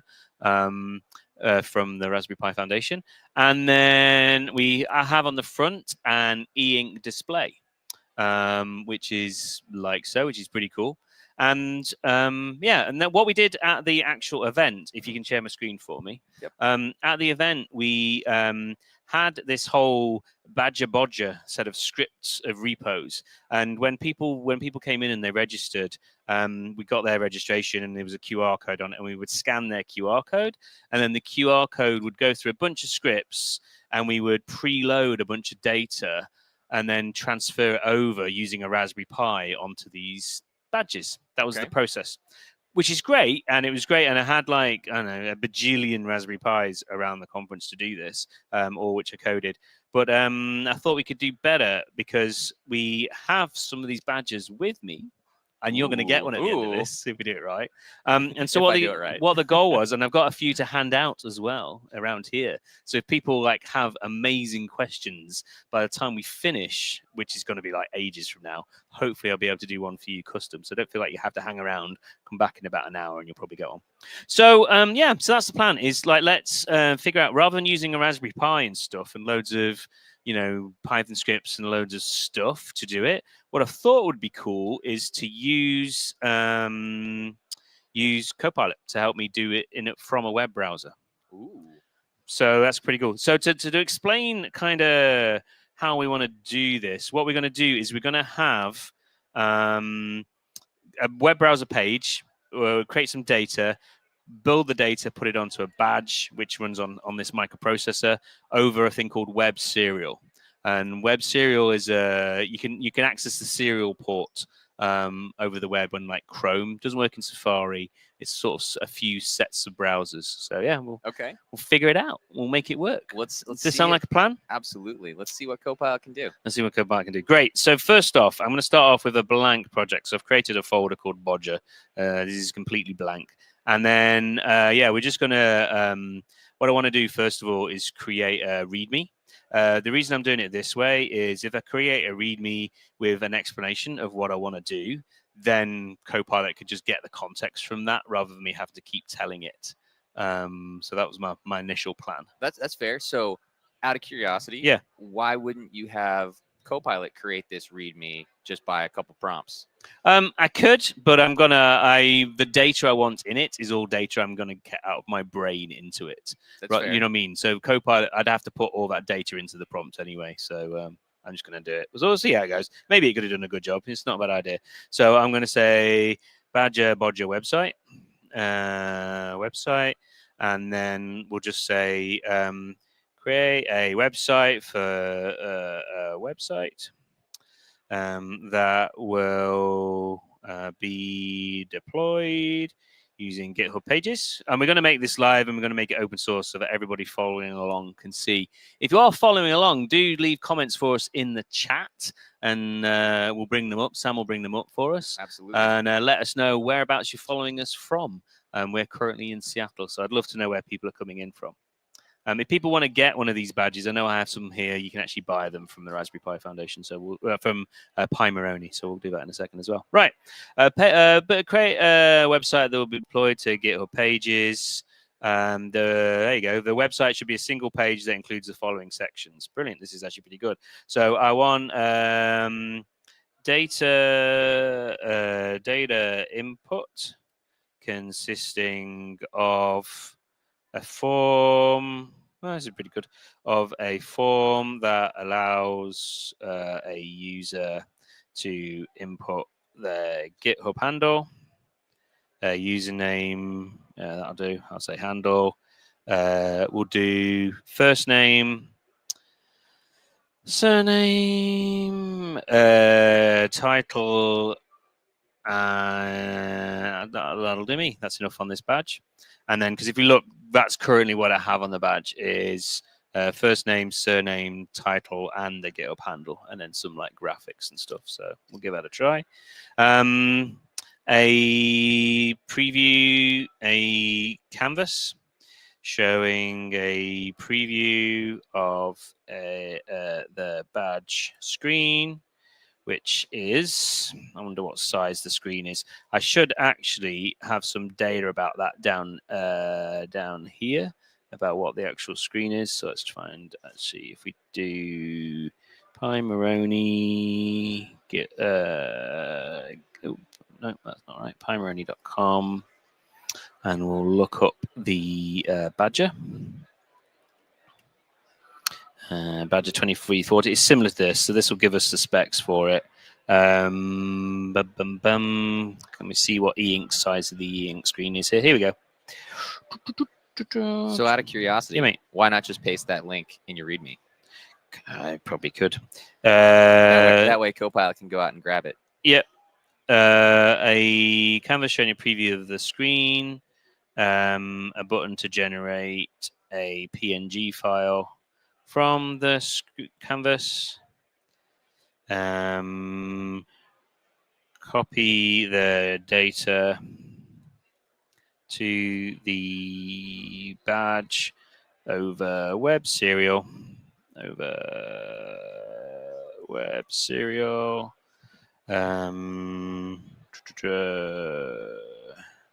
to a RP2350 running MicroPython.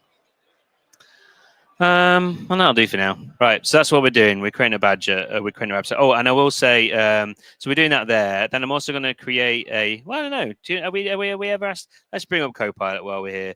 Can we just sort of say, let's do it in agent mode before in edit mode first of all. I'm going to try this. Ooh. And I say, I've never done it with Copilot. So let's say create a. Is there a better way of doing this? Do you know, Sam? A Copilot instructions.md file. I would use agent mode, but you can absolutely do edit mode to create a Copilot. Yeah, instructions. let's see if it puts it in the right place. I've no idea. It will. Dun, dun, dun, dun, dun, dun, dun. Come in. Are we turning down? Are we turning up? Yeah, it's cool. No worries. They're turning down the live. Yeah, it's all good.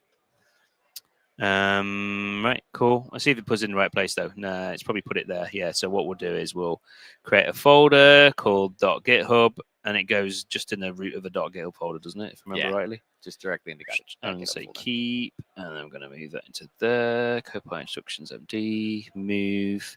That'll do me. Make this bigger. There we go. Right. Yeah, whatever. This project creates a web application. There you go. You see, it's given all my data over from the README now, and then it's given me what file structure it thinks I want. Now, I actually don't. For now, I don't want lots of separate files. I'm going to have it all running in one index.html file. Sounds good. The reason for that is I found this works a lot when you're doing the vibe coding stuff.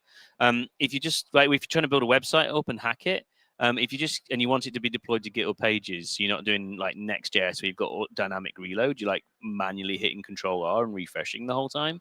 Mm-hmm. It works better if you just have it in an index HTML, because then you can hit refresh and it doesn't cache your dependencies kind of thing. You get the file, and then once you're getting close to it being ready, that's when you can sort of split it out again. Yeah, so, I can see that working for GitHub pages. Yeah, exactly. It's just because that's where I'm going to deploy this. I'm going to deploy this to GitHub pages. Oh, actually, look, this is actually good. Look, geez, this is amazing, dude. Create a HTML structure, single page layout, include all those form elements, buttons for creating a PhD. See, So by having the README, by giving it that little extra context, it's just saved me doing a bunch of stuff. That all works. In fact, follow clean minimal design. Use what we'll use is Primer, which is like the GitHub CSS standard. But by using Primer, it'll just mean it looks sort of GitHubby, which will save us some work for a while. We'll enable mobile responsiveness, even though we don't really need to, because not many mobile devices support web serial. And then whatever, that's fine. And then use definitely vanilla JavaScript. Separate concerns. No, I don't want to do that. I want to say keep the JavaScript code and the CSS in the same index.html file. That's what I want to tell it, because I want to make sure it does that. Handle the form validation, improve proper error handling for serial communication. Yeah, canvas. Default badge background should be white, text should be black. Font sizes on the actual device. Implement live preview. That's pretty sweet. Web serial API. Wow, this dude.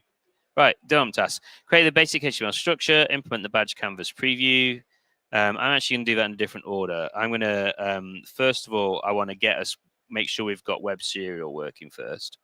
Implement the badge canvas preview, implement the PNG export facility.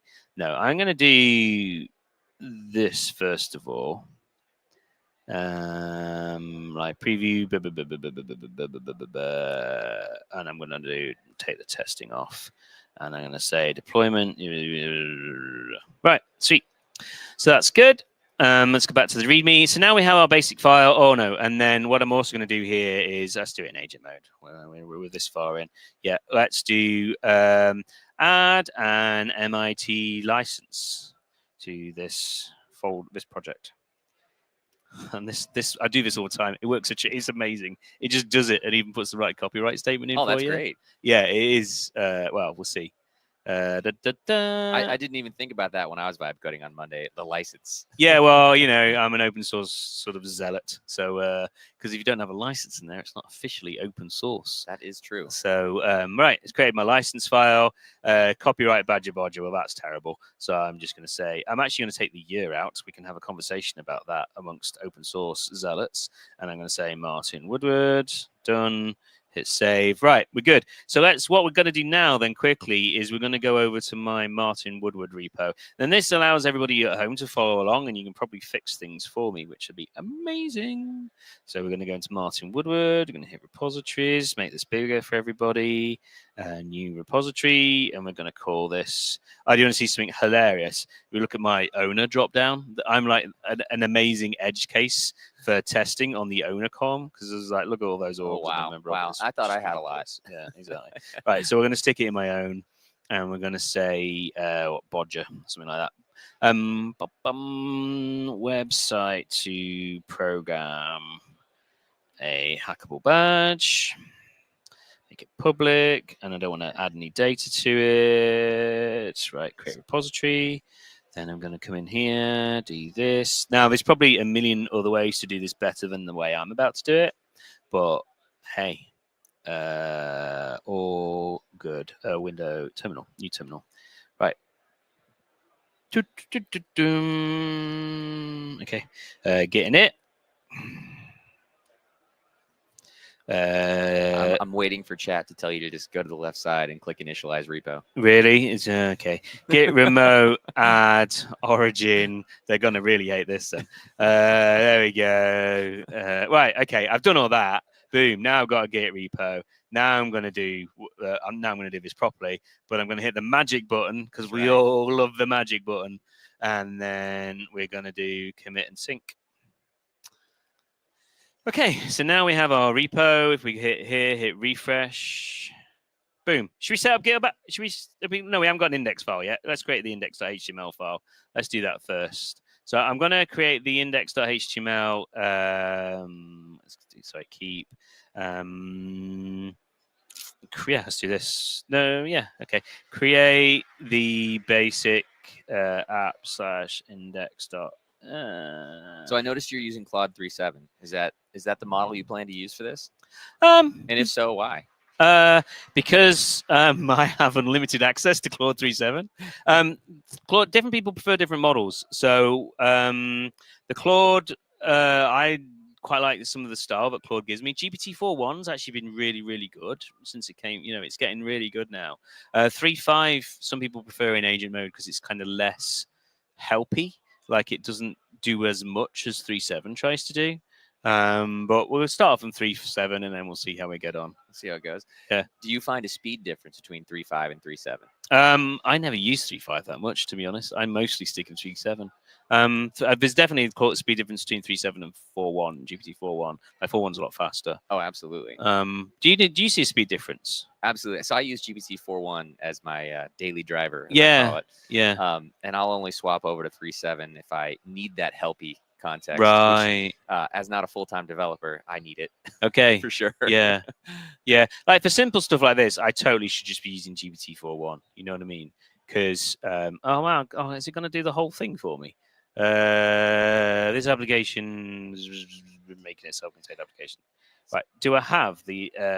If it's done the whole thing, I'll be very disappointed because we've got 2 hours to fill. It's all right. We can keep adding things. Yeah. Well, okay. Let's see control S. So the way I do these things when I'm going to do a thing that's a GitHub Pages site. I don't know. What do you do, mate? Because I would go into here, and then I would quite often just do Python like http.server.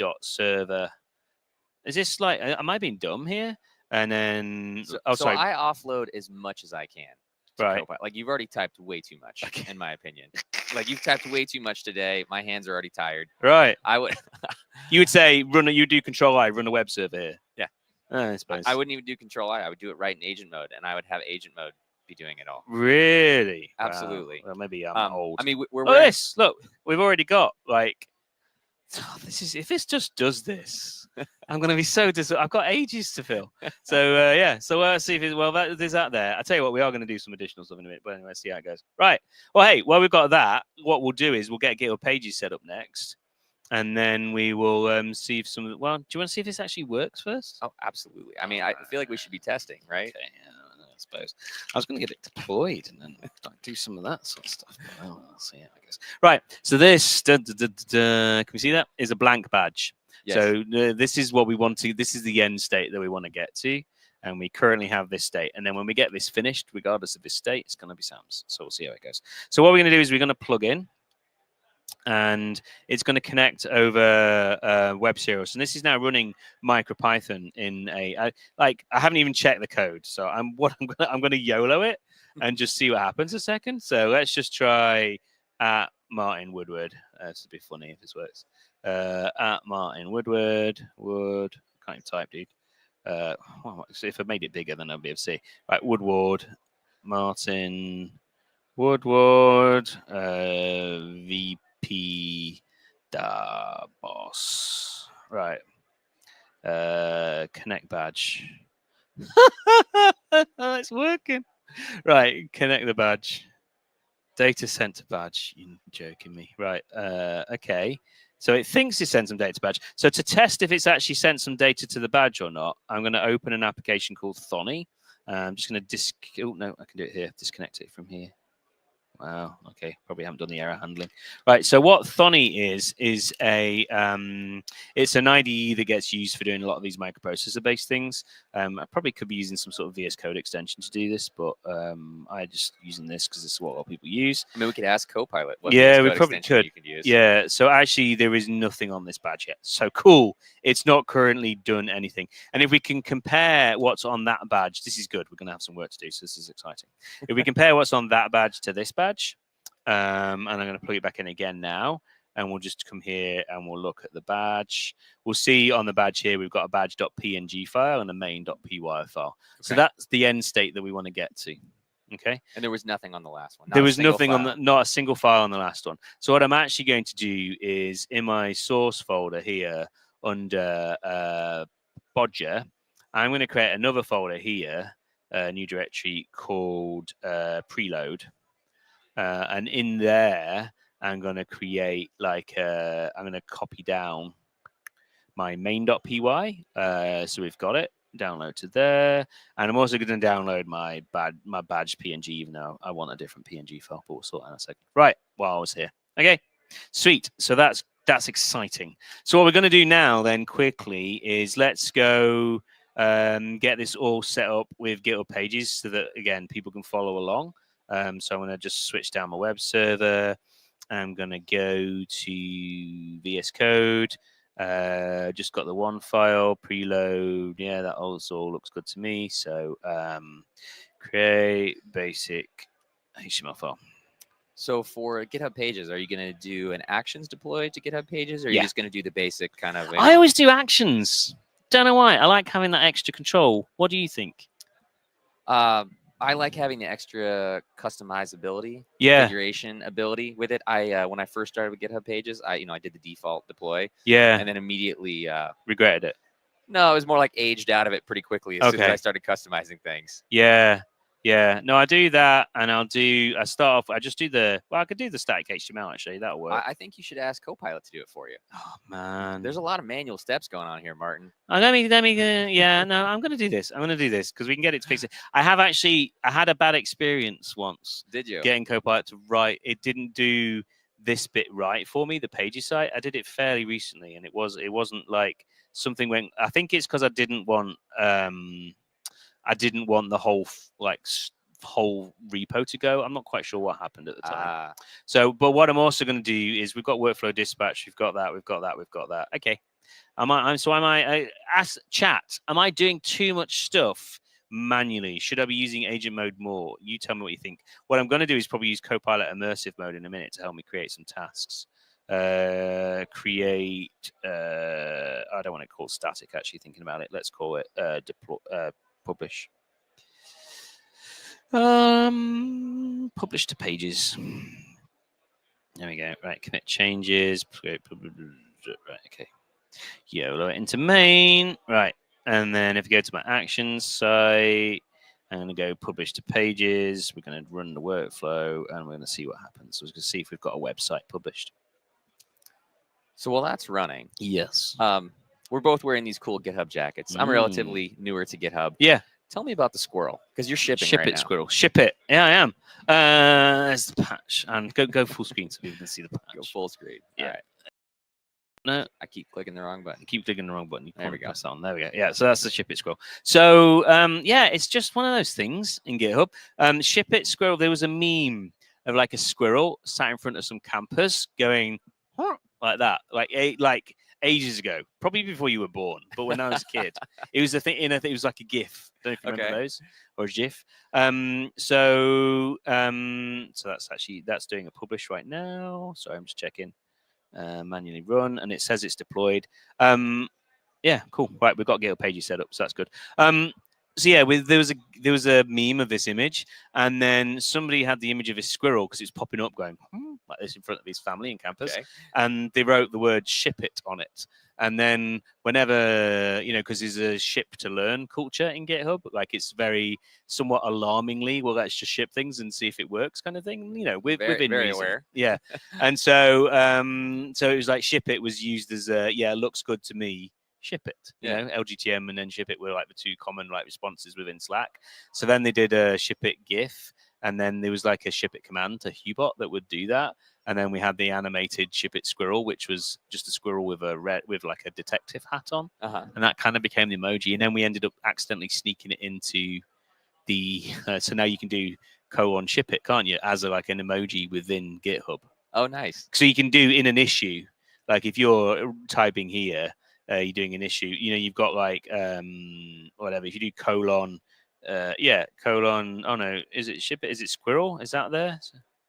I thought there was a ship it. Oh, maybe not then. I thought there was. Well, it's definitely in our Slack. We can do ship But it. you might not be able to see it in your personal repo, right? No, it's on everybody. It's like on GitHub because fish sticks is in here. It doesn't show up in autocomplete. That's right. But if I now go to preview, look at that. Oh, look at that. There's a bunch of secret emoji that are in there. But so maybe it is squirrel or something like that. Can't spell squirrel, can you? Looks good. Okay, well, anyway, it doesn't matter. Right, cool.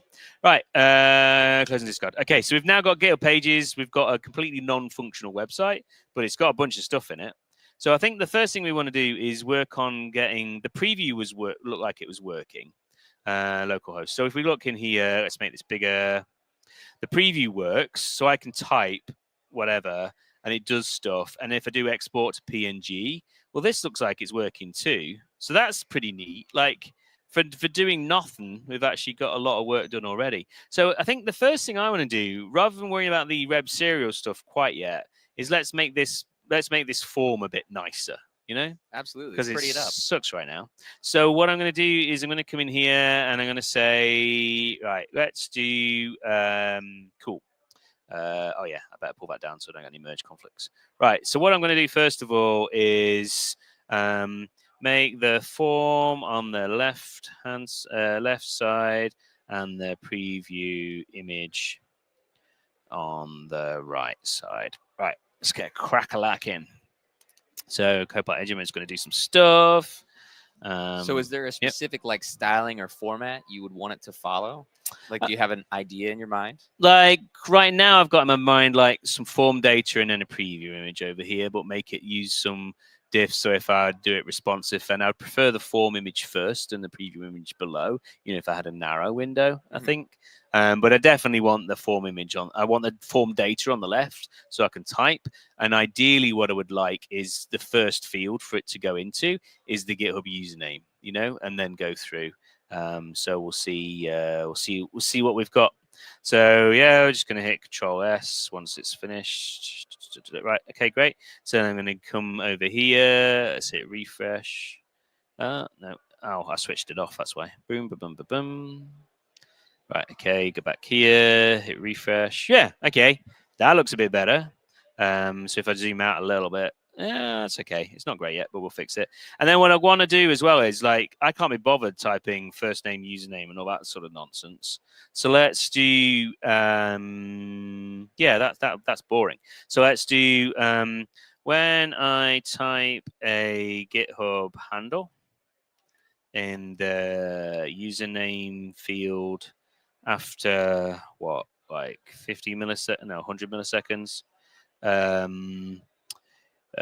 Get the first name and last name from the handle's GitHub profile.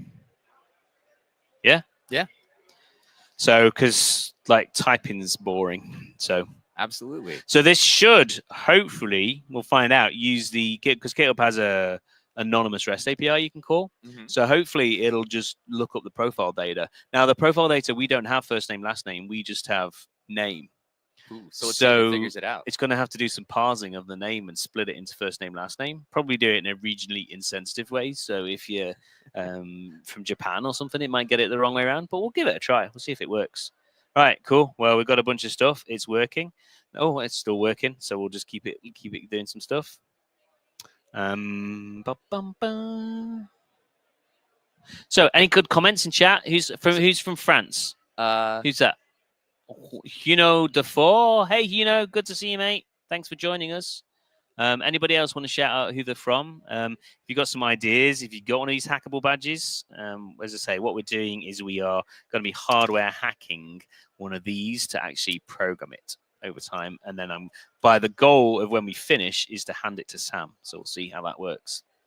Right. Oh, look, it's even done the debounce mechanism. So when I'm typing, it will do a 100 millisecond wait for me. It's calling the GitHub API. Yeah, this is great. It removes the @ symbol. This is it's amazing. Right. Okay. So let's go back, and then we're going to hit refresh, and I'm going to do Martin Woodward. Oh, ooh, cancel. We don't want alerts. What the hell? Do not use JavaScript alerts. So why don't you want JavaScript alerts? I don't want a pop-up window. I want to just type. Like that's nobody wants a modal dialog box, do they? Like who wants that? It's very true. Okay. Do you reckon? Like maybe if there's an error, but I'll just use the JavaScript console. Yeah, confirm dialogues. Yeah, okay. Why would you even have wanted to do that, agent mode? You lost the plot. Oh, okay. Confirm dialogues. Right, okay. Right, better user experience. That looks good. Right, and let's go back. So hit refresh. Right, Martin Woodward. So you also got your biggest fan on here. Burke Okay. Holland says, Martin, I'm Hey! your biggest fan. Give me a shout out. Hey, Mr. Holland, how are you? If you want to head over to the live coding booth, we will get you a badge later once we got this working. So that what that's currently doing is not working. So what I'm maybe going to do is say something like, it's kind of working. It's getting the prompt data, but then it's not. It stops doing it. Well, it looked like you typed Martin Woodward, but it said Matt Mullenwood. Yeah, so it's looked up MA probably and found the profile or something like that. So I'm going to say after I tab out of the username field, look up the handle data.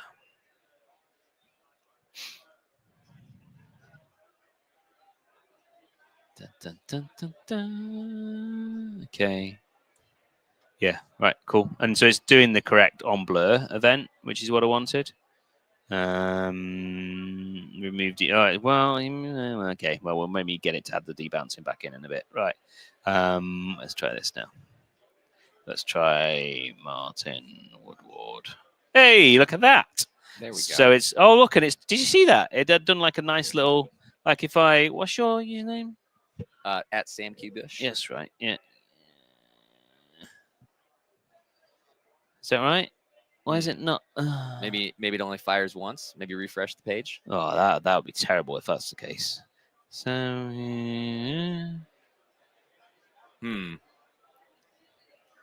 do you have a username on your GitHub profile? Ooh, I should. Maybe I don't. You do not. Oh, naughty. Dude, you're the worst test data. Do you want to go? Do you have your phone with you? Can you add your name to this? Yeah, let's see if I can do that with my phone. Yeah. But that's actually quite a good edge case that it handled for us quite gracefully. I'm quite pleased with that. Well, now because I'm like a human being, I have my my name and I also have my job title. So what I'm going to do this. Look at this. Let's do something like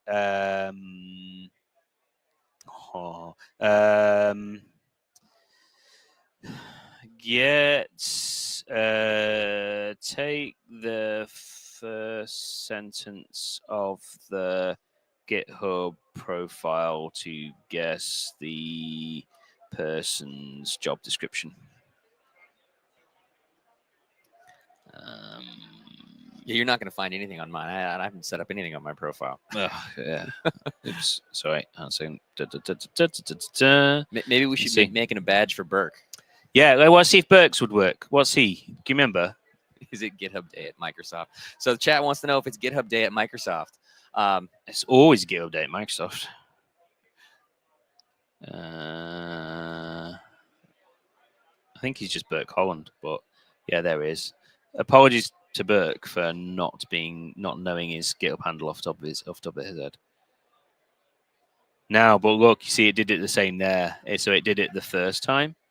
That can't have been how it implemented it. But hey, pretty fly for a ball guy is his title. Nice. Nice. Yeah, it's true. Good job, Copilot. And I'm going to say every time I edit the handle field and tab out and leave it.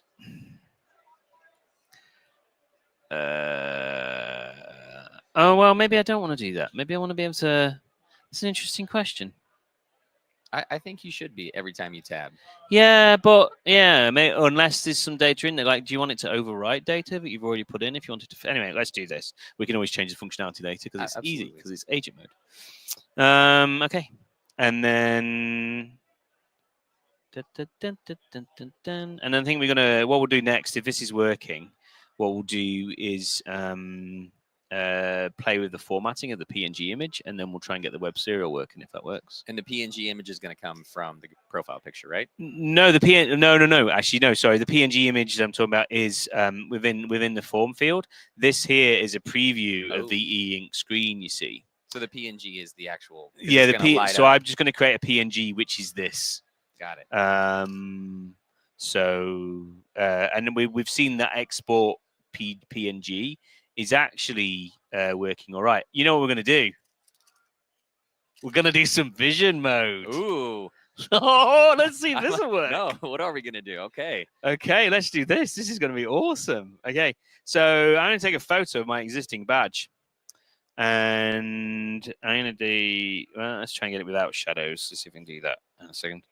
So, oh man, if this works, it's just like gonna be extraordinary. And then crop it.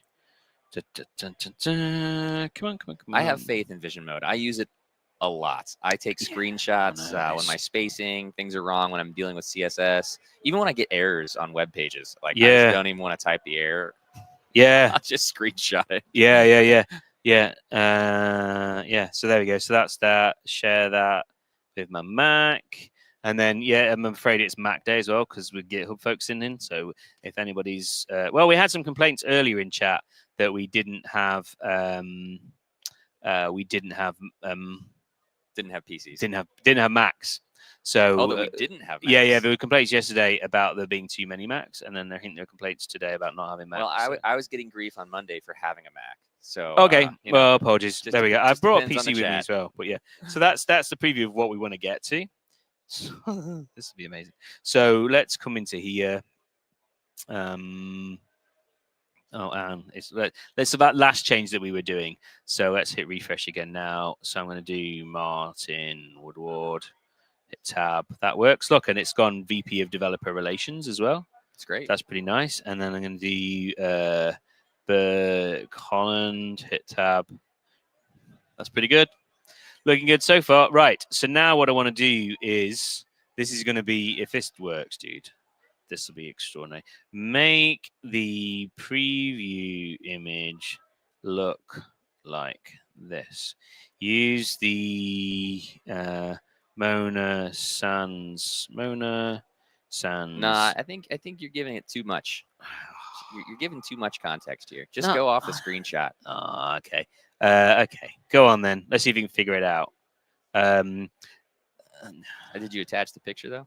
Not yet. The data in the screenshot is for Martin Woodward, VP of Developer. It'll figure all that out from vision. You don't need to tell it. I'm helping it get the fields by giving it the real data. Handle. Right. Okay. And then attach content, files and folders. We're going to do. Does it have to be in the repo to attach it? No, I can just drag drop it. Just drag and drop it. Absolutely. Yeah. Hang on a sec. The reason I couldn't is because I'm in. Let me just minimize this. Sorry a second. I'm going to go here. Right. Boom, boom, boom. Right. There we go. Should you see what happens? Do you reckon this will work? Absolutely. You have so much faith. I do. If this works. In Copilot, we trust, for sure. If this works. The vision stuff is mad, though, isn't it? Absolutely. Right, we've been using it a lot in issues and things like that as well. Oh, look, it's found it in Google Fonts. So, Mona Sans is the font that we use here at GitHub. And it's open source because we're GitHub, and so it makes it really handy though because you can then just use it and everything. You know what I mean? Because it's already there. Any other questions or any comments from the chat? Not any questions right now. People shout out, from Canada. We got people from France. Oh, he's from Canada. Hero Harmony is from Toronto. Hero Harmony, thanks for joining us on the stream. And then anybody else up top? Any new comments coming in? If you want to shout out, do drop us a note. I will definitely shout you out, or Sam will shout you out for sure. Yeah, if you've got suggestions for what Martin should be, doing to this badge, absolutely. Right, canvas rendering. Oh, I'm excited. So it's updating the index HTML now. With Mona Sans. Well, everything's in the index HTML file, right? But it's only added one line, so I'm currently. Well, I could have a look. Like it's done 3 lines. If it did all that in 3 lines of code, I'd be extremely. So that's it. That's it. Adding Mona Sans.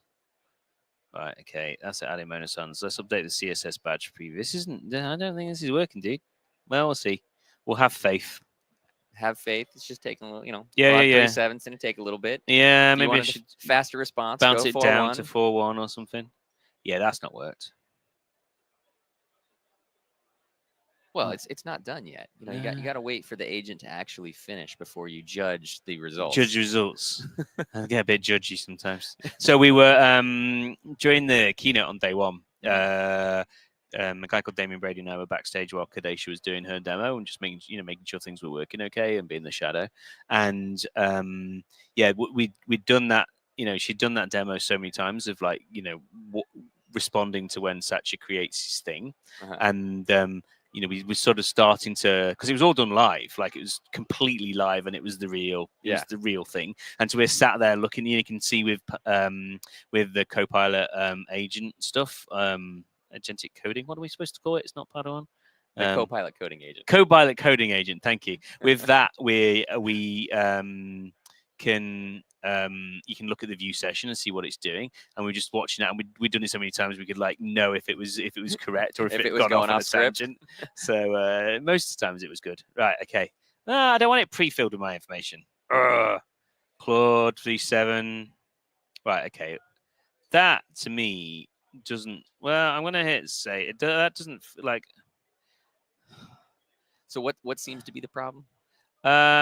Oh no, hang on. Oh no. I was looking at the wrong diff is why. Okay, well this might have worked. Let's find out. Control S. Let's see. Let's see what happened. Woo! Wow, it's even made up the image. Yeah. So then if I do Bert Holland again. Oh my flipping word. In Copilot we trust. I had faith. It's even made it grey. Because it recognized the screen was grey. How does that even work? And then, so then if I do export PNG file, okay, so then that's there. And you see, so now I've got the PNG. So as a quick experiment, say, for example, what I'm going to do now is rather than using Thonny, I feel bad about using Thonny. I'm going to use a thing called Viper. Viper IDE. Is it Viper? Is it? I don't know. Viper. You'll have to explain what Viper does. Yeah. So it is. Here we go. So Viper IDE is a web-based editor that again can talk over web serial to microprocessor-based devices. So well, I might need to do funny. But anyway, so I'm going to bring that up. I'm going to plug it in, and this is going to be an empty badge. Yeah, there we go. I'm going to connect over web serial, and there should be nothing on it.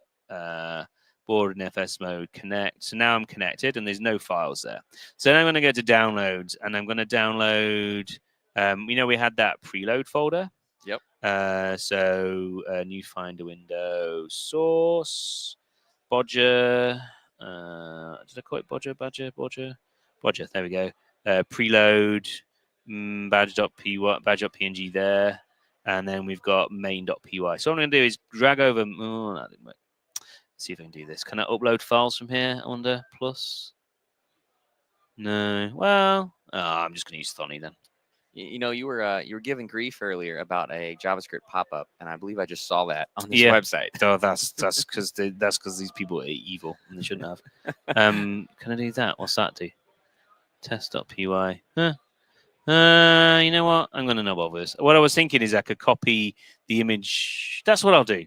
I'll copy the image onto my existing badge. No, I'm going to copy it onto this new badge because I want to keep a good one. So we've got known good. I'm going to copy the data onto this badge and see if the PNG file plus the Python file that we want to get to, if that gives us a working badge or not. Let's see. Because if that does, we know we've got the PNG generation done, and all we have to figure out is web serial. Cool. Sorry, people can't tell online, but I'm just plugging it in so I get a light that comes up. Okay.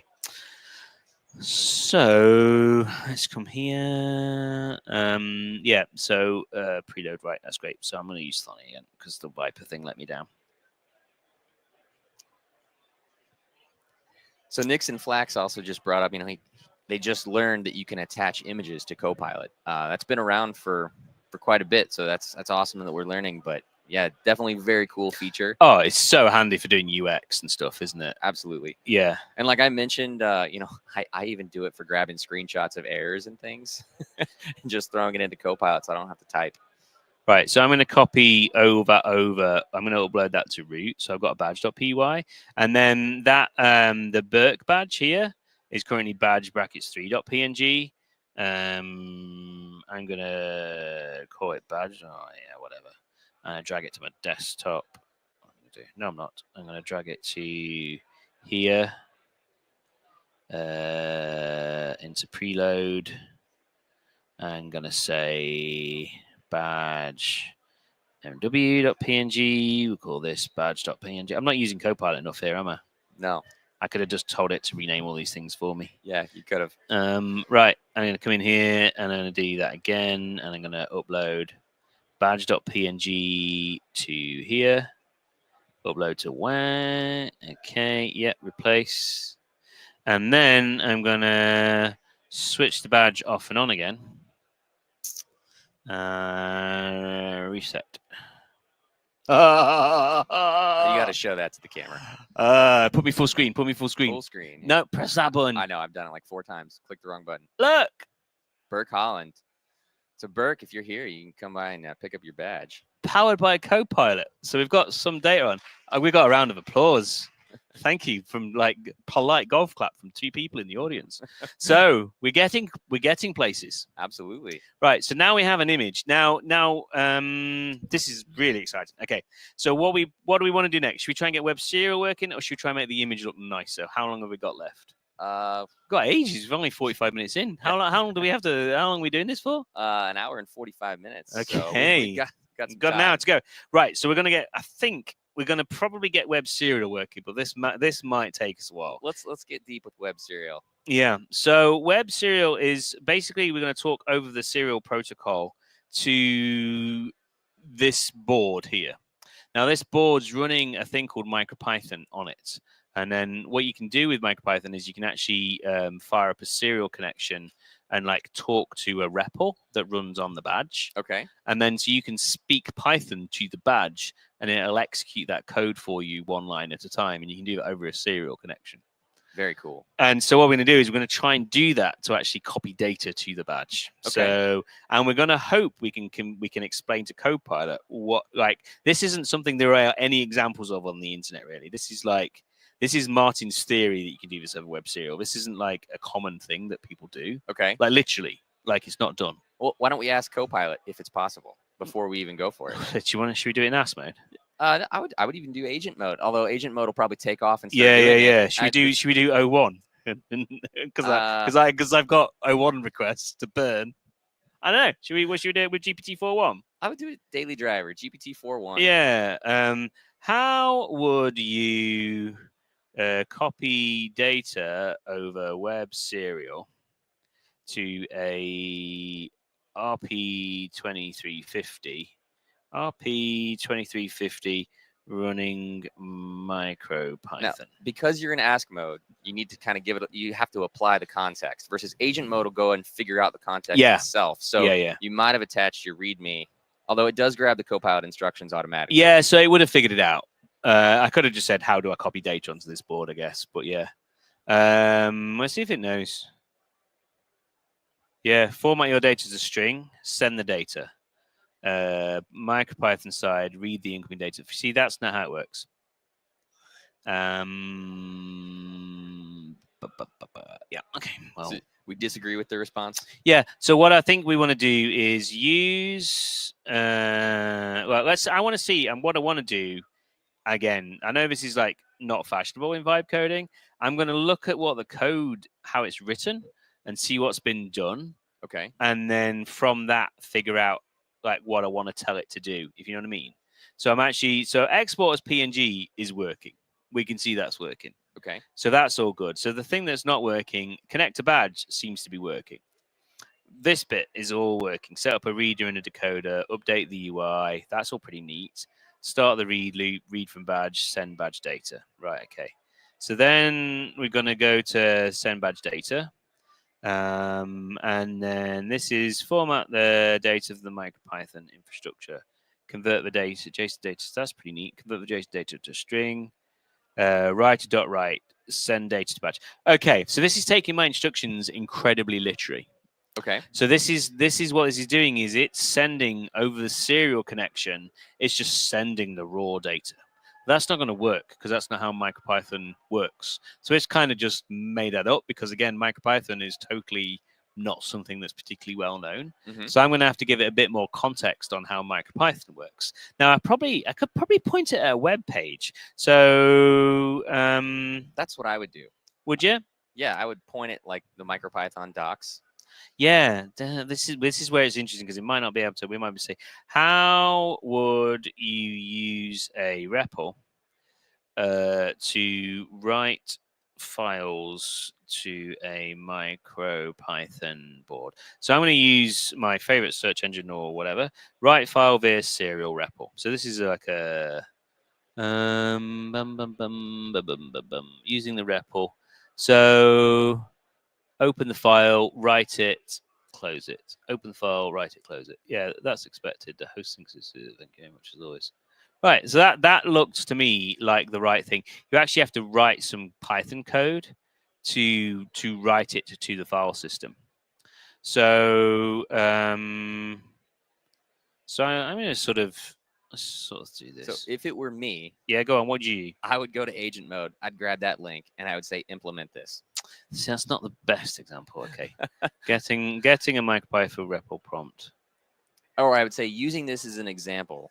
Okay, Implement this. go and on. then we Let's see try that. Yeah. Really, that's what you would do. That's what I would do. Okay. I minimize the amount of work that I do. Using this as an example, write the write the badge.png file to the board using a MicroPython REPL.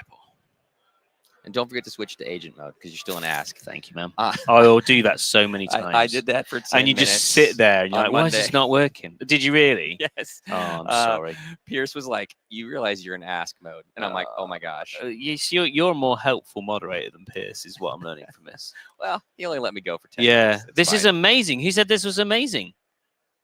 Yeah, it is amazing. I agree. Was that anything else? Go on, scroll up on the comments. So, looking at some comments. Yeah. So someone asked, Catbolt asked, what do you do while you're waiting for Copilot to generate code? Well, I drink a lot of Earl Grey tea. I have the unfortunate decision that I installed. Sorry, let me just read this. I have an unfortunate decision.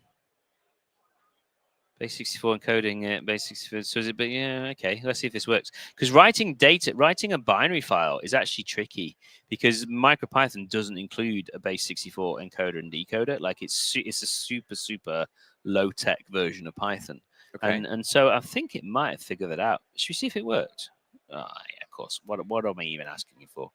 Let me know if you want to ready to paste. Yeah, implement it, please. Implement it, please. What were we saying before that? Oh, I drink a lot of Earl Grey tea. I have an unfortunate decision that I have a. Is that doing anything? It's working, right? It's not, is it? It's just come out with a. It's not working. I'm gonna get my prompt. I'm going to using this as an example. Right. I'm going to do this. Watch this. I would reprompt and I would say, go ahead and implement this. No, I'm just going to do new. Right. And I went up before I did to go copy my last prompt into the window. And then, right. So I have a tap in my kitchen that does go. Oh, wow. It spits out boiling water. So because I have like so little time gap between calls quite often, I have to like get Earl Grey tea into me as quickly as possible. So nice. Yeah. So what I do in between, when Copilot's coding for me in agent mode, I get other tasks done that I can't do with AI. Okay, such as deleting Slack messages and that sort of thing? Not deleting Slack messages, but catching up on Slack messages. Yeah. Responding, kind of organizing things, organizing my thoughts. That's a lot of Yeah, that's not working. It's not. That's not sufficient instructions. So, okay. I got a few things up my sleeve. Well, let's think. Well, how are we going to get this to work? So my next move Yep. would have been to switch models and try one more time. Oh, God, because I did that with GPT-4. I did that with GPT-3.741. Yeah, so everyone, asks, Sorry. what model do you use? Right, I use 4.1 as my daily driver most of the time, and then if I get stuck, I'll swap to different models. Got it. Depending on the task at hand. Right. So I usually default and drop into 3.7 if it's a coding Yeah, problem that I'm getting stuck on. Which model, like, which models do you go between? Which do you personally go between? Definitely 4.1 daily driver, Yep. 3.7 Claude for coding problems I drop into. And Yeah. I actually use Gemini 2.5 for like writing. Right. Well, right, creating prose and things. Like for example, if I do like a write-up and I don't want to actually like write myself, like like will updating have the README or something, or like other writing docs just a markdown file Okay. of anything. Like Yeah. for example, maybe your manager is asking you to write up a situation on something at work. Yeah. I would just have Hey, Gemini this do is that. dude.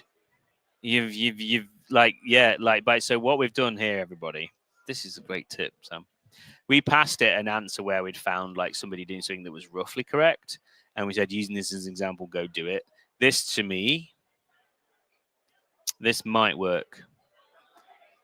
What the hell? Hang on a minute. Close the file to write the badge. This might even be right. What? So explain what's going on, Martin, because I'm a little bit lost. Yeah. Let's see if this works. Hang on a second. Refresh. Right. So it's got that, and then I can do. We're going to do Burke Holland, aren't we? As our test case rather than me, because that would just be weird. Or we can do you if you wanted. Right. So what I'm doing is, I'm looking at the code, and the code looked legit. So I don't know if it's going to work or not. So I thought what I'd do is, first of all, I'd just try it and see if it works. So I'm going to say connect to badge. So I want to connect to that, hit connect, and I'm going to say send to badge, and it's doing stuff. Oh my! So right. Describe what we're seeing over here. Okay. No, I'm gonna do a different name. So right now on the badge, we have that. Right now, go full screen. Go full screen. Yep. So right now on the badge, it says Burke Holland. So what I'm going to do instead is I'm going to say Martin Woodward. Yeah. Hit tab, and then I'm going to say send to badge. You ready? He's clicking send to badge. Let me see the PNG file. Boom. Oh my word! And you didn't code anything. Agent mode. That's amazing. Nobody's watching us because they can't hear us because there's no volume on. That's extraordinary. How did that work? Well, let's go back and take a look. Let's go back and look at VS Code. What are we going to do for next hour? That's finished. Well, we've got loads we can tidy up. Sysdoc is like, there you go. Harold, this worked. And let's look at how. Digital. Right, stay there. So we've got Harold in front of us, who's awesome from the VS Code team.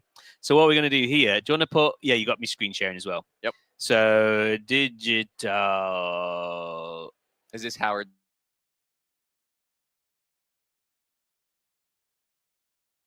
That's right, isn't it? Watch this. You ready? Watching. Tab. Look. Team Microsoft to VS Code. We're just going to say VS Code Legend is what we're going to say. Yeah. And then look, Send everybody. You ready? Currently says Martin Woodward. I'm going to do send to badge. You watching? You ready? Oh, this is beautiful. Boom. Isn't that great? Oh, the freaking badge! How does that work?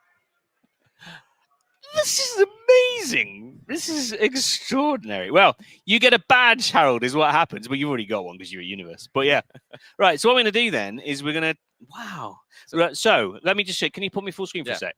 So there's a little bit of a difference you'll notice here. So the first one, this is amazing that this works. So there's a badge there, and you see you got there, and the kind of font is a little bit washy. I don't know if you can see that. Like the text is a bit It looks great on there, but it's not great. But if we look at this, it's not as washed out. You see, it kind of is a bit bold and stuff. Now, remember, we wrote no code to do that. Like it did that from looking at HTML. It looked by looking at an image. An image that you took off An your image. phone. I know, right? So what we're going to do is we're going to like do some manual tweaking now to get it chef's kiss perfect. I don't think we should do any manual tweaking. I think you should tell Copilot. How to Yeah, tweak it. okay, let's do that. But there's a few things that we're going to do. So the reason why it's not working is a few reasons. One is you see this image here. It's generating me a nice, like that image looks good. And that image on the screen looks a lot better than the image that's on the badge. You can tell that. It's like the badge on the badge is a bit washed out, and that badge on the screen is like bold and stuff. Okay, yeah, I see. Yeah. Your badge, the original badge, is definitely big and bold. Versus the other one is, I would say it's not bold. It's not bold. I would just tell Copilot, hey, the name should be bold on the badge. Well, no, you would think that, but that's because you know nothing about hardware hacking. That is true. So what the problem is the badge itself only supports two colors, black or white, or black or slightly gray is what it supports. But the PNG image is in 256 shades of gray. Okay. So what we need to do is we need to tell the browser that we want a 2-bit version of the image previewed rather than a 256-bit grayscale image of the thing previewed. All right, let's do it. Yeah, but before we do that, let's. I'm gonna get. I can tell this is working so well. I'm gonna get very bored of pressing. On here, I don't want to hit doing connect to badge, send to badge. That's boring. That's fair. So I'm just gonna say, get rid of the. So, before you do that, do you want to commit any code yet? Oh, or, dude, you know? yeah, no, good call. I mean, since Thank you. I feel like we got a working test here, we were happy. Yeah. We got a nice golf clap from the audience. Yeah, you're right. Thank you. Thank you for keeping me right. So what I'm going to do is hit the magic button, and then it's going to tell me what we've done and summarize our commits, and then probably. Oh, I don't want to tell you what I don't want. I want to add that to my ignore. Add to get ignore.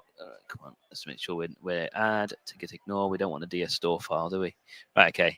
Enhance index. Yeah, I'm just gonna get rid of that and say working version. There we go. Right, commit sync. Boom. So then, if people happen to have a hackable badge at home, they can now hack it from our GitHub Pages deployment. Well, you'd want to push it. Which now I already did. Oh, you did. You did commit sync. Nice. Yeah. So if I go to if we go over here now and I look up, we can have a quick look at the working code.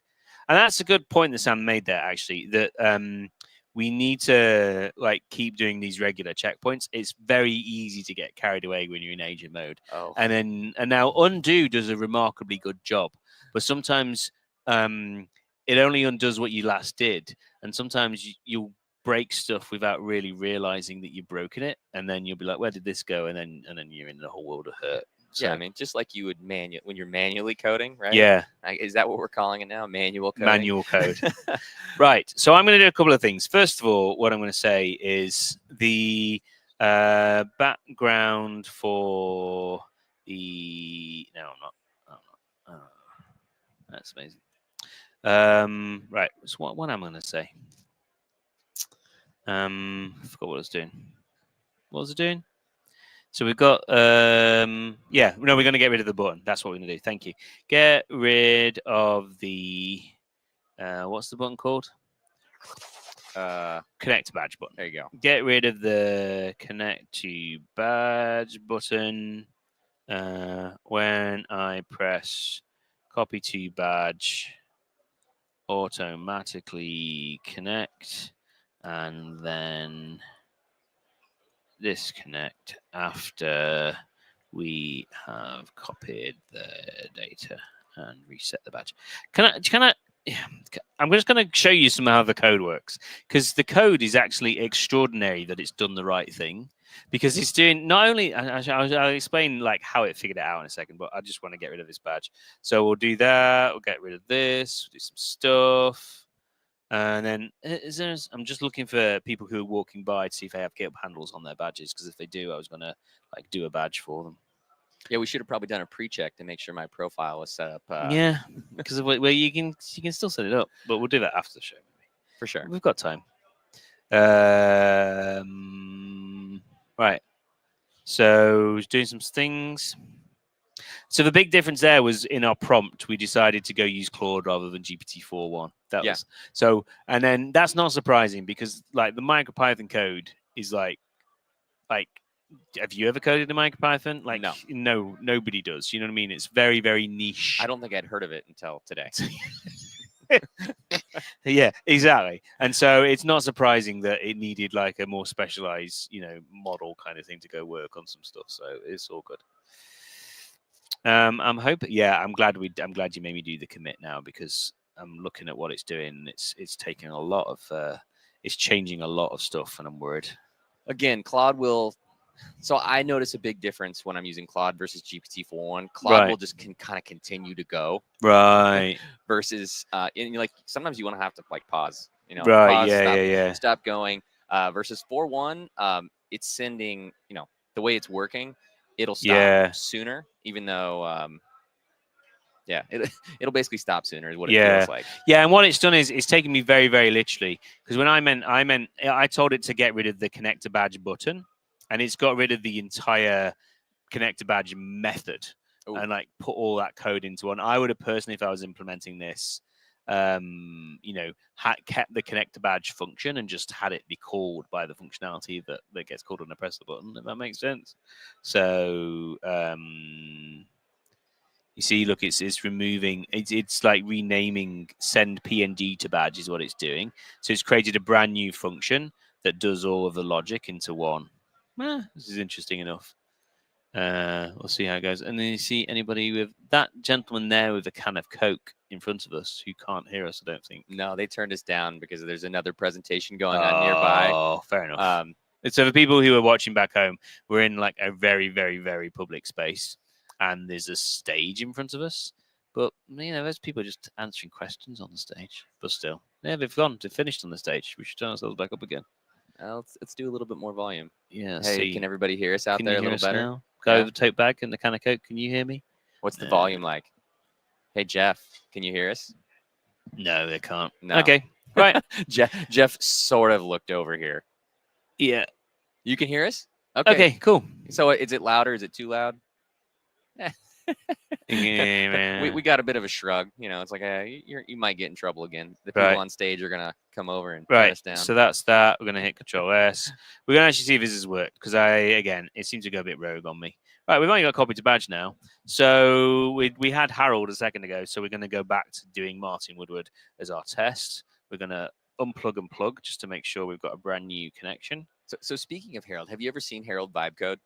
No, is he super fast? Does he do a lot less coding than me? He really so Tahir's like, hey, Martin's feeling the vibe. When you watch Harold vibe code, and maybe this is only the one time I saw him do it, he will actually, instead of typing, he uses voice to text with his computer, and he just totally talks. The only thing he'll do is he'll drag and drop Copilot prompts, like Copilot instruction prompts. He'll drag and drop those in, and then he just talks. Wow. He doesn't even type. Should we do some of that? Let's try that. Discard changes. I don't know how that'll work with these microphones we're wearing, but it is cool. Give it a go.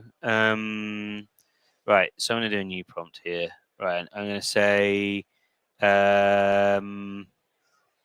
remove the connect to badge button and put the same functionality in the copy to. No, that's not even right. Hang on a second. Stop. Well, you do have to have clear thoughts. You have to have clear and coherent thoughts. Actually, it wasn't picking me up at all because of the noise in the room, so that's fine. Yeah, that's what I was thinking. Yeah. All right.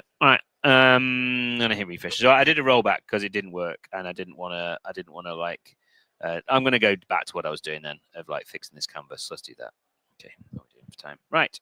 So I'm gonna say here in edit mode, make the canvas be a 2-bit preview of the PNG file of the image. 2-bit. Yeah, make the canvas be 2-bit color scheme. So because I don't know MicroPython Yeah. and how all this works, what I would have asked Copilot is I would have said, hey, the badge is not as bold as the original one. Yeah. Can you help me figure out why? We can try and ask it. I guarantee it wouldn't know. Is there like public documentation out there Nope. for MicroPython or anything? Yeah, but this isn't a standard MicroPython test. This is a board I made. Oh, okay. So this only exists in Martin's head. Now there is some documentation of the P Moroni badger, which is similar hardware, but there's literally like I have these manufactured and made, Okay. so that these don't exist in the world. Well, yeah, it's hard for Gen AI to figure things out. Yeah, if if it nothing only written exists down in my anywhere. head. Yeah. So, but you're right. Like, how do I make it? Because how it would have done there is it would have gone. Oh, it would have found somebody else who's trying to do this sort of thing, and then figured out their solution, and then you applied that learning to the model and then done it. Yeah. So it's totally not unreasonable thing to ask, but because, as I say, and the fact as well, it's not MicroPython that's at fault. It's the screen that's at fault because it's a 2-bit. You know what? I probably should have said in my README file that it was a 2-bit screen. I just gave it the dimensions. There you go. So that would have been it, and that would have probably given it the context it needed. Right. So this is this has done some stuff. Right. It's doing a 2-bit color scheme for the canvas function. Convert any colors using the canvas to one of the 4 available colors. It's a 1-bit palette. Then it's not. It's no. This is not right. So I'm going to do that prompt again. I'm going to say make it be a 1-bit color scheme because it's 1 or 0. Oh. Not 2 bits. Silly Martin. It's still implementing my changes. Sorry, hang on a second. Well, we could test and see what it did. I mean, you can kill it. Yeah, I don't. Do you like? I don't like them. Yeah, I don't. Once it's, I do stop if it's working. Does undo work if you do stop? I don't do that very often. It'll stop writing. It'll finish writing. Basically, finish writing that file. Right. Okay. You're quite. Okay. Well, hey, that looked like it did some cool code. So let's go back and we'll have a look here and we'll hit refresh. Yeah, now it's got rid of the gray, but you see here, look, the zagadies. Mm-hmm. So it has done it in like grayscales. And look, you see it's got the preview, but it's actually these. So, wow, that's actually neat. So what we're going to do instead is we're going to undo that. Yep. And we're going to say, may the canvas be a 1-bit color scheme. Yeah, that's what we're going to do. Because 2 bits means you've got 3 shades of grey. We've got white or we've got light grey or black is all we've got. So see, I mean that's why I would have asked Copilot and then it would have we'd have figured it out. Yeah, probably. I did say it was an did I even say it was an e-ink screen in the README? I wonder. I don't remember. I didn't. A canvas showing a of a one with a white background and black text. Now I'm just going to say 2-bit screen with a 1-bit screen. A 1-bit black or white screen. I can't spell white. So you're updating the README. Yeah. Why not update the Copilot instructions? Probably could have done.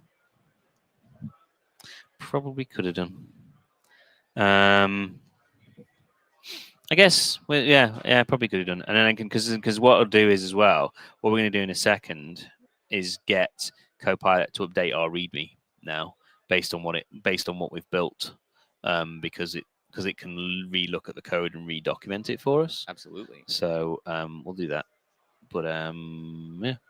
And this would be, in my opinion, can I borrow you a second, sir? Just if you stand here for me. So we've got somebody walking by. We're going to test this next iteration by actually using your GitHub handle and then seeing if we can code this badge with your details. So we'll find out. And we've done all of this. This is like MicroPython based, and we're doing this all with JavaScript and stuff. So it's pretty. If this works, it's actually, I don't understand how it works. It's that clever. Right, so that's done some stuff. We'll see here. We're going to hit refresh. Yeah, okay. All right, it's a bit funky looking. Right, I'm just going to read. Do you mind? And then this is going on a live stream. Is that okay? Right, just checking. The David Green gave me his affirmative attention. That affirmative thumbs up that we can do that. Look at that. And then your VP AI innovation. Dude, you're in the right place.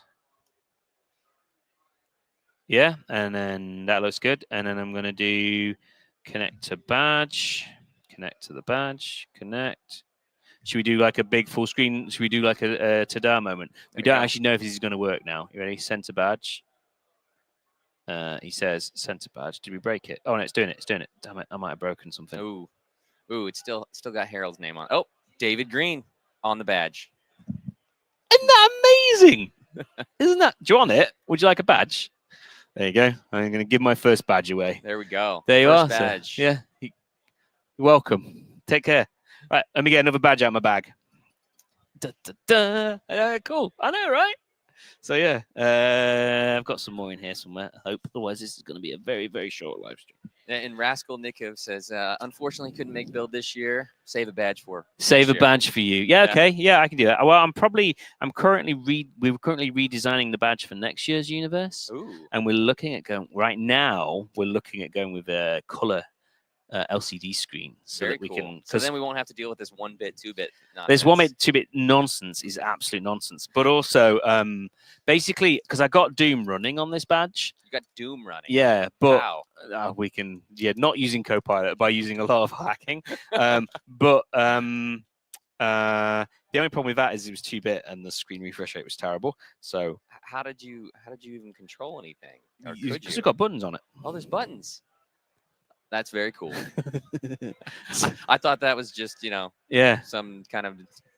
Yeah. So we've got a few things that are a bit funky. So that line there is quite nice, but because now we're in 2-bit land, well, there's a few things wrong with this actually that I can see. So first of all, what we'll say is, we're going to do a keep. This is good. Should we do another checkpoint? Not a bad idea. I'm ready to go code Doom onto it with Copilot now. I'm ready to go full send. Yeah, sorry. I shouldn't have told again. Yeah. Right, so next what I want to do is if the symbol isn't in the handle, then prefix the at onto the handle when drawing on screen. So essentially, I noticed when I was doing David's just then, I like it to say at Martin Woodward rather than just Martin Woodward. It annoys me on our badges here at Build. It's got our GitHub handles on, but it doesn't have the at symbol. Sign. So how do you know it's the badge rather than just some random didn't strings? Actually when I first saw David, and I was like, is his GitHub handle on there? Yeah. So there you go. Whereas if it said at David Green, I would have been like, oh, that's a GitHub handle for sure. Exactly. So let's fix it. Oh, sorry, I'm in here. Right. Okay. Still working away. Any more questions from the chat? There you go. Yeah. No questions. Some comments about using voice access in Win 11 to talk to the AI is fantastic and a great way to speed up things. Yeah, it is. It is. The Windows 11 accessibility stuff in general is amazing. Yeah. Sadly, I'm on a Mac right now, but the voice stuff usually works really well in VS Code, voice start, voice chat.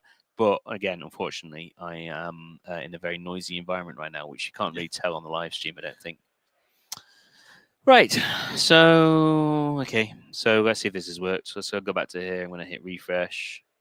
Yeah, that's cool. I'm going to do... So I didn't really notice a change. Can you explain what happened there? Yeah. So now Martin Woodward on the handle, but it says at Martin Woodward on the badge. That's all. That's all it is. Like if I do Burke Holland again, it's going to do at Burke Holland on the badge. If I do Mona, it's going to do that there. So what I want to do is... we've got so many exciting things we can do here. So first of all, what I'm going to do is make the default data, because remember when we were doing that prompt earlier, and I showed it my badge, and so that made the default be me, yes, which is quite gratifying. But I'm going to say make the default GitHub handle data be for at Mona, for Mona, because Mona is my test user. Which I own Mona. You own Mona? Yeah. Wow. Yeah. We use it as a test user for quite a bunch of stuff, and we use it for it's actually in a bunch of integration tests as well. Interesting. So but yeah, it's in like I personally created Mona, but then we own it as it's in our password vault and things, so we can. So do you think live chat knows the story of Mona? I don't know. Probably not. Live chat. Do you know who Mona is, first of all? Yeah. throw it in the comments if you actually know who Mona is. Yeah, anyone here, or if you don't know Mona, feel free to say don't know Mona. I'll be honest. Before I joined GitHub, I had no idea who Mona was. No, you wouldn't. Well, do you know? Here's a hint for people. Do you know who would you know what I said? If an octocat, would you know what an octocat is? Before you joined Again, GitHub. before I joined GitHub, no. Oh, hey, do you know? Would you recognize a GitHub sticker on a laptop? I would, yes. Well, the GitHub sticker is a GitHub sticker of an octocat. Hang on a second. All right, okay. It's going to pre-fill it with Mona and then Martin Woodward. I'm going to hit tab and it's going to do Mona. We'll fix. And then what we're going to say is when the page loads, populate the fields based on the GitHub handle pre-filled.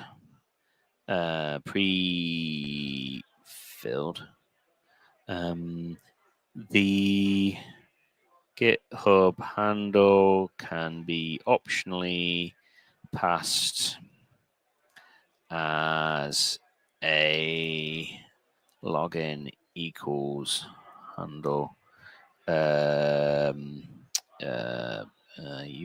What do you call those things? Query prompt? The question mark blur. What's that part of the URL called when you do like question mark login query parameter? Query parameter? Thank you. So I'm reading the Query- chat comments. Oh, sorry. No idea what you're coding on. Yeah. The GitHub handle can optionally pass as a login in, but defaults to Mona when not passed. Basically, I just didn't want it. What I was doing here is make it be Mona, but also make it so if I send a link to this website with @Sam, you know what I mean?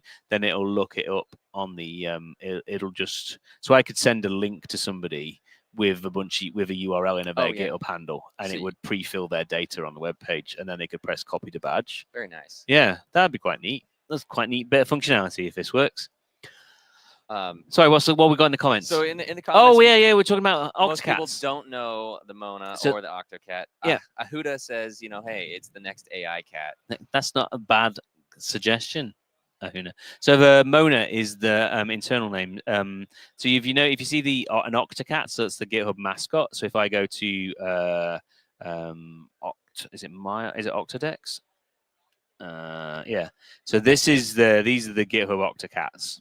And then people could know it's an octocat, but actually the name of the octocat is Mona Lisa octocat. Mona Lisa Octocat. And then there is in fact, one of the files that we preloaded onto the universe badge.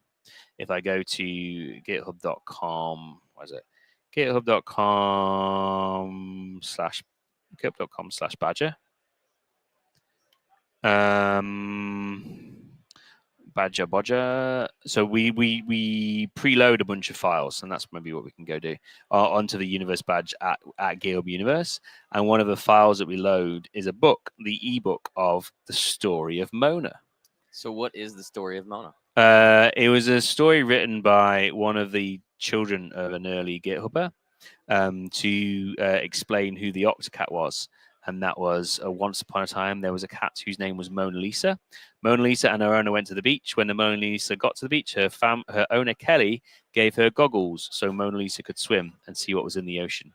When Mona Lisa went into the water, she found lots of fish. When Mona Lisa was swimming, she was so excited, she opened her mouth and swallowed, nicely spelt, a coral that made you grow legs like an octopus and keep your normal face. So Mona Lisa grew legs and became Mrs. Mona Lisa Octocat. So the name of our company mascot is now Mona Lisa Octocat, or Mona for short. Very cute. So yeah, there we go. And this was one of the, an early GitHubber's child. who wrote this. Yeah, exactly. Right, back to here. Where we at? Boom. Got some stuff. Got some initial data. This is looking good. We've got like an actually functional website here that does like microprocessor coding and hardware. You finished this really early on. Well, no, now we're just polishing. To be Yeah. honest, there's a few things I want to do. What I want to do is be able to upload your own background image. Ooh. So that you can decide, like, because at the minute we've got some like Gitty stuff and things. I would like to be able to upload. It'd be nice if we could do like a build image. But you can't do that on the original badge, right? No, So you're adding new functionality to the badge. Very cool. Yeah, because Copilot is amazing. Well, I remember I did. To be fair, the original badges I built using Copilot and all the hardware hacking I built using Copilot. So now I'm just doing the website instead. Right. Okay. So then if I come in here and I hit Again, I still want to put Doom on the badge. You've piqued my interest. right, there you go. See that's working. And then if I do Bert Holland again, and then hit tab, Bert Holland. Look at that. That's amazing. Right. So what changed from the last update this time? What's changed is we've basically made it so that now it defaults to being Mona and loads it.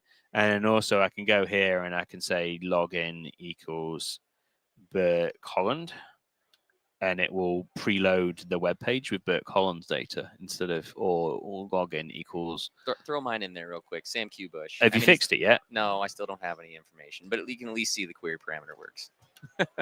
There you go. There you go. You can see. Yeah. And look, it did the proper error handling. It told us. Oh, I missed that. Yeah, let me do it again. Look, you see no profile data. No profile data. Go set up your profile, Sam. You say data, I say data, or whatever. Over the way around. That's a cool thing. Right. So that's sweet. That's pretty nice. Right. Let's keep doing some more tidying up. So that I like that. That's good. But yeah. So let's do a upload background. Should we make it so the user background can be configured, sort of thing? Yeah. So I don't know. Can you even do that without state?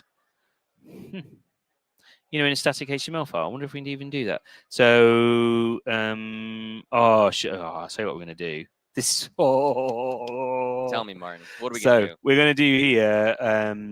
Make it. Oh no! What we're going to do? Should we commit before we do this? That's exactly what we're going to do.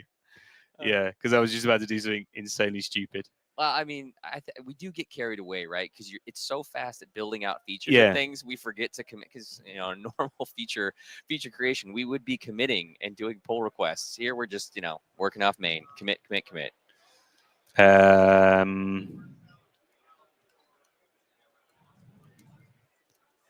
So what I'm doing here is making it so I can do a custom background. But custom background's boring because anyone can do a custom background. It's like add a form field, upload some stuff. UI looks funky and horrible. So what I'm going to do is I'm going to make it so I can drag drop an image onto the canvas from outside of the browser, and that will be the background. So how's that going to work if it's just like one bit? I mean, it'll figure it out. Really? I think it will actually. So the way it was doing the canvas is it was rendering the image and then it does an overlay that converts it into a 2-bit canvas. So it does the rendering of that stuff on the client side before creating a PNG image, because the MicroPython badge is dumb. It has no processing power. Okay. And so I need all that complicated, that really insanely complicated logic of taking an image and making it black and white. Okay.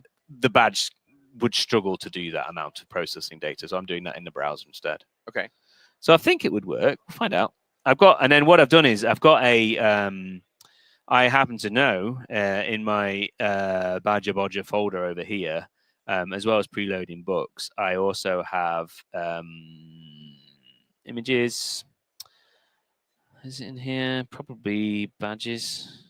Back.jpg. Oh, I've got it as a JPEG. So that is the background I was using. So while I'm here, I'm just going to do.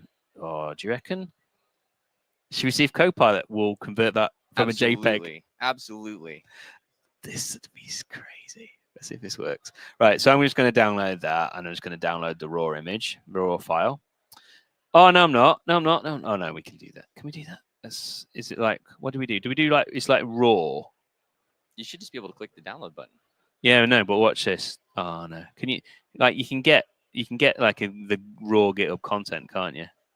By I've done the download. It's fine. I was going to get it to download it off the web for me. You know what I mean? Yeah. Right. Okay. So I'm going to say here. Right. While we're doing that, I'm going to bring up a new terminal window. And then in the terminal, I'm going to say plus, and I'm going to say convert. Can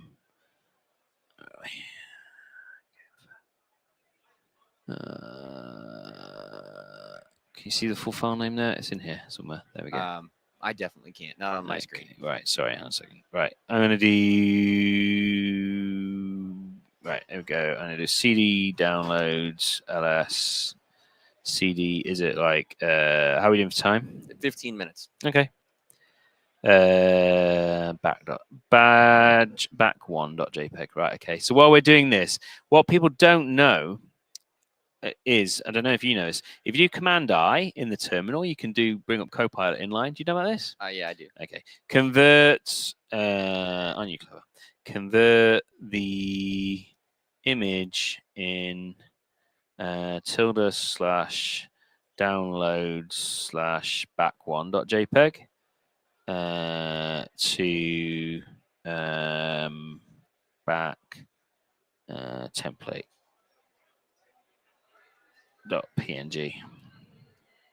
And then it's going to figure out what the right command line is to do that. And then you can run that in the terminal. Now, when you're doing it in that super big mode, you can't actually see that it's going to go. You can get rid of this screen. So I'm going to have just option. Oops, a second. I have to make it a bit smaller because then I can actually see the fact that I can get rid of this. But anyway, okay, I'm just going to do that. Yeah, that's done. So then if I go back into here, we should have. Back template. There you go. Look, we've got back template.png file in my folder, which is pretty neat. So then I'm going to come in here, back template. We're going to put that into the preload folder just to be neat. Yeah, move it. That's cool. Right. So Copilot's been iterating a while in agent mode. So okay. It's asked you, to click continue.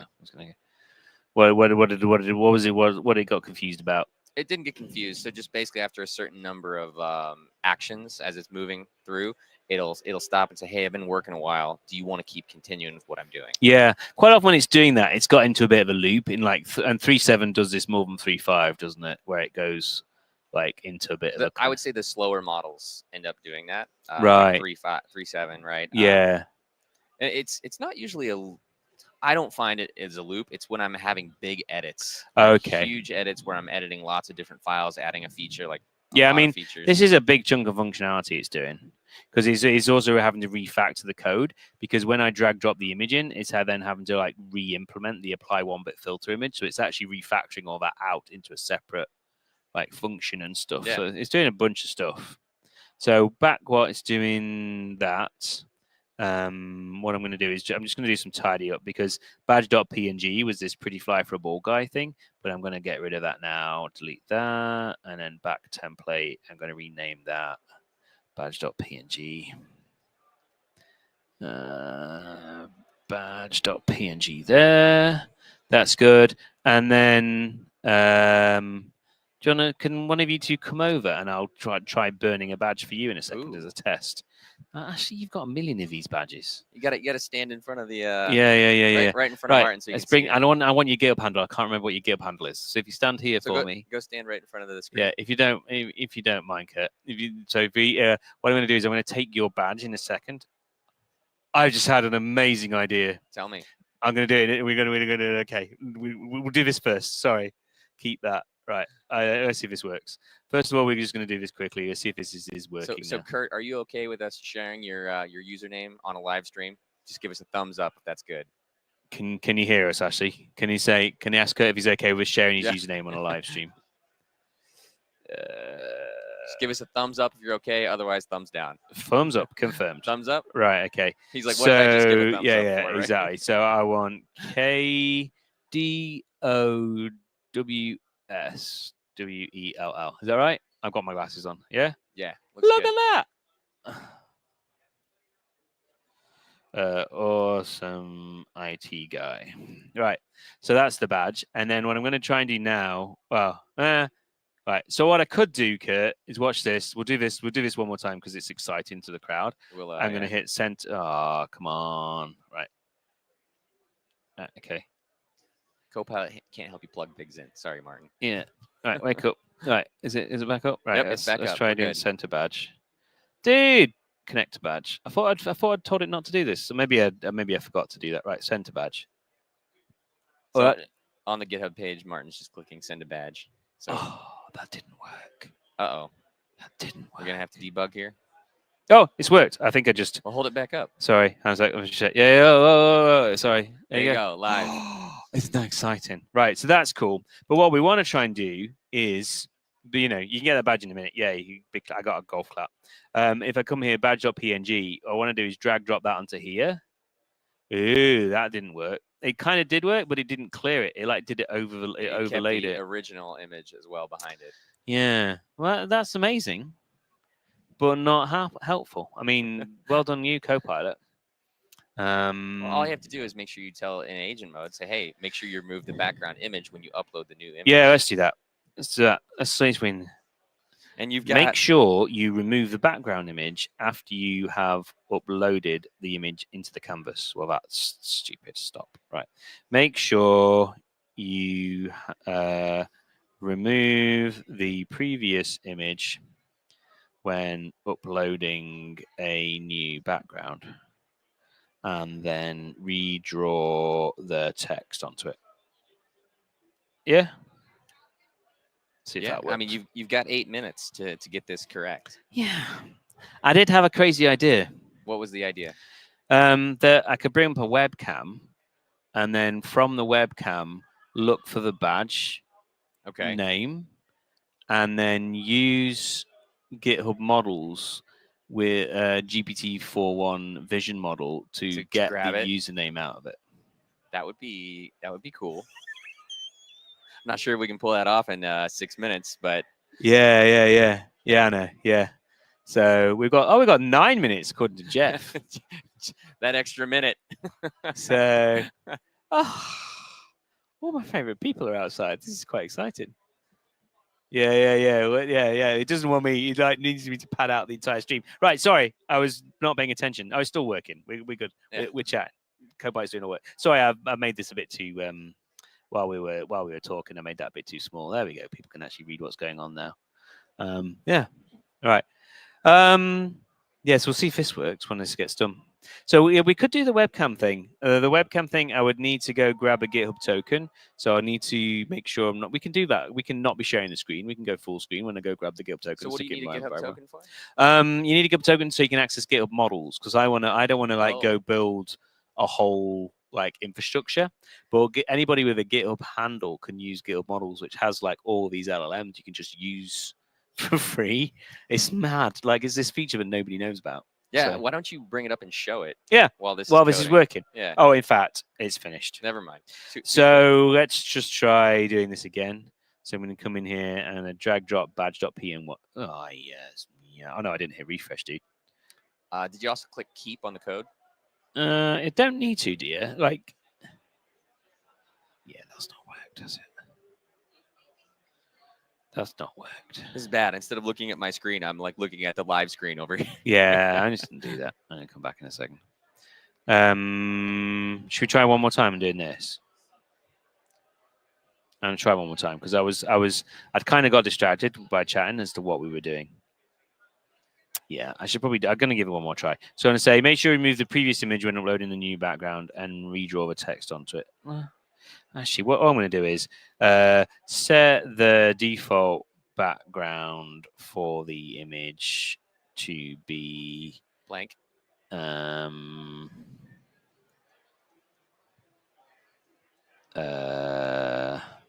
Preload / badge.png folder. So we'll just basic modification. Yeah, fairly basic. Should we do that? Should we try bringing up a webcam?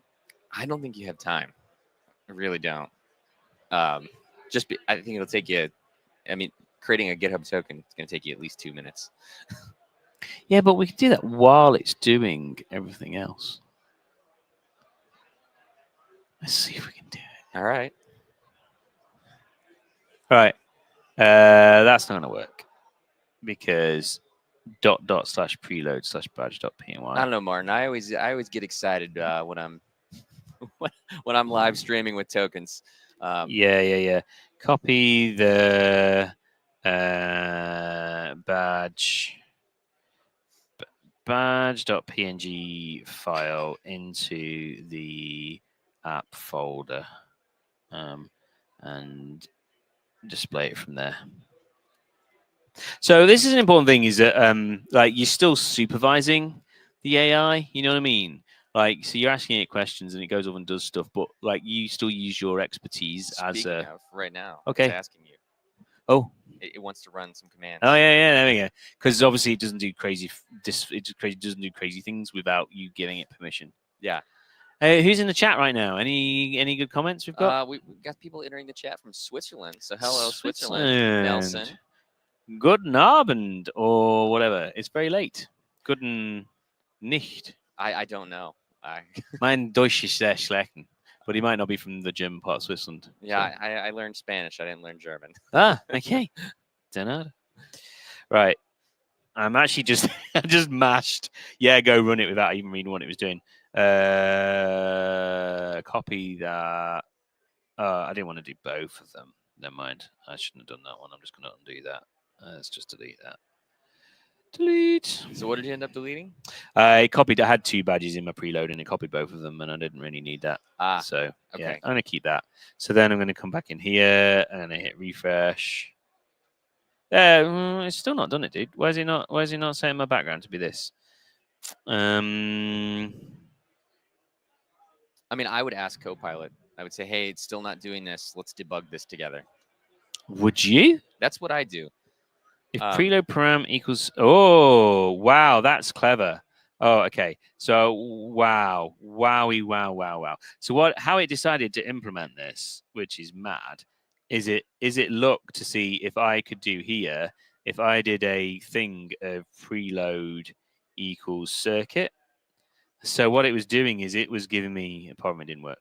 It was giving me a way of passing in. I think that's what it's trying to do there, isn't it? If query params get preload equals circuit, I'm going to say always use badge.png rather than as the background. So it was basically telling you needed to use a query parameter if you wanted to do that preload. Well, what it was setting up with, like, hey, you've got a background. I'm going to give you different background theming options. Is how it decided it was going to implement it. Okay. And then so it was the way it's the way it was kind of doing it. But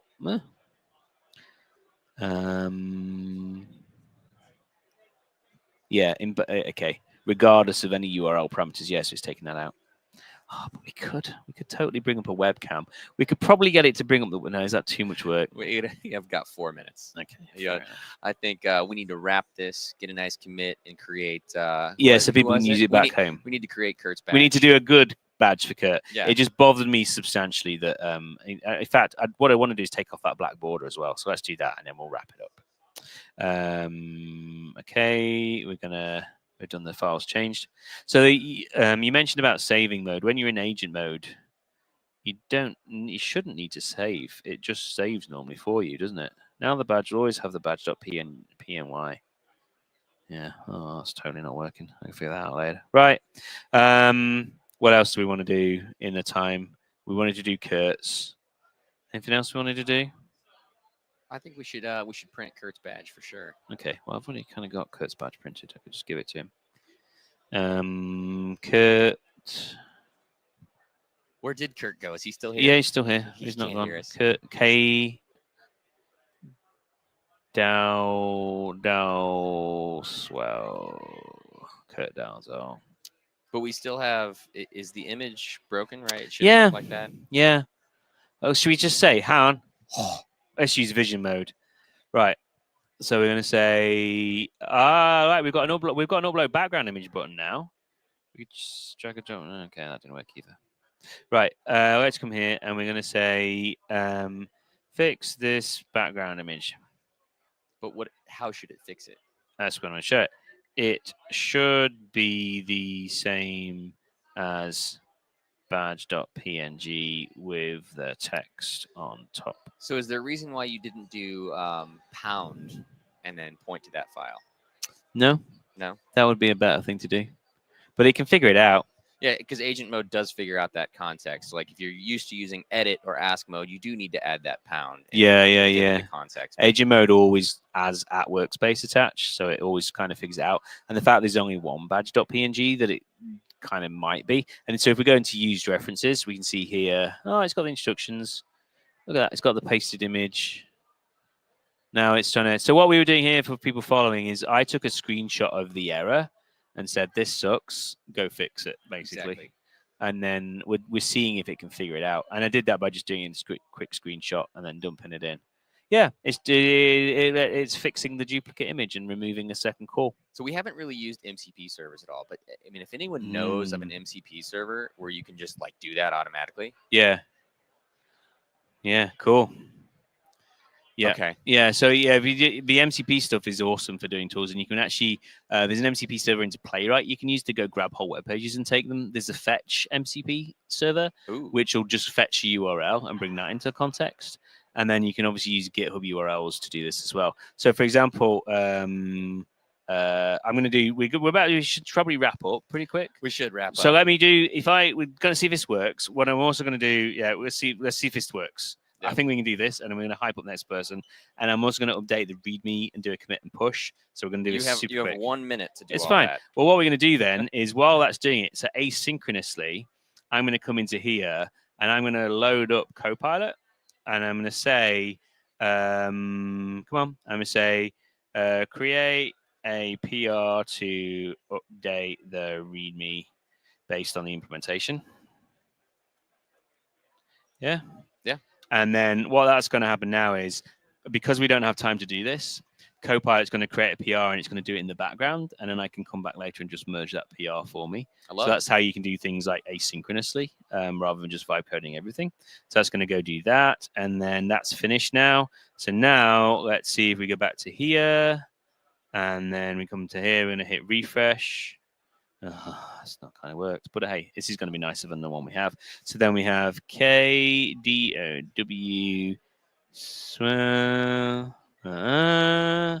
Awesome IT guy. And then we're going to do that. It threw an error for fetching data. Did it? And it Yeah. also broke. Yeah, the preload image thing. Well, we have to wrap up. We have to wrap up. Okay. So Next up, Anthony Shaw is going to be he's going to be programming a new language from scratch. I'm going to give this to using Kurt. Copilot. Okay. So tune in about 15 minutes. We're going to be starting, and wild. Anthony Shaw is going to code a new programming language live. That's awesome. And thank you, everybody, for tuning in. We'll see you later. Take care. Bye. Absolutely. Bye, everybody.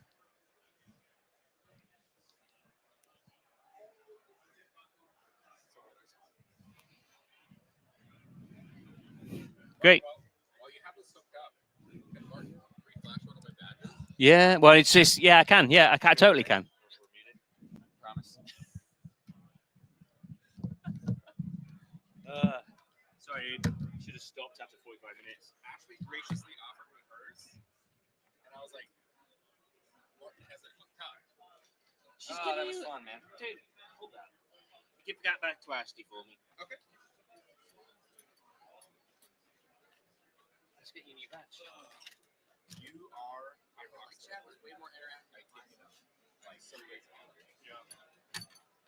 Get out of your way quick. It's Andy here. And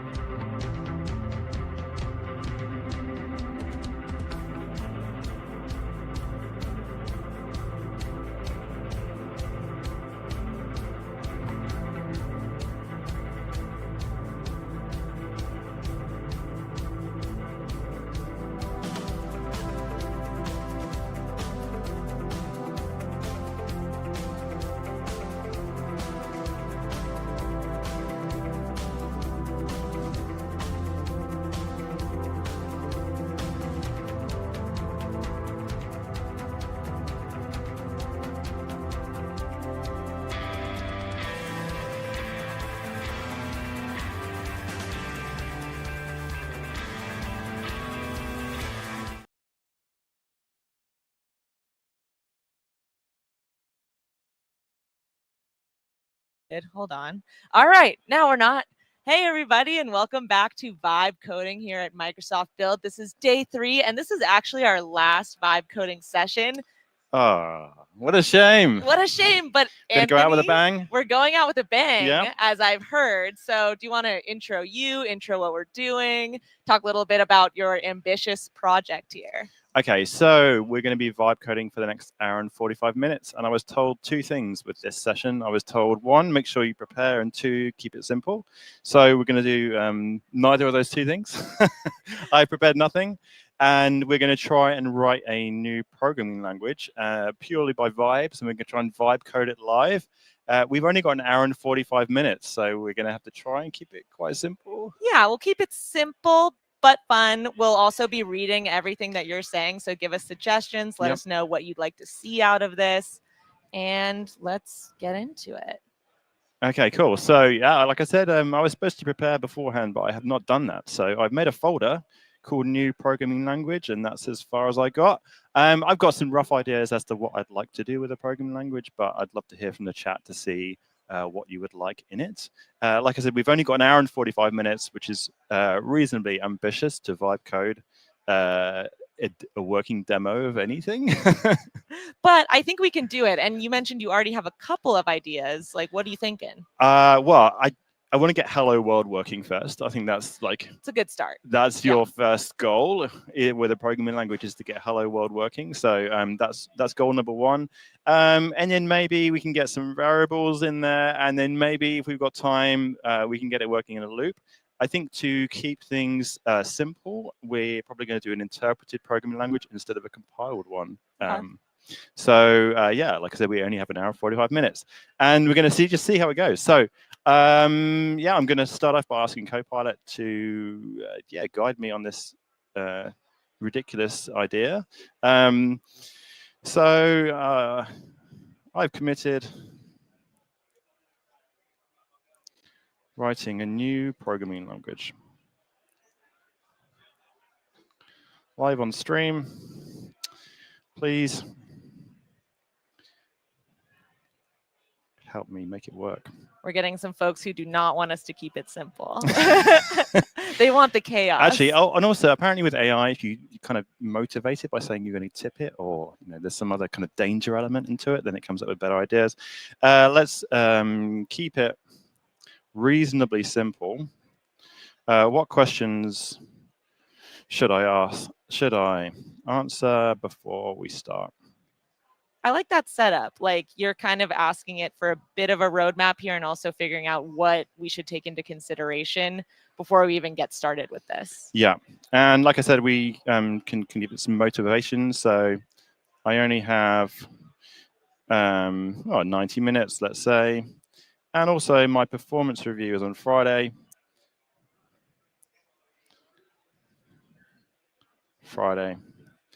So that needs to go well. Oh, so is Copilot going to be a homie here and help us out? Yeah, I need Copilot to back me this Friday. That was good motivation there. Okay, since we only have 90 minutes, let's keep this focused and achievable. Initial questions: what paradigm will your language follow? Imperative, functional, object-oriented, or a mix? So yeah, different styles of programming language, I guess. Simple imperative language is quickest to implement. What's one distinctive feature or goal? Like, what's going to make our language stand out from ones that already exist? We could reimagine something that already exists, but that's probably not particularly interesting. Who's the target audience and the use case? Implementation approach. An interpreter is much faster to implement. So considering I've given it that motivation, let's come up with a little plan. So 0 to 10 minutes, decide on language features and syntax. So yeah, I'd love to hear from the chat what we would like to find. 10 to 30 minutes, we need to build a lexer and a tokenizer. 30 to 50 minutes, build a parser.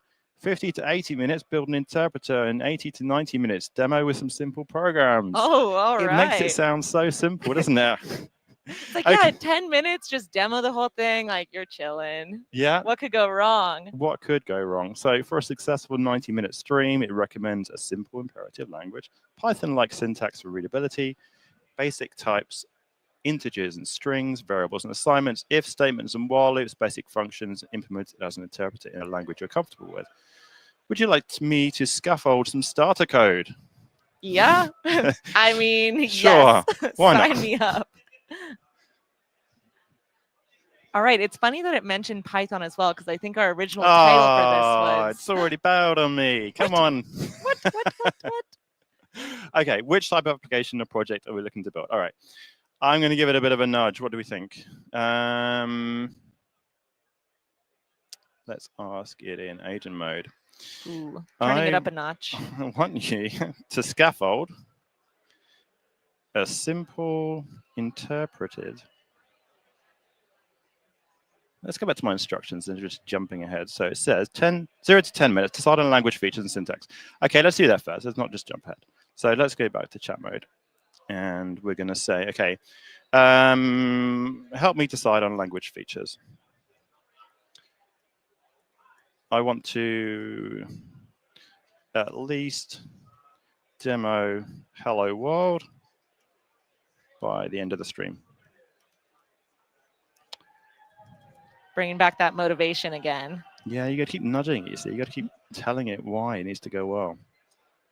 Basic output, variables, basic types, arithmetic, and comments. That's pretty ambitious. Let's go with a clean, readable syntax. That looks like Python 2 to me, actually. Oh. So we used to have print statements instead of print commands. We've got variables, name, so like a name assignments, variable assignments, and yeah, just like a simple syntax. All right. Implementation strategy, Lexa, parser, and interpreter. And it recommends scaffolding some basic files. I'm happy actually because it's wanting me to go with Python. Yeah. And I'm a Python developer. Sorry, I didn't even introduce myself. I'm Anthony. Too excited. I've been rushing into this because I'm like, oh, I've really overcommitted on this this goal. And it's going to make a language file so we can have our files. We're going to write an example program. By the end of 90 minutes, we should be able to run print hello world. I mean, you could probably just put print hello world in Python 2 and it would work. So I think that's a little bit dull. What, chat, I want to hear from you. What should we do instead of print? What should we have? What should we do? I mean, so far people are saying the different types of languages they're interested in. Do some 3JS or something more ambitious. Okay, instead of print, we could have, what could we do instead of print? We could do yell, we could do yeet. Holler. Holler. Holler at us. Okay. Yeah, okay, we're going to use holler. How do you spell holler? Holla. Ain't no holler back, girl. I don't know. Yeah. Print. Okay, we're going to use holler instead of print. We can come back to it. Oh, someone's saying announce. That is formal. Announce. Okay, that's much that. more formal. Language to holler instead of print. Let's update our design. Holler, hello world. X equals. Okay. Of equals, I want to use. Can we do like an emoji situation? An emoji instead. This is 2025. We can just freely use emojis in our text. Yeah, the whole thing could be just graphic. It could be visual emojis for everything. It would be hard to read, but. Okay. An arrow. Okay, an arrow emoji. So I feel like the arrow is going the wrong way though, because the X is pointing to the 5. But in Python, I always think of the 5 going into the X, like we're putting the value into the variable. So I like the idea of the arrow. I think that could work. Okay. We could tell it to do the other way. Yeah, change the arrow the other way around. It's still early days. We can really make this what we want. Change the plus to, what can we use instead of a plus? Merge? Yeah. The merge emoji? Yeah. I like it. All right.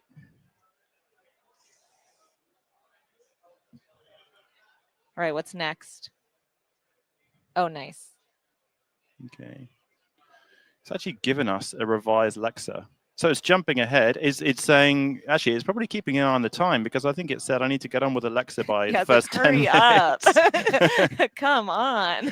Okay, Alexa.py, tokenize the input. So where are we up to? We've got our token, which represents each sort of piece in the program. We've got Alexa, which is how you take a stream of text and you turn it into tokens essentially. And yeah, it's suggesting that's what we need to do. And I'm gonna. It's even made the parser for me. Oh my goodness. Wow, it's just doing everything for me. I'm just driving it at this point. It's like 90 minutes. Let's do 20. Yeah, let's just go with it. Okay, let's just make it then. Let's make a new file. Okay, stick that in there. Lovely. Are there any imports? Does it? So we're still in ask mode at this point. Yeah, I haven't even gone to agent mode yet. I'm going to just try and keep it simple to begin with, and we can just explore this in a second. Let's create the parser. Wow, it's just actually okay. So we've got bin op, which means binary operation. So where you've got two things, a left and a right, essentially, and the op is like the operation you want to do, like add or minus or increment. Num is number, I guess. String is string. Var is variable. Assign. So basically, each of these are nodes. We've got the holler statement. Holla. That's like core syntax in our programming language. It's so important. It's critical. And we've got our parser class, so that's going to take the tokens from the tokenizer. And yeah, it's gonna do something with that. I've got no idea what's going to happen. Let's just copy this out because that looks good to me. YOLO. YOLO. Oh, it's even added the interpreter. Look, it's basically just doing my job for me. I want to actually kind of scaffold some of this, and then we can kind of go back into it and make some adjustments. Perfect. Oh, they've told me we've got an extra 15 minutes now, so maybe we can get something more than a print statement working. I think that would be cool. And we got the interpreter, so I'm just going to copy that out. It's also suggesting that, yeah, this is our first program. Chat, I want to hear from you. What should we call this programming language? Yeah, give us a good name. Get creative. I was thinking vibe programming language, like VPL. Yeah, I like that. VPL has a good ring to it. Hopefully that's not already a language and I'm not VPL. breaking some sort of copyright. This is for your performance review, so maybe it should be Anthony language. Anthony's. Okay. Yeah, make sure you put things in the right directories, which I didn't do. I just ignored that. Let's put my interpreter and the parser in there. Yeah, move it across. I also didn't call it the right thing. Don't ask me that again. It's annoying.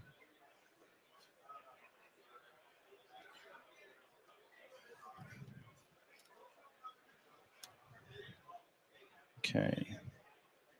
It's saying create the necessary directories and save these files. Then run source main.py examples hello.holler. So, what is main.py though? Yeah. Where did that come from? The interpreter. Did I just miss that part? I didn't see it either. Implementation plan. We could ask it. Yeah. I'm like, what are you talking about?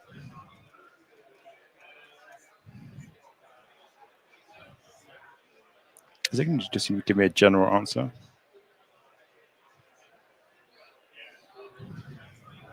There we go. There we go. Yep. That's what I wanted. I'm like, don't make me program this. Yeah, please. I don't want to code it. I'm here to vibe, man. So, holler language interpreter REPL. Type exit to exit. Oh, it's even added a REPL for me. This is very Python-y at this stage. I feel like, which I'm cool with. Yeah. Like, I love Python.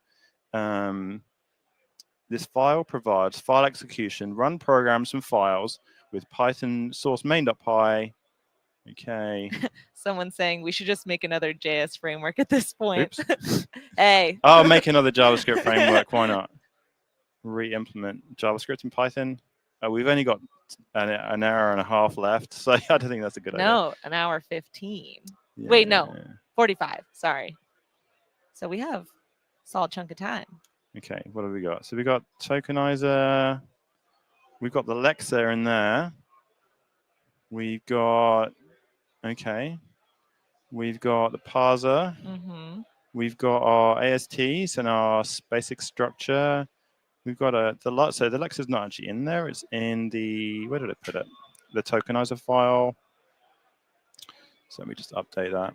Oh wait, I'm supposed to be vibing. So I spend so much time programming. I just want to jump in there and take over and actually hands start off, vibes typing. on. All right. All right, let's jump to agent mode. Yeah. All right. Actually, let's use edit mode first because let's keep it a little bit simpler. Yeah, let's start again. Okay, I'm working on a new programming language because we reset the chat.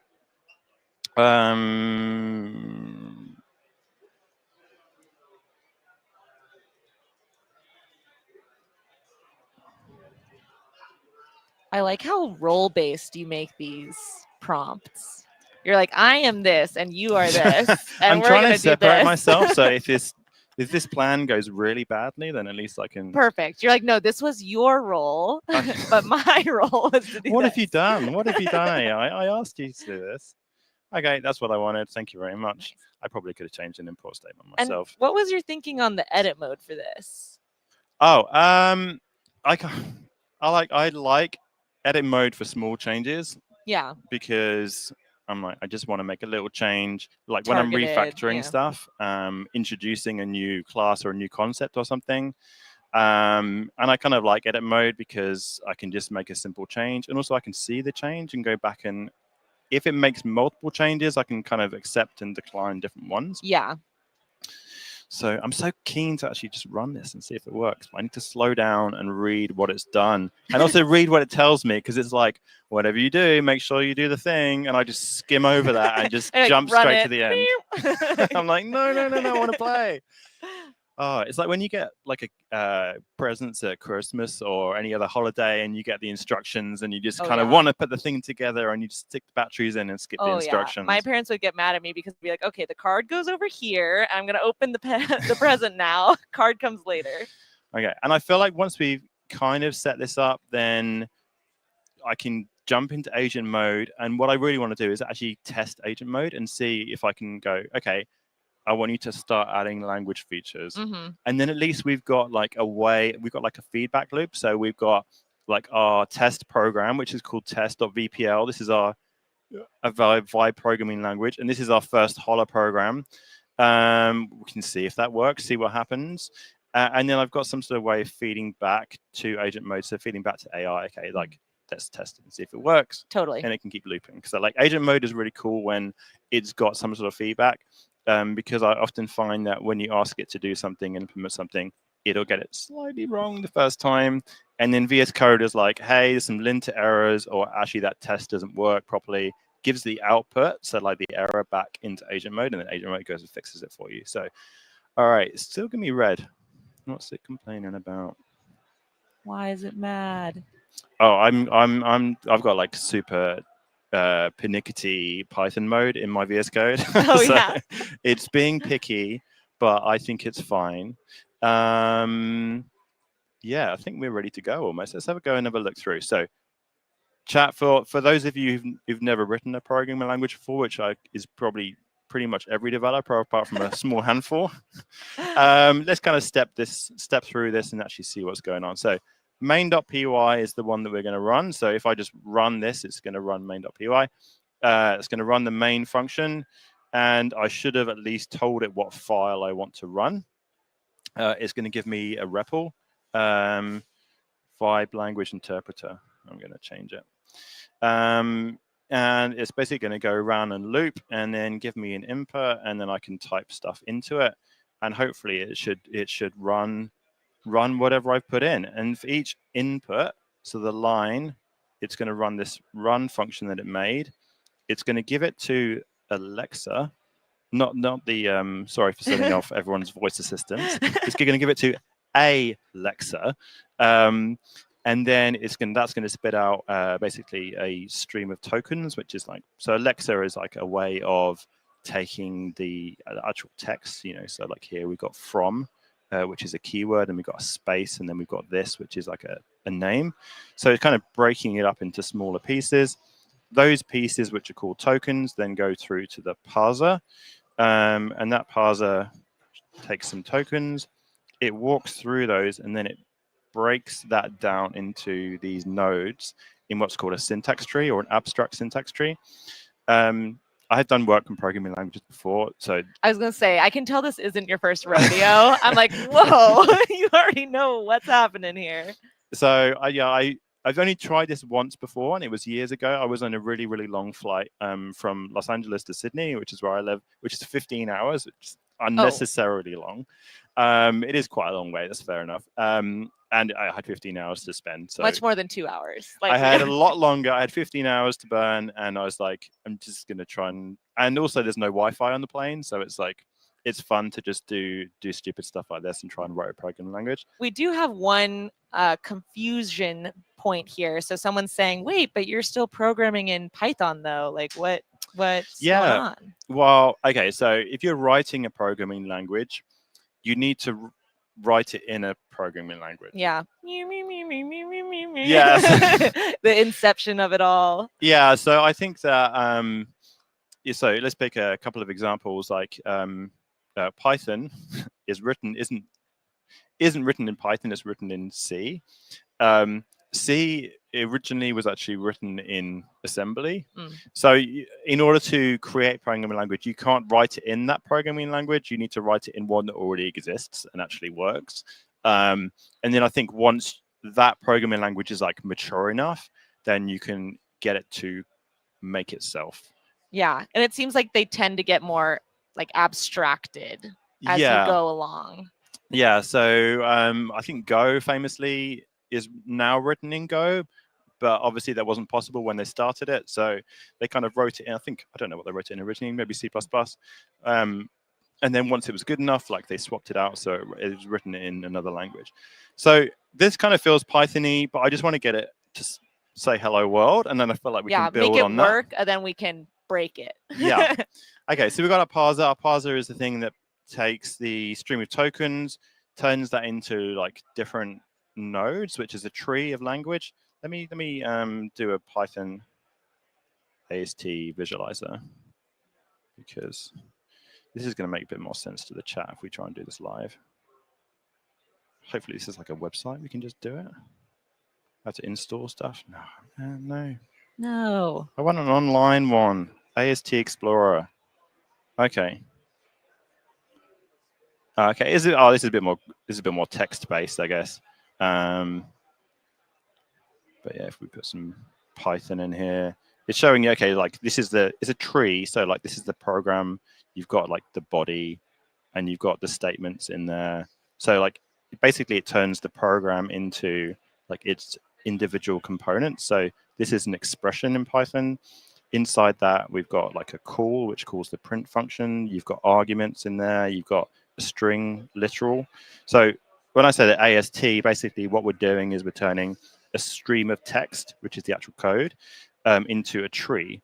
And trees are really helpful because we can then give that to a compiler, which basically like looks through the tree, traverses the tree, and then figures out how to execute it. Okay, so AST, a stream of text. Oh, no. AST is abstract syntax tree. Oh, that was just a beautiful coincidence. Okay, fantastic. A stream of text would be a lot easier. Abstract syntax tree. Okay, cool. So we've got our parser. It's got an eat function. I'm not going to look at this code. I'm just vibing, man. Just stop looking at it. So, okay, we've got main.py. We've got interpreter. I don't even know what's going to happen. Let's just try and run it. Let's do it. Are we ready? I think it's time. Are we ready, chat? I think it's just time. like open up a terminal and just like see what happens. This does require. Am I allowed to type on this? Is this one of the rules? Like, am I allowed to actually run stuff? I mean, I'm gonna be counting how many, but I've got limited number of keystrokes. So far you're okay, but you're running out. Okay. So we got source main.py. Oh, I don't have Python. That would have been a good idea. I was supposed to prepare for this, wasn't I? Okay, we got a REPL. Okay, we got a REPL. So I can put some commands in my REPL, and then I can see see what it does. What did I ask? What did I even ask it to do? I asked it to make name assignments. I'm just going to try holla hello, and I'm going to see if it works. If that does anything. If it hollers. Oh, okay, it hollered. Okay, all right. Let's do the. Oh, okay. My REPL's not fully implemented, so let's do holla hello world. Yeah, it worked. Okay. All right, we got our hello world going. Yeah, it's only been. I think we're still in our we on timing is schedule? on. It's 4:25. We're 25 minutes in. Okay, we got So- holla hello world. Did it do the assignments? I don't know.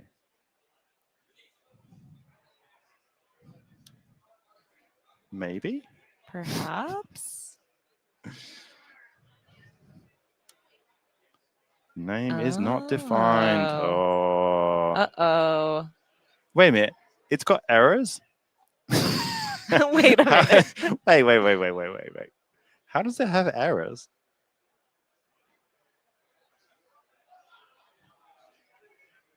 It's got exception. This is cool.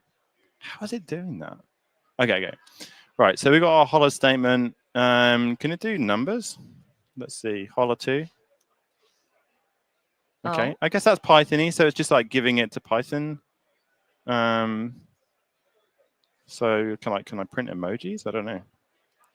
We'll see. Is that emoji? It's a good one. That's an invalid character. Doesn't like it. Doesn't like it. Can I put it in quotes? Which is probably what I should have done. Let's do a love heart. A couple of love hearts. There we go. Yeah, it works. All right. RPS is saying our new language doesn't have string concatenation. Oh. Oh. Uh-oh. Wah, wah. All right. I think it's time to break out the agent mode. Yeah. It's time. What should we add in our context? Okay, so we've got our interpreter. We've got, because we're going to need to basically be like, hey, here's our program. And I know. I wish we still had our roadmap. I lost that. It's That's in the gone. abyss.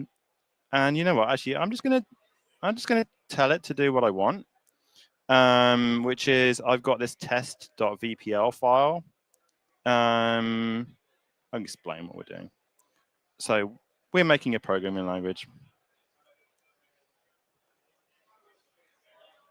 Our test is the test.vpl file. We already have a basic Lexa parser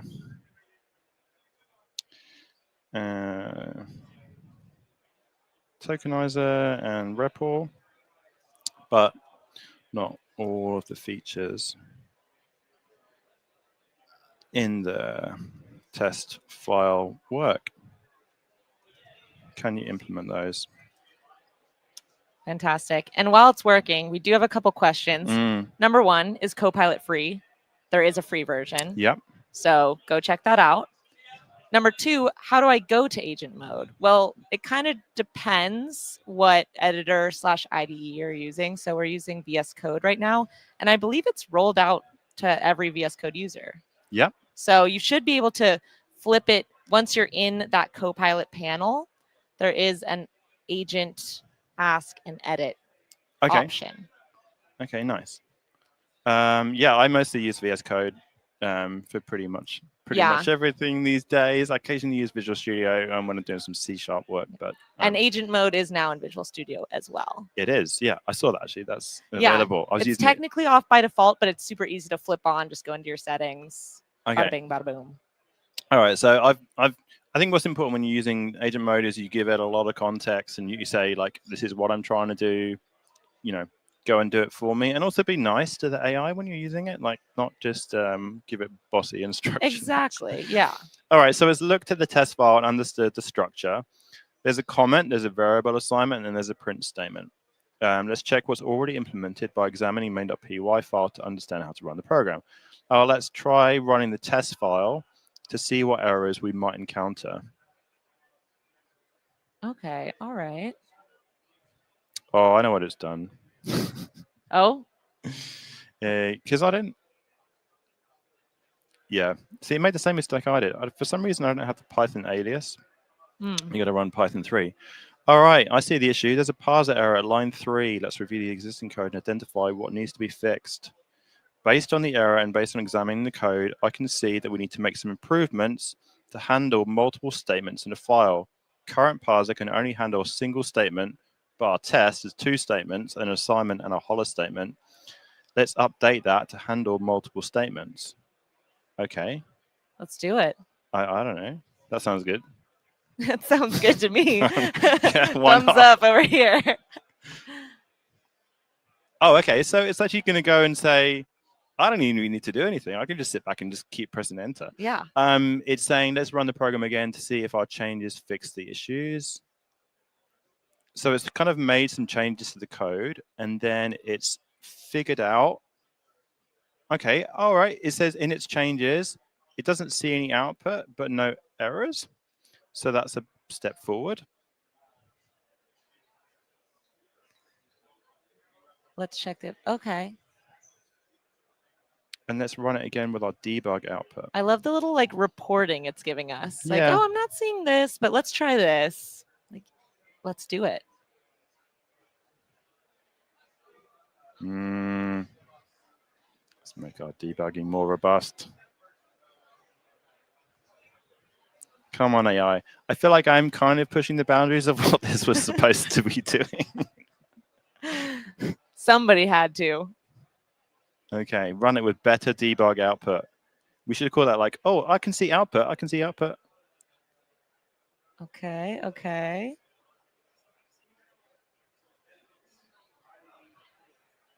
Look, it's parsing tokens. It said hello world. Wait. I think it's actually, you know what? I think it's actually done it. Because if it's saying hello world, like that was our test script, was to assign the world to name and to print hello plus that other thing. So I think it's basically done it. Oh. Like I'm looking at the output, it's saying, oh, I'm interpreting the AST, hello world, result none. But like the result, I guess, which is like what it maybe is returned, is maybe nothing. Let's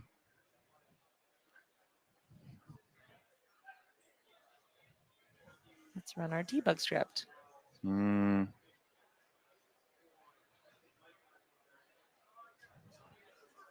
I think you've got it. I think you've got it, AI. I think you're overcomplicating it now. It's getting nervous. It knows we're It's streaming. It's freaking like, out. I promise. It's freaking out because I gave it all that pressure at the beginning. Checking the content.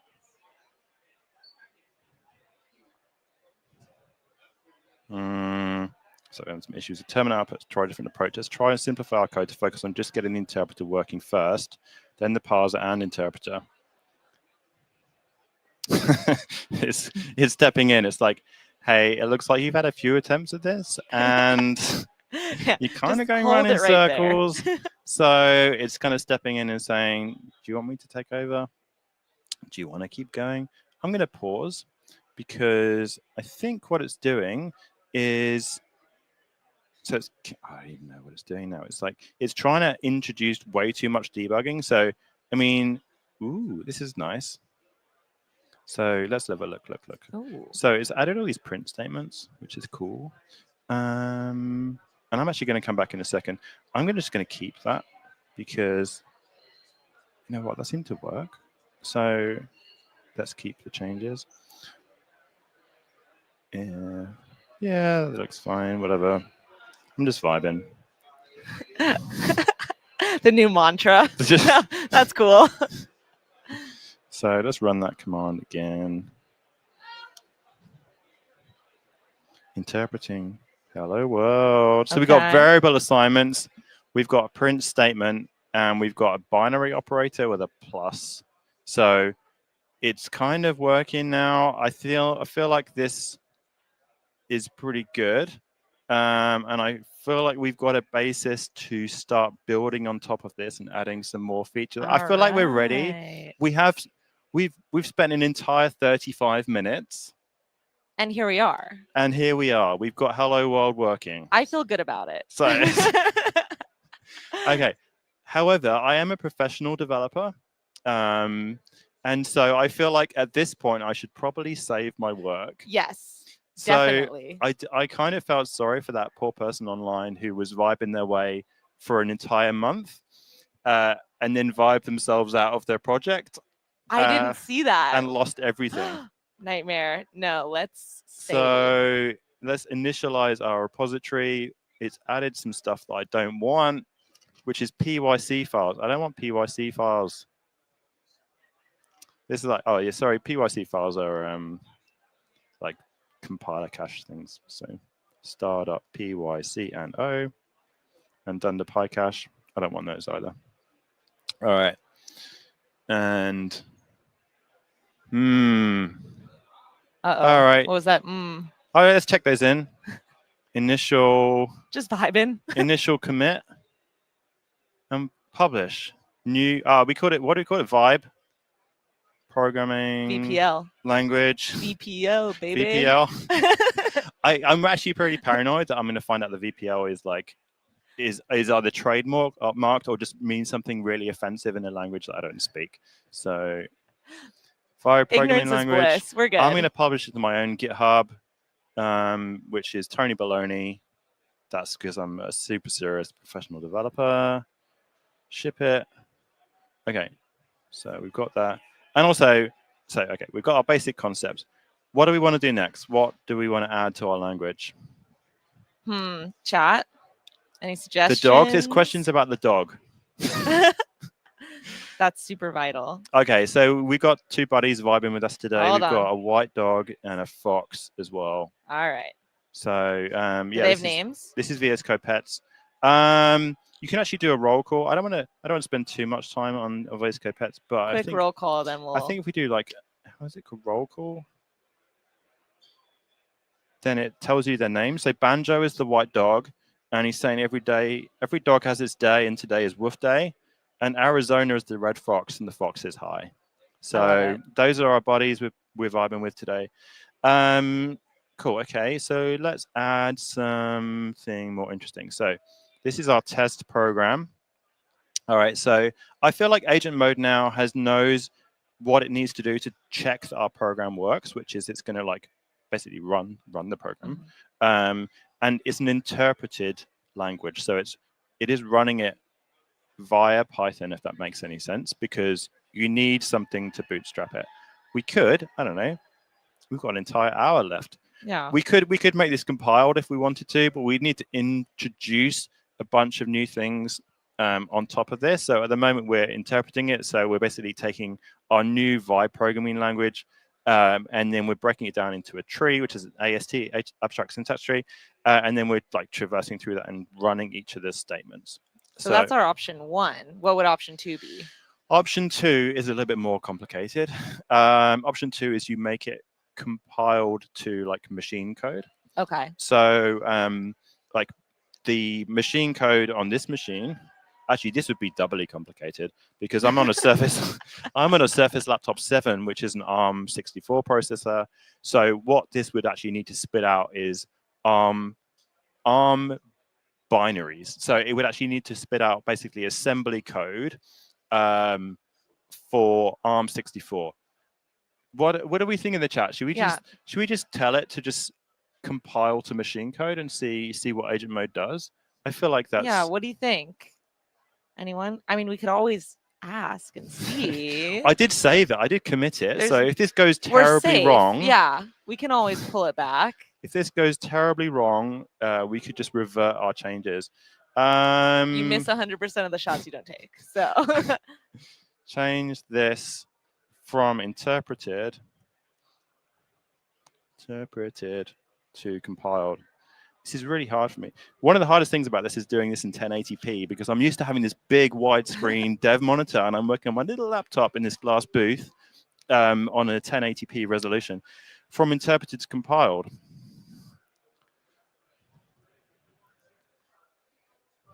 Dawson This says, is- "Let's see." This is a terrible idea. I have a book on ARM64 at home, and like I know this.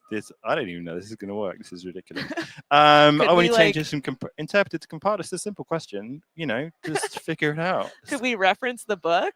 Yeah, The agent? I could. Oh, I don't actually. I don't want to get in Oh. trouble there. It's an awesome book. Oh yes. Yeah, I'll be like, look up the book. You shouldn't be able to do that. Yeah, the book is awesome. Recommended to me from a good friend at ARM. Shout out to Diego Russo. ARM and an ARM64 processor. Do I need any more instructions? I don't know. I feel like I need to give it more information. More I'm like, context. can you make this a compiled language, please? I think that's. I mean, for now, since it's so experimental, what we're asking, I think we roll. With Yeah, it. I've committed it. I've committed. I think we roll. I've committed. We just go with it and see what it does. Someone's saying create a Blazor app from it. The ambition levels. I want you to cross compile this to different CPU architectures. Okay, it's started off with a pretty ambitious headline. I'll help you convert your programming language from interpreted to compiled for ARM64. This is a significant change. Well, that is an understatement. Should have bolded that. Yeah, it's like that will require creating a compiler that generates ARM64 assembly or machine code. Let's start by it's going for it. It's thinking. You know what? Use 2 references. Okay. What? Only 2? Let's start by designing the compiler architecture and implementing it step by step. Wow. Okay. Okay. This thing is confident. It's super confident. First, I'll create a basic. Okay. And it's thinking, which The suspense is like. I feel like we need like the sort of loading music, like the elevator music. Yeah. Dun, dun, dun, dun, dun, dun, dun. So, in the meantime, you mentioned you've done this before. How did that turn out? Yeah, so I made a programming language called Baloney Script. Big this is- baloney fan. Yeah, big Baloney fan. This is pre AI as well, and I was on the plane, so I had no internet, so I couldn't. It's doing it. Oh, okay. If this works, my mind will be so blown. It's like, yeah, just make compiler.py, man. It's like it's really that simple.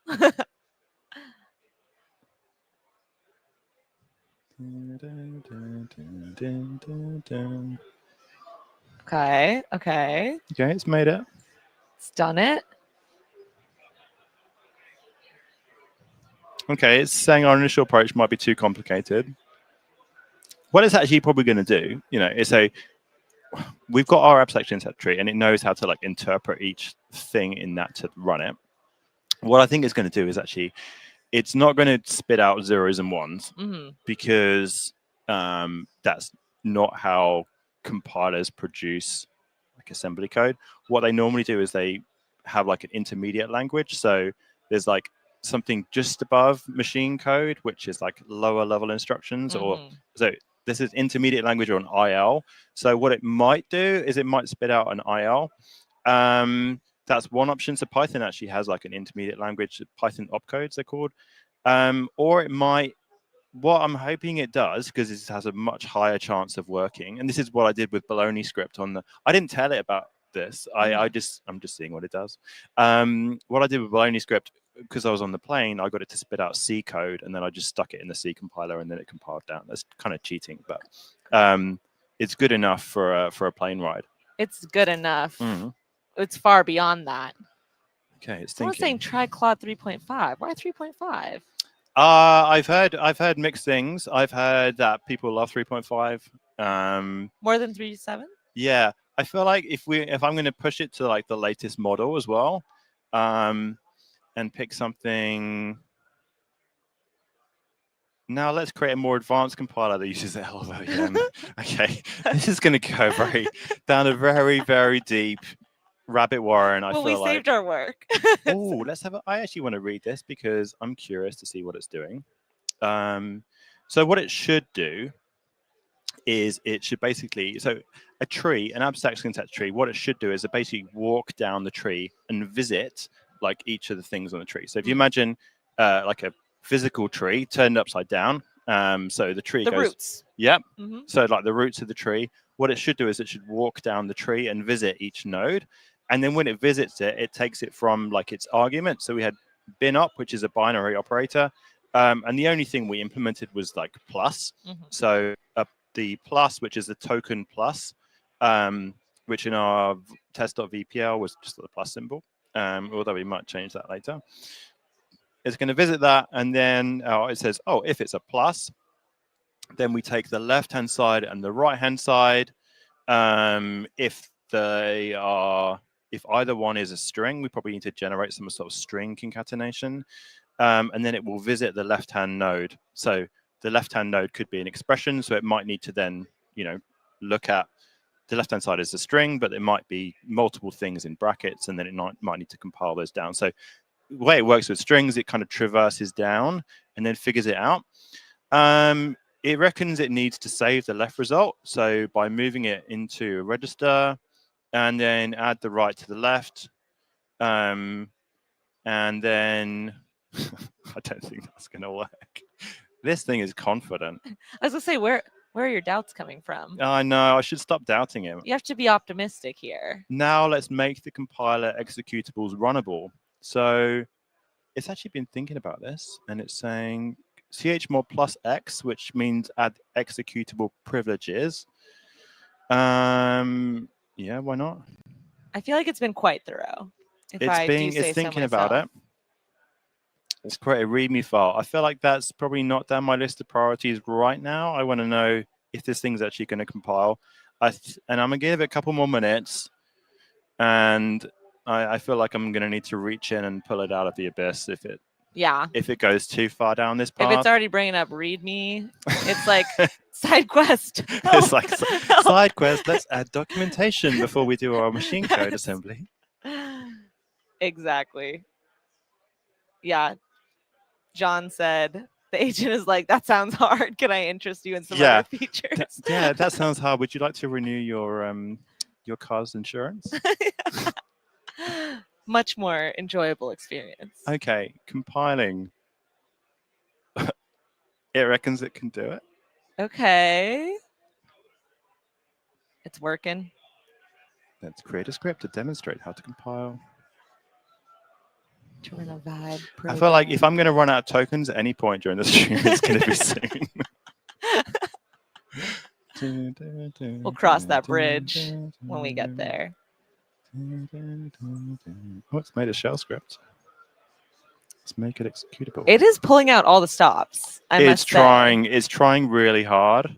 I mean, this is the last vibe sesh, so I know, if there's ever a time. I feel like if we're going to go, I can't surf very well. And I had my first surfing lesson in the middle of winter in Wales, which is a terrible idea for anyone who's considering it. It actually started snowing during my surfing lesson. So you're just more hardcore. Yeah, I'm pretty hardcore. And one of the things I remember from and that there were lesson, sharks there. Let's summarize what we've done. And I'm really interested to compare this and see what it does. So one of the things I learned from that lesson was my instructor said, go big or go home. And I was like, I really, really want to go home. I'm so cold. I can't feel my fingers. I can't feel my toes.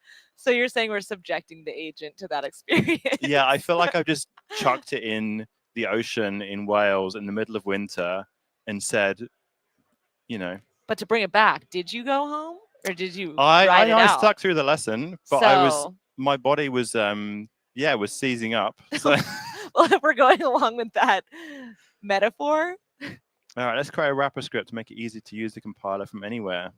Created vibe. Oh, sweet. Oh yeah, make it executable. Why not? We're actually going to have a vibe on the command line now. So that actually means that I reckon it's probably going to even try itself. You should actually be able to type at the command line vibe and then test.vpl. Okay. And it should compile it and run it. So it should compile it down to machine code and run it. My expectation here is that this is I think this is a step too far. But I think it's perfect. I think it's just enough. It's so tempting though because it feels so close. It's like it's tempting me with it's like it's got to read me. I've added instructions about how this is all going to work so well. It's stepping in. No, continue. I've committed. Someone's bail saying out. it feels like we forgot the original goal. We've lost the plot. I can't But remember. the vibe is exactly the vibe is the goal. The vibe is the goal. Keep going. Words to live by, I'd say. Oh, okay. This is the big moment. So Okay. it's saying, let's check. Let's first check if our compiler is working by trying to compile the test file. It's like, Okay. Fingers crossed. I actually don't want to click it. I'm too nervous. Do it. Don't think. Just do. It worked. I Wait. think it almost worked because It is saying it says it's working, but we see some issues. yeah. So it says hello. It didn't say hello world. It just said hello. Yeah. Hold the world. But I'm actually amazed with this. I don't. We're 51 minutes into the stream. We've made a compiled machine code programming language from scratch, and I think I've maybe made about 50 keystrokes at this point. I think even less. So okay, it's spotted I think the mistake, which is it's compiling, it's linking, it's done it all for me, running test. But it said hello, and I said hello world. I mean, come on. Is this maybe if I'd have picked Claude 3.5, then it would have just worked first time? Exactly. They were right. They saw Yeah, this coming. come on. Chat knew. Boo. Okay. But now, so now is it going back and thinking through what went wrong? I think now it's probably regretting its decision to just be so confident at the beginning of its conversation. As long as it pulls through, I don't mind a road bump, you know? Yeah. It's about the destination, not the journey. Yeah, but I feel like the destination is so far in the distance at this point. It's like a little speck we've got. Oh dear. Now let's fix a small issue in the code generator to ensure our strings are properly null terminated. Is that the mistake it made? Come on, this is CS 101. You got to null Please. terminate your strings. It's working really hard. It is working hard. I shouldn't give it such a hard time. Let's fix the warning about the end of the file, not at the end of the line. But along the way, I'm very impressed with its own self-evaluation. Like, Yeah. oh, we are almost there, but here's how we're going to go back and It's thinking try about to what fix it's it. done. Let's make sure our assembly output always ends with a new line. I don't think that would even help.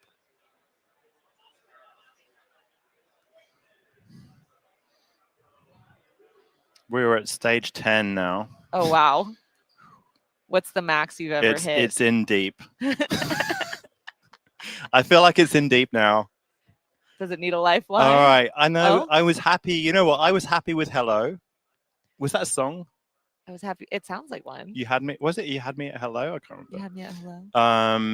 I was pretty happy with Hello. Like it's compiled it.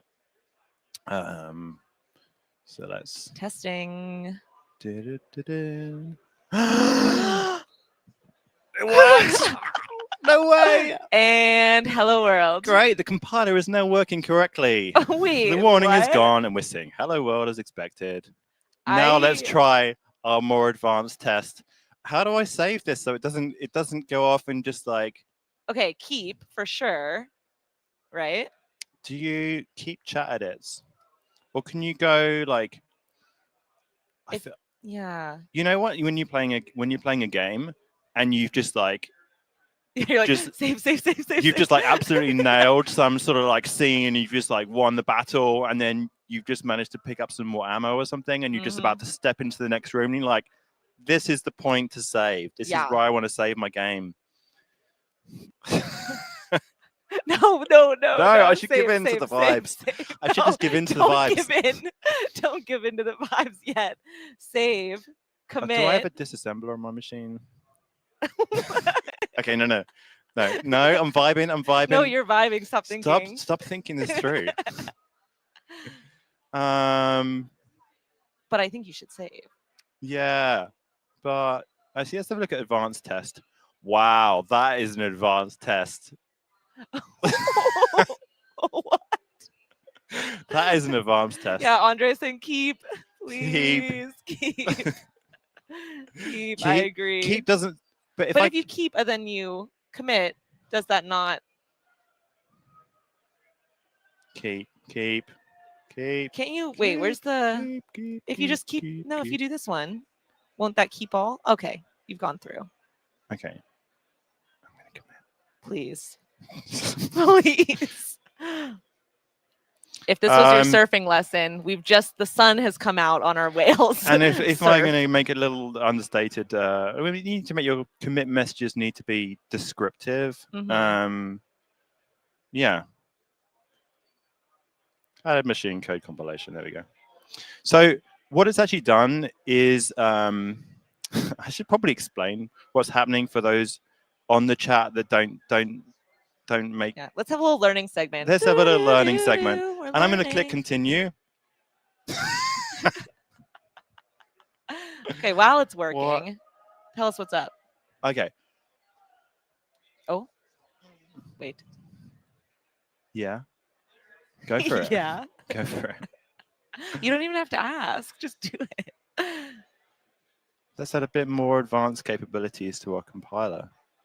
Let's implement numeric operations so we can do more than just string concatenation. This is going off and doing its own thing now. Okay, so I said, okay, it's done a bunch of different stages. So when we had interpreted, what it would do is it would go through and actually like execute it as it's kind of figuring it out. So if you wanted to like ship that, it's not ideal. Also, like performance-wise, it's not great. So what you do with compiled languages is you kind of like compile it down into assembly code, and this is assembly code. So that .s file is assembly code. So what it's done is it's compiled our VPL down into ARM assembly. So we've got some strings. So these are like the strings in our advanced test because computers are good at strings. So we got our vibe one.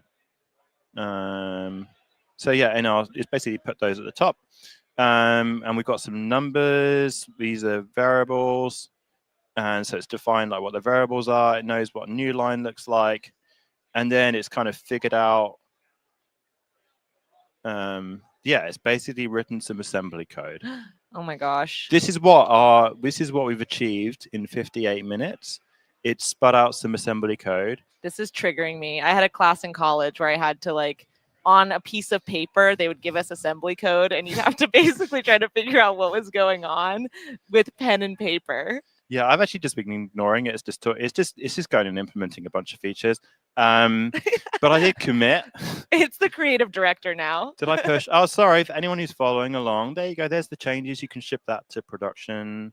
Perfect. Yeah, easy. Put this on your performance review. Yeah, put this on your performance review. Okay, so we got So I'm not going to explain ARM64 assembly on the call. On the call, we're on the live stream. We're not on a Teams call. Sorry, I've been working at Microsoft way too long. I'm like, hey, call. Hey, call. What's up? Hey, call. What's going on? All right, let's modify our binary op to handle numeric values better. So if we did 1 + 1, it should work out that that is 2. So, okay, you mentioned the assembly, like kind of the process of what it's doing now. But what do you think, like what steps did it take to get us from point A to point B? Like what was it actually doing there? If you had to say, I mean, it did so much. So it's quickly. Just doing it. I don't know. I don't even know anymore. I feel like it's just taken over and I'm just sitting back and watching it. No, I mean, what it should do. And like, to be fair, the LLM has pretty good understanding of like how programming languages are constructed and how you should go from a input, which is like our code, into an output. And there are basically 2 ways of doing that: interpreted and compiled. Kind of, but a compiled one should spit out a binary that we can run. An interpreted one means you have to have another program to run it. So Python is interpreted. So when you run Python, you have to type Python and then the file node.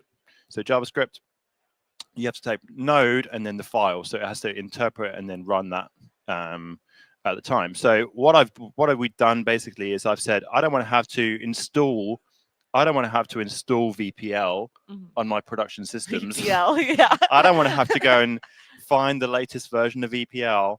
I just want the Vibe programming language to compile a binary that I can just ship to my server, and I can just run it on my server. So, oh, sorry, it's waiting for me. It's like, hurry up, stop talking. Enough explanation. Enough of the chit chat. Let's get on with it. Come on. And time check, we are halfway through. We're halfway through. We're Vibe getting check. closer, but there seems to be an issue with the numeric test. Okay. It's actually just adding tests now as well, which is nice. So thank you very much for that.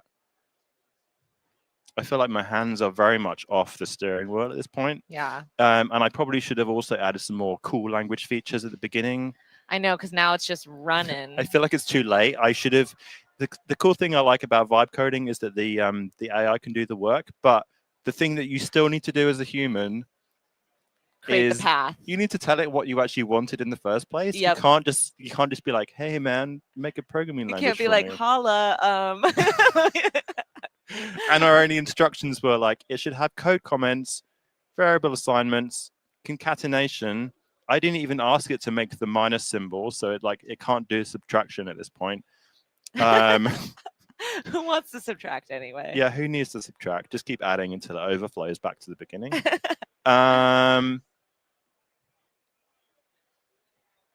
So in your dream scenario, now that you kind of know how this session is going, yeah, in an hour, where would you like VPL to be? Your aspirations. Okay, well, I feel like we need to add some more language constructs. I feel like it's going off on its own little journey now.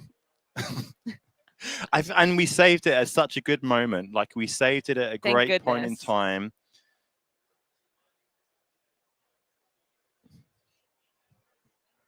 But that's why you save often, just in case. That's why you gotta keep saving before you move to the next area in the game. That's an understatement. Copilot's been working on this for a while. It can keep going, or you can send a new message to refine your prompt. So let's have a check. So it's made simple compiler, and it's added the concept of num. Where's it getting that from? So it's got it from parser.py. Is num in there? Is there anything such thing as num? There is a such thing as num. Okay, so it has. Okay, all right. Fun little surprise. I shouldn't judge it. I should be like, I just trust that it's doing what it's doing. Okay. Oh, if it's a number, convert the number to a string for printing. Oh, okay. So if you did like hello world plus 5, then in the machine, the world is like, you can't add world and 5 together. Yeah. Because 5 is a number and world is a string, and you can't add a number and a string together. You have to convert the number 5 into a string, and then add the strings together. Yeah. Or in Python, you can do cool things like you can multiply a string by 5, and it just prints the string 5 times, which is pretty cool. Ooh. So it's actually kind of adding that and saying, okay, BL is it's branch, which means jump to this sort of expression or function, and then it's checking to see if the left is a number, if the right is a number, and then whether or not I need string concatenation. So if either side of it needs to be converted to a string, if it's a number, we need to convert it to a string, then it's going to add some extra instructions in its code to do that. And then it's probably moved if right. Oh, wow. It's really thinking this through, isn't it? So if the right is a number and the left is a string, then it needs to do that. But if the left is a number and the right is a string, it needs to do something else. So is this what you would have expected to see? This is pretty, it's pretty crude, the way it's doing it.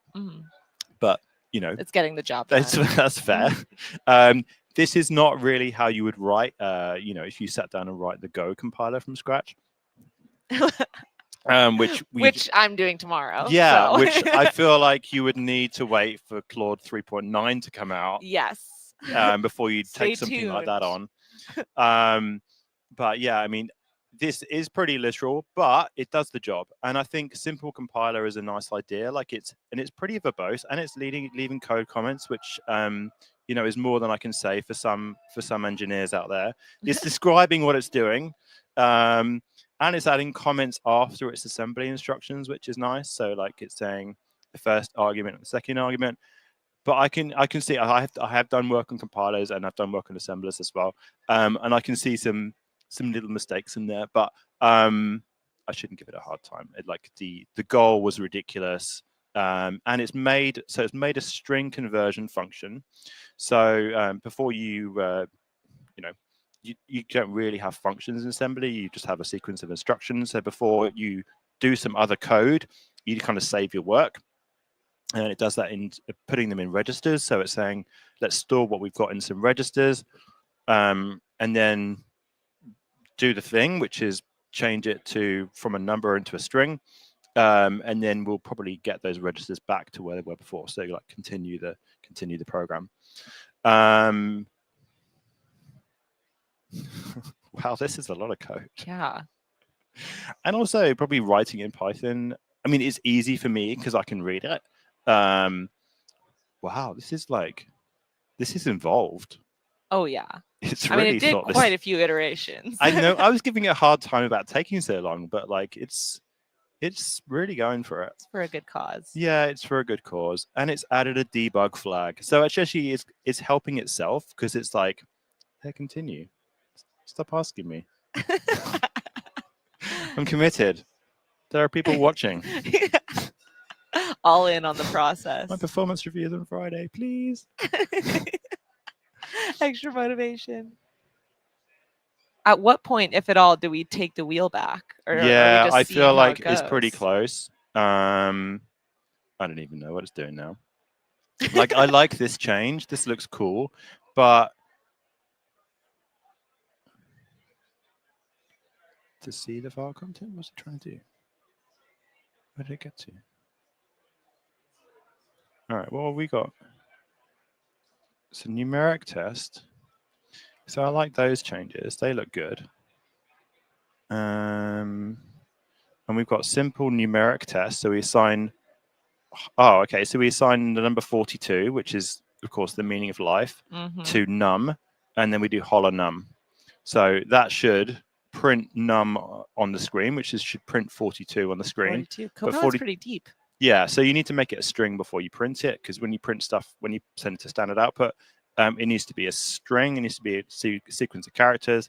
It's added a numeric test. So it's like, oh, can we assign the number 10 to num1 and the number 32 to num2? Can we add them together to make a result and then assign that to a new variable? And then can we print the sum of 10 and 32 is, and then the output. So let's check in on it. Are you doing okay, buddy? What's going on? Let's create a new version of simple compiler that fixes these issues. Let me take a more comprehensive approach. I feel like it's been pretty comprehensive with the thing I asked it to do in the first place. Give yourself credit.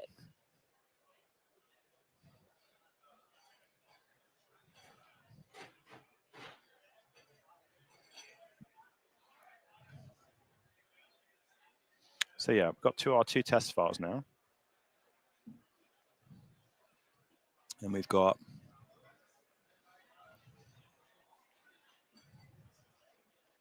I like the look of these changes. I don't know if they work, but I like the look of them. I'd like the idea that at least simple num.vpl would work. And then once it's got through that and it's happy, I feel like at this point, the agent's going to keep making more and more complicated tests for itself. Yeah. And it's going to keep kind of like implementing more features to its own compiler. And what started off as our mission to make a new programming language, I feel like the agent's just like, no, I'm going on my own mission now. Yeah. I see you later. It's like, wait, I'm having fun with this. This is actually really cool. Yeah. I'm just going to head off in this little direction over here, and I'm going to do my own thing. And yeah, I'll see you around in a week, and I'll come back and and ship it. Well, Randy in the chat did say this would have taken him a week. A whole week. Yeah. Are you saying that's long or short? I'm saying that's short. Yeah. I I was mean, gonna say I would take quite a lot longer than that. yeah. I like that it's added a debug output, which is nice. So we should be able to run like VPL and then the program and then like -- debug. Okay. What issues is it trying to fix though? I don't know. I haven't been paying enough attention to it. I've been talking. Someone saying meat-based programming language with eggs and steak. So, yeah, I mean, this is all recorded as well. So, like, if you wanted to repeat this at home and give it your syntax, my suggestion would probably be not to go down the compile path. I feel like that was a fork in the road where we made some poor choices. I think so. But we can reflect. We can reflect on that, and I just kind of want some bragging rights. I wanted the sticker, like we did it. Hooray! There was an attempt. So yeah, it's kind of working. It's sort of fixing what it's done. So how does it even run simple compiler? So what is it doing? Because did that exist before? I didn't even know the structure of my own program anymore. Like, let's take a what tour. are these files? Let's take a little tour. Let's have a little tour. So let's go back. We've got so we've got our advanced test output. So that's something actually, we got a numeric test output. Oh, so it did compile numeric test. So whilst it's thinking, I actually just want to know like what happens if I run that, because numeric test doesn't do anything. What's it supposed to do? It should print something on the screen, I guess. Like that does. Okay. When I run, so when I said, oh, it's compiling a binary, so I don't need to type VPL. I don't need to like give it to something. On the command line, I can just run advanced test, and it's basically running the program that we made, which is advanced test or VPL. I say we, it's definitely the AI doing all the heavy lifting here. We're the minions. Yeah, we're just the observers at this point. So yeah, it's basically like compiled this program down into ARM64, and then it's compiled that then down into binary. So it's like literally just the zeros and ones in that file. And then the CPU on my laptop here then knows like how to, like it treats each of those as an instruction. So the CPU just reads through those and then like goes through the instructions one at a time. So inside that binary, we've got some like strings and stuff like that, and it knows it's going to like add them together. It's got all the instructions to do it. And it's got the output. So I feel like it's kind of getting stuck on sort of numeric string concatenation at this point. But it's trying, like it's really having a good go at getting that working, because I feel like that's a pretty fundamental feature in our language. Yeah. Of which we were incredibly vague in defining at the beginning.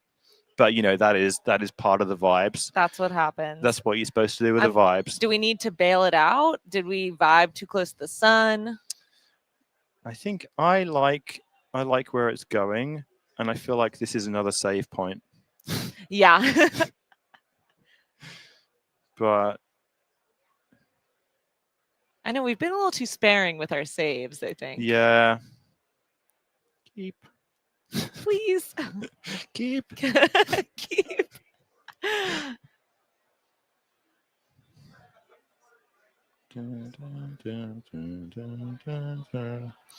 It would also be cool to go on this journey again and with a different model and just like see what it comes happens. up with. Yeah, see the And differences. if in hindsight, if I'd have done anything differently, it would be to go back to the beginning and probably be a bit more descriptive in what I actually wanted. Yeah. That probably would have been a good idea. And not just been like, hey, I'm making a new programming language. We've got 90 minutes. Make it work. Make it happen. Make it happen. Come on. Yeah, if we had created some kind of spec for it to take in. Yeah, or, that you would know, have been a really that good probably idea. would have been the way to go. Yeah, you're actually supposed to think through programming languages before you make them and not just. We're ending out this vibe coding with a PSA, which is you can vibe too close to the sun. Yeah, which is like, please think through your programming languages before you create them. Yeah. Let's try a different approach. Let's try create a fixed version of the file and build from scratch. So I think it's kind of iterating on this, and it's trying to fix what it's done. And yeah, we kind of end up at some point with kind of numeric string concatenation. And then I feel like we can start to introduce some other concepts. I mean, at the moment, like if we go and look at our programming language, I don't feel like this is going to be #1 programming language. Do we think this is going to be good enough? I think it's going to be #1. What can you do? What are the features of this programming language? Well, you can print on the screen. You can assign to variables. Me showing up to my VC meeting. Yeah. So, So what are the killer features? wants to You can print invest? hello world, and you can add numbers together, and you can print the numbers. So well, we still have 45 minutes. we've got so much time. What would bring it to #1? can't Right now, I'd say believe- it's #2. I thought this was over ambitious, but I think we should have set our goals a lot higher. I think so too. Yeah. We underestimated it for sure. Keep. Yeah. So what should we do? Again, if anyone has ideas in the chat, we're down.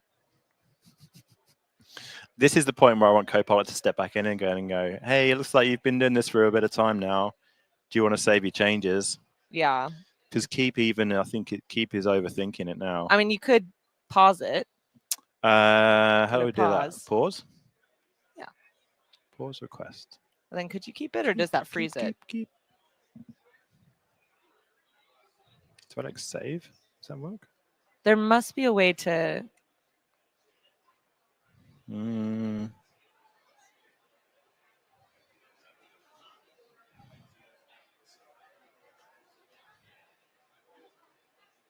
Save.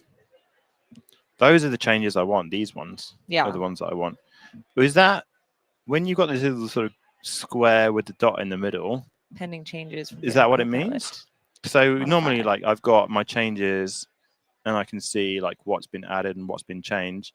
But I feel like with the vibe mode, there's this other level of like unsaved, because normally it's a circle, Yeah. and then the circle means like you've made changes but you haven't saved the file.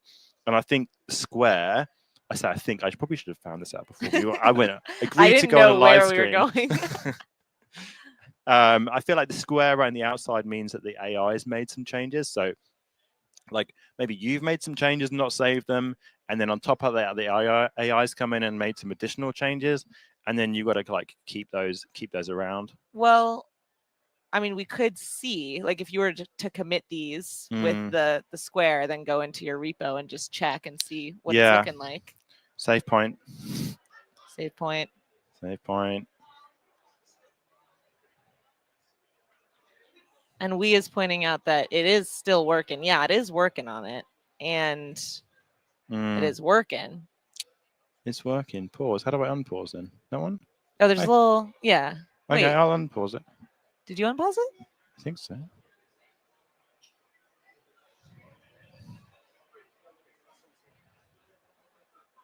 Okay, so it made changes to this one.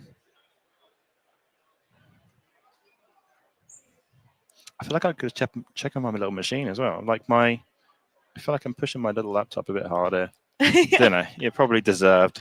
It's been doing well for me this week.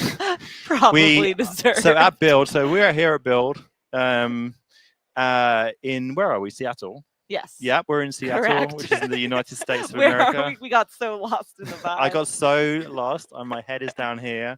I'm focusing so hard on this. So we're here at Microsoft Build in Seattle. Yeah, and it's been a big week for this laptop. Just yesterday, it was on stage demoing how to run Python inside .NET.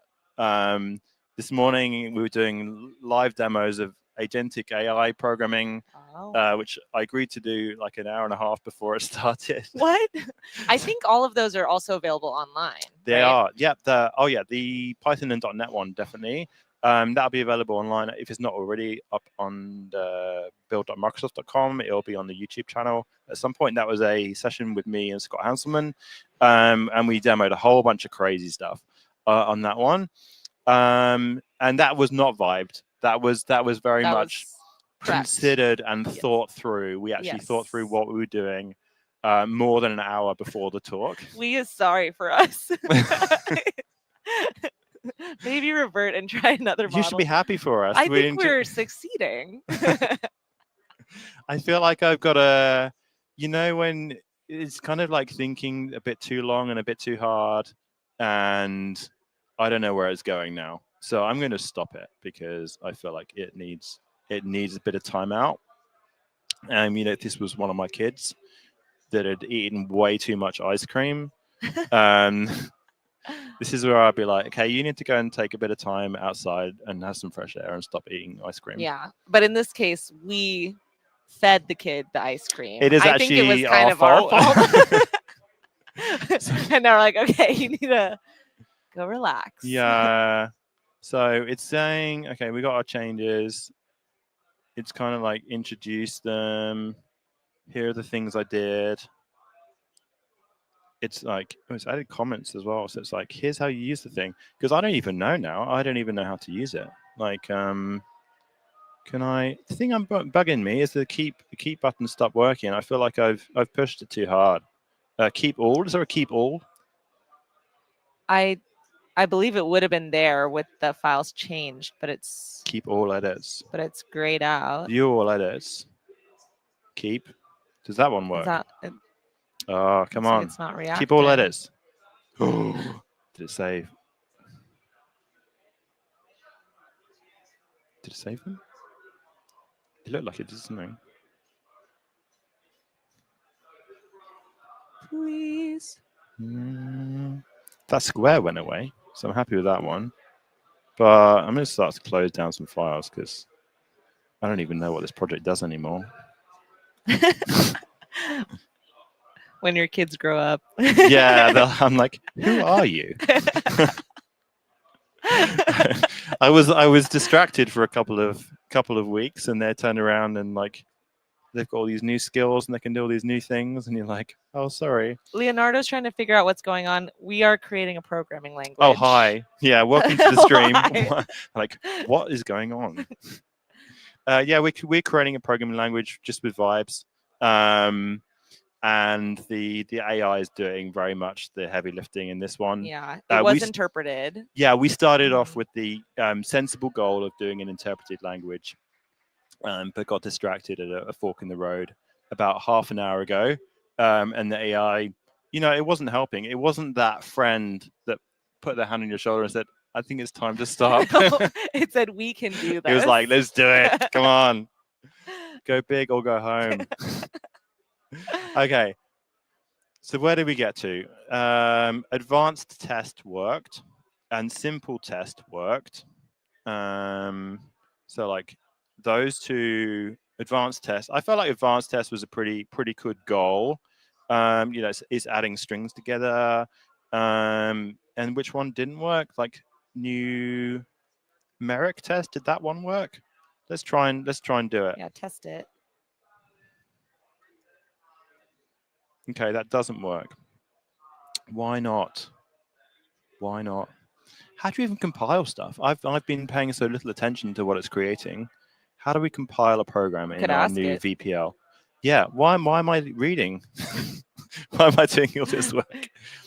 How do we compile programs? You might want to switch to ask. Oh, but I think if you switch out of one mode to the other, and it's like, and it has like amnesia, and it's like, we don't want it to. What's going on? Yeah. In this situation we're in.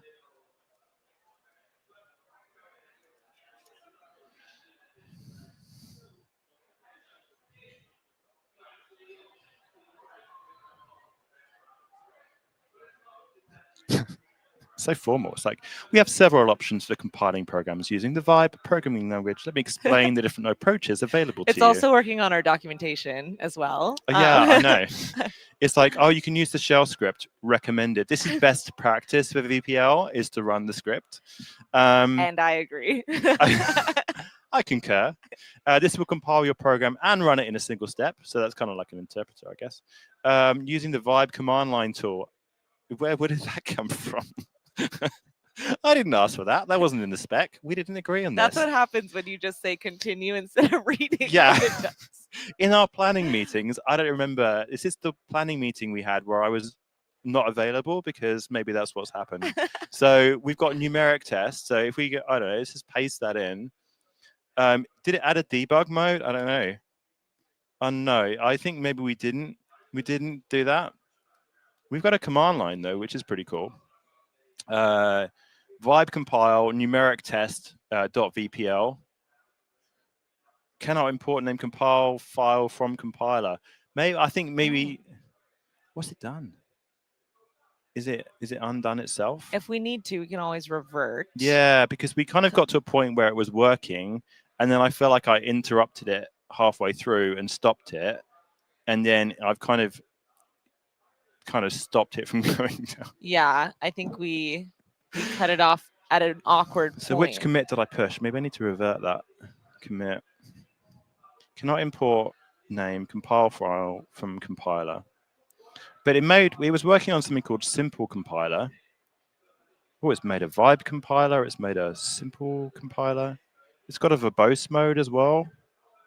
It's got all these native, simple.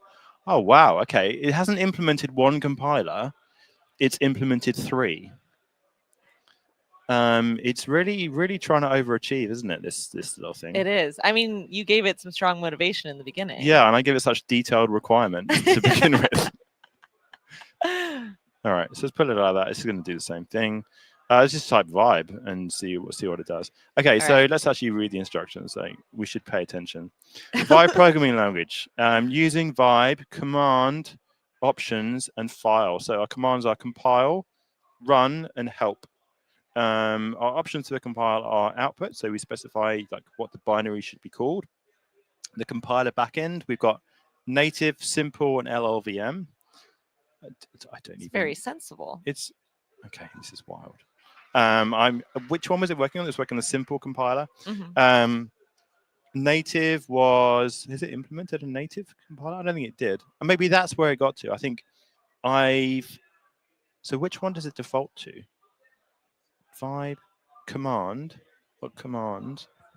Backend. So if I did like Vibe compile and then B for backend, and then I said simple and verbose, because I love verbose mode. Is it that in that order? And we got the file. So we've got which one wasn't working? The numeric test, numeric test.vpl. So let's give it that one again and see if we get some information.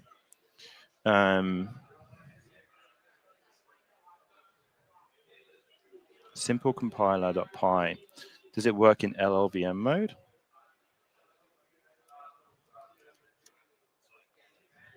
I don't even have LLVM installed. I probably should have done that beforehand. And what was the other mode? Native mode. Okay, so native is default. That doesn't work. LLVM is not installed. And simple mode doesn't work either. So we've dug ourselves in a bit of a hole here. We have to go back. It's created invalid Python. Yeah, I feel like I stopped it halfway through what it was trying to do, and so like it's got confused. Oh, okay, it's got like a try statement, and then it does no accept. So it's like try, and then it never gets any further. So yeah, in like true, amazing programmer, you just do accept pass, which just means if something bad happens, just ignore it and carry on. Actually, let's print the exception. Here's what I want to do: accept and exit. Okay, so we've got that. So let's fix the code. I'm so bad. Why am I typing code? This is a vibe session. I think it's teamwork at this point. Yeah. All hands on deck. Did I fix it? It's done something. So yeah, maybe that's where I kind of bring in my amazing expertise of knowing that you have an accept after a try. And then I've kind of intervened enough to get it working. I can see Aaron over there. He's laughing and judging me for this fantastic idea. So I actually want the what does the README look like? Because I feel like if I go to my GitHub now, I feel like I've just given all control over to the AI, and I've just said, okay, you go and ship this. We've got a vibe programming language. We've got a description of what it does. Simple, clean syntax. I'd agree with that. Variables with emoji assignment. I mean, that's a pretty critical feature. I've got string operations, print operations. I feel like it hasn't called out its kind of most critical feature, which is it compiles down to ARM64 assembly. I mean, it should be shouting that from the rooftops. Yeah. And for compilation, you can use GCC ARM64 LLVM. I haven't tried the LLVM approach. I don't know if that works. And it's described. Yeah, so I can kind of read what it's done and understand what it's done. Extending the language. To add new features to the language, you need to update the tokenizer, the parser, the interpreter, and the compiler. Fantastic. Okay, that sounds straightforward enough. So it compiled numeric test, and does it actually do anything? No, it doesn't. So let's give the agent another nudge. And when we run, which one was it? Numeric test.vpl. Do we want to venture a save or anything at this point? I feel like I'd saved. So I saved. Did you just? I added my accept statement. Okay. So I'm gonna check commit that. Yeah. Added. That one's good. Advanced That's error handling, which is like we just catch any exception and just print it on the screen and then quit, which is what all the pros do. And then I kind of want to step in and help it along the last step, which is, yeah, I want you to get numeric test working because that's an important one. Why am I even being nice to it? Get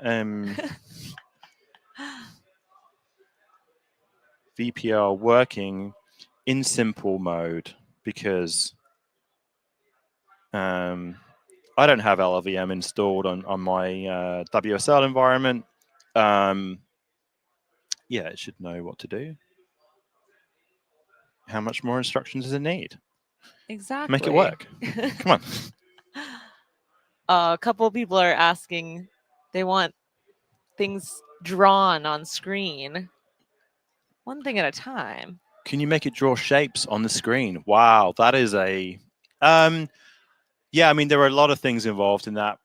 Printing. So if you want to get somebody into programming and you get them to print "Hello World" on the screen, like that was really cool when I was a kid in the 80s and the 90s, because that was pretty much all that computers could do. We had pretty simple graphics, and printing your name on the screen was like amazing. And now when I show my kids, I'm like, you can get it to print something on the screen. They're like, okay, cool. I think. And they're like, but how do I make it do 3D graphics? Whoa. Okay. Yeah. How does it do more than that? And you need to kind of like introduce other things. So the operating system actually does most of the heavy lifting when it comes to like displaying stuff on the screen. So like in this case, I'm on Windows. I am in WSL, but you know, if I was getting it to do things like display graphics in Windows, what you would get the program to do is to send information to the Windows operating system about what to draw, and there are like different drivers to do that. So I mean, I'd probably need to be a bit more descriptive and say, okay, let's narrow our use case down a little bit. Can you display graphics on the screen? And we also need to separate like 2D graphics and 3D graphics, because there is a bit of a difference in terms of how they work. And I'm running in WSL as well. So like this is Linux running on my Windows machine. But if at the moment, I'm just running it in the console in the Linux environment. And so, like, if it displays graphics, I think you can display graphics in Linux that come up in WSL, but like, there's a lot involved. I feel like you need to kind of build up to that level. Like, graphics is like is an ambitious goal. You also need to think about, like, the operating system does more than just graphics. It does like sound and network. So like, if it needs to like communicate with other things, or like talking to other programs, storing things on the disk. So like, the operating system is basically the layer that does capabilities other than printing hello world. You don't think BPL can get there? I don't think in the 20 minutes that we've got left, we can get 3D graphics working, if I'm truly honest. So it's made some changes. Okay, I'll help you get it working. Let's look at the code. I can see there's an issue with the structure of print AST and compile file. And let's try and get that working. And so the thing I like actually here is it added a debug mode pretty much for itself. It added a cheat code, I think. Yeah. So it added a debug mode so that when it compiles things, it gets the output, and it also gives more information about like what's happening when it's doing the compilation. And it gives itself that output and that feedback. So like, in debug mode, I can see the assembly that is generated. Oh, wow. And it's also giving me like the AST structure. So it's saying, okay, let's run that compile numeric command. Segmentation fault. Yes, nice. Okay, okay, we're getting into the deep dark jungle now. Oh, wow. We're getting a segmentation fault. Whoops. Let's fix our numeric addition implementation. I see a potential issue with how numeric addition is handled. Let's update the code to handle variables. Okay, what is a segmentation fault? A segmentation fault is a technical way of saying you did something wrong. And the operating system is like, it looks like you're trying to read or write from memory that you don't own, or you're trying to do something like at a low level which you shouldn't be. So that's not a good idea.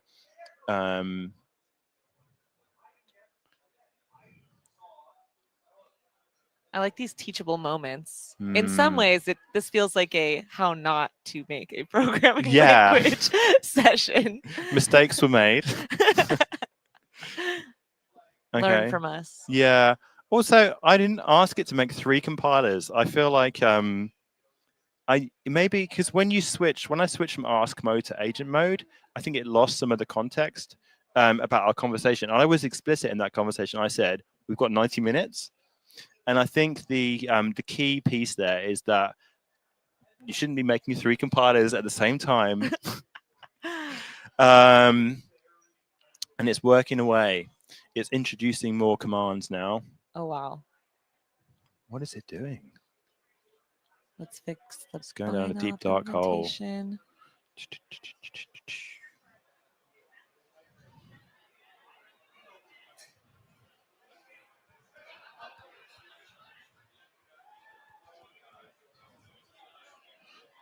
I also want to keep in mind that when we finish the stream in sort of 10-15 minutes, that we should probably finish on a high. And so what often happens when you work on things like this is you kind of go down a deep dark path until you either get frustrated or bored, or you achieve something magical. And I feel like we achieved something magical 20 minutes ago. I know. We did.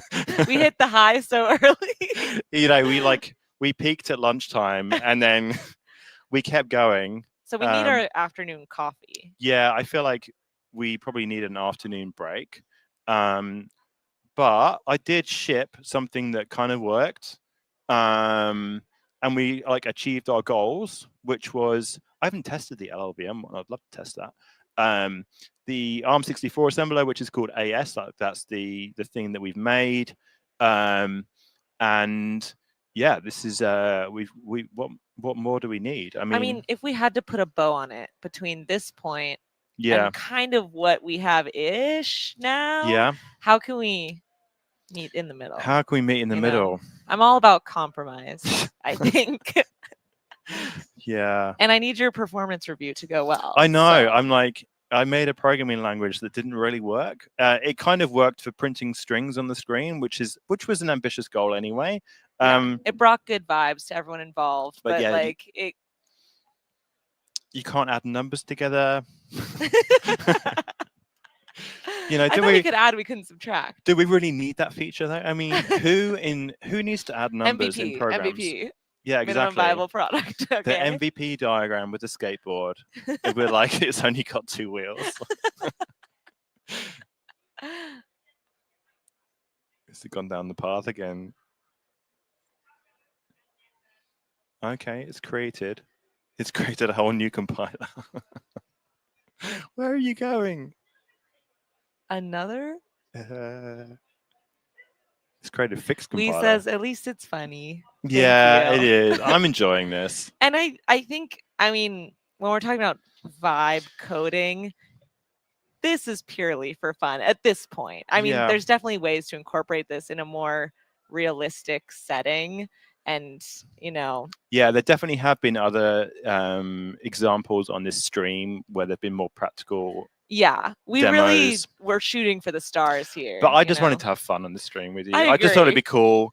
And also, I put it on social media that I was going to try and make a Viber programming language, and thinking that, you know, nobody would really care. And then a whole bunch of people saw it, and then they were like, "Oh, I'm so excited for this! I can't wait to see it happen." And I was like, "Oh dear, Oh, dear. it's way too late to back out now."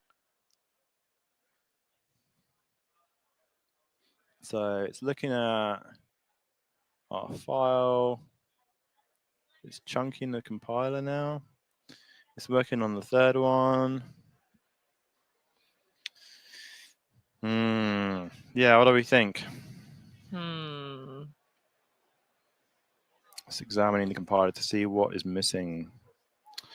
Can you do multiple chats at once? I believe Like if you I do a can. new chat, it won't reset this chat, will it? I'm a bit more familiar with how it works in VS, but there you Mm. can like reference your other threads. Okay. Not Okay. sure here. Hit the triple dot. That one. Yeah, open a new window. The then pros now just you walked got in. two. Yeah. Wow, The look at that. expert. Yeah, Also pin that to the top. For some Oh. reason hasn't intervened before this point, but Yeah, now. yeah, Thank you. the parent has just stepped in and intervened. They're Said like, too far. I'm just in your other Copilot. because I want to ask it It's to. not recommending. Oh, this is not recommended. No, I mean it's not recommended. I think this whole session is not recommended. I think we should just do it.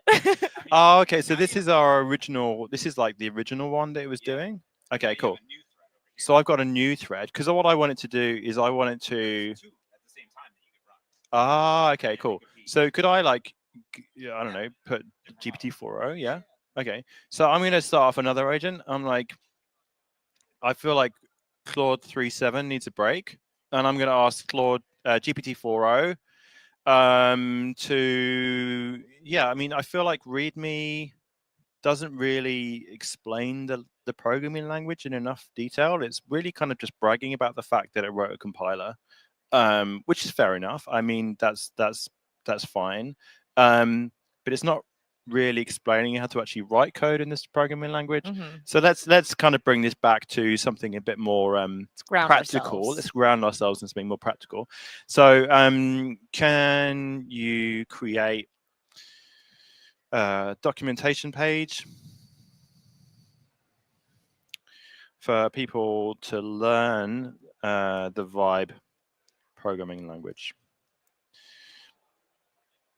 Include examples. Use Markdown. Add McDocs. There's a debate as to whether it's MKDocs or McDocs. I like McDocs because it sounds Oh. funny. Like it.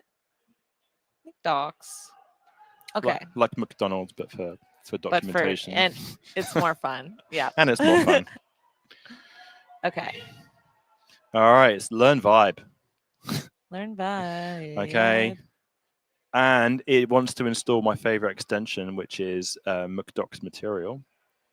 And it's saying, okay, we got created Learn Vibe. We've got a YAML file which adds the learn vibe, which is in a docs folder. Is that where it put it? Yeah, that's where it put it. Yep. Nice. We've got index.md. Does that even exist? So yeah, it's saying let's do that. This will start a local server. So to preview it, and yeah, that should work.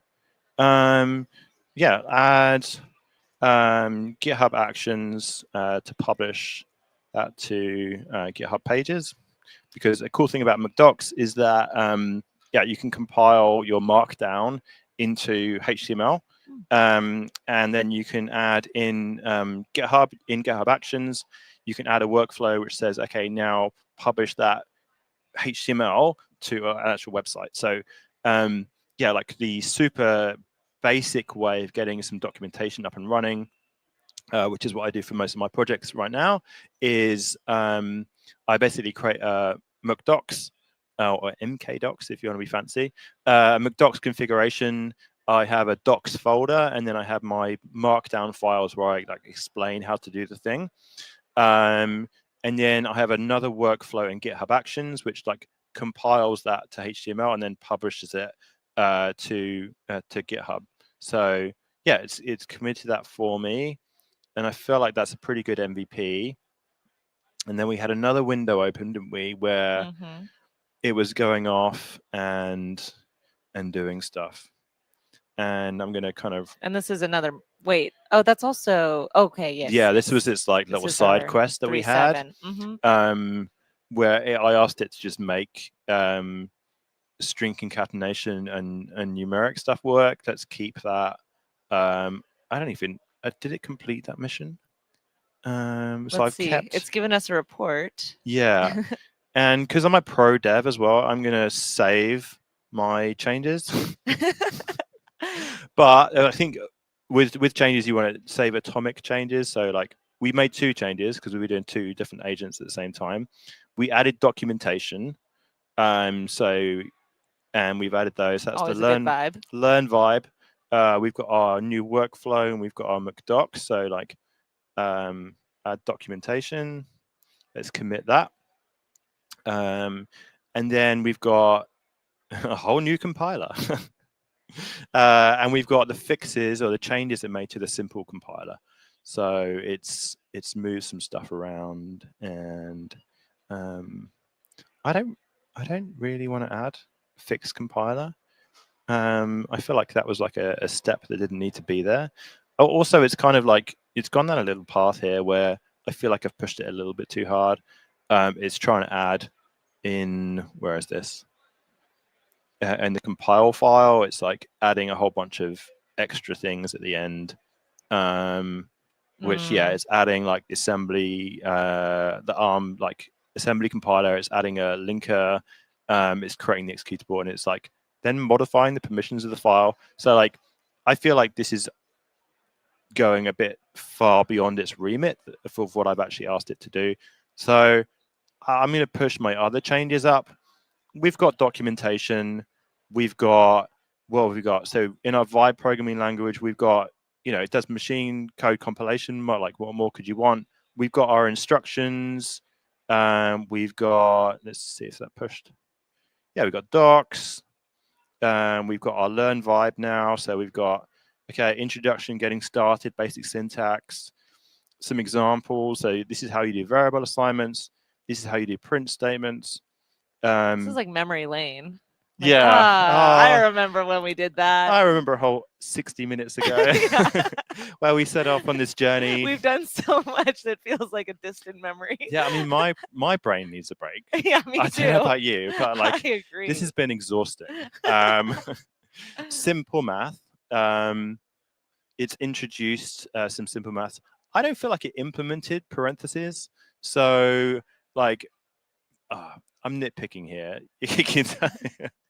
It's introduced brackets and conditional statements. It's like, you asked me to create documentation for this fictional programming language. It's like, no, we were getting there. Yeah, so I haven't implemented that yet. That's why it's there. It's kind of gone past the MVP, and I feel like it's kind of said, this is what we want it to be. Yeah. It's gone into VC mode, I feel like. And I It's- appreciate that. I appreciate its effort. But However, we would like that to be correct. I probably should need to be explicit in my instructions about creating documentation to just create docs for syntax that actually exists. we've learned a lot today. I've learned Okay. a lot. Be specific. Be Give specific. good context. Save a lot. Yeah, and before you start out on your journey, actually think through what it is you're going to do. Yes. I think that's my main advice with AI programming is, yeah, the AI can do a lot of the work, Yeah. but it needs a lot of information hmm as to what it is you want to do and why. And yeah, we're not explicit We just at vibed a all. little too hard. We just wanted to be fun. We Yeah. just wanted to make this fun and just see what it came up with.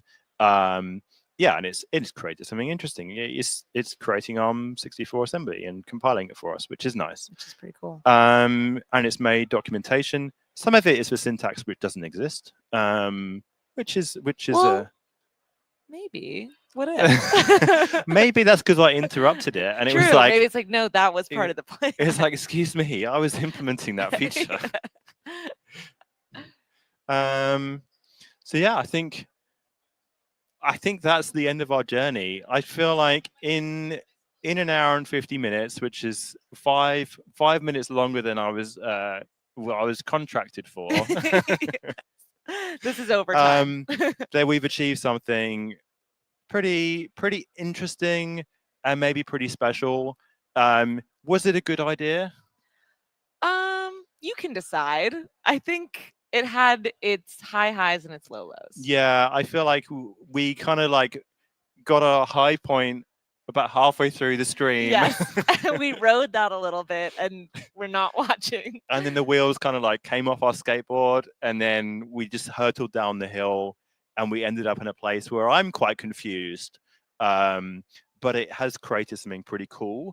Yeah. Now, what I would love to do is to ask it to go and explain what on earth it's been doing for the last hour and a half. Yeah, let's get a recap. And can you turn that into a document and explain it so we can reproduce it in simple steps? If we wanted to like rebuild VPL, then, you know, what are our prompts? And probably when I get off stream, I'm going to ask James Montemagno, who's like a pro with this stuff, how do I save our commands and our prompts so that people who are watching at home who want to go and vibe their own programming language, first of all, don't go down the compile path.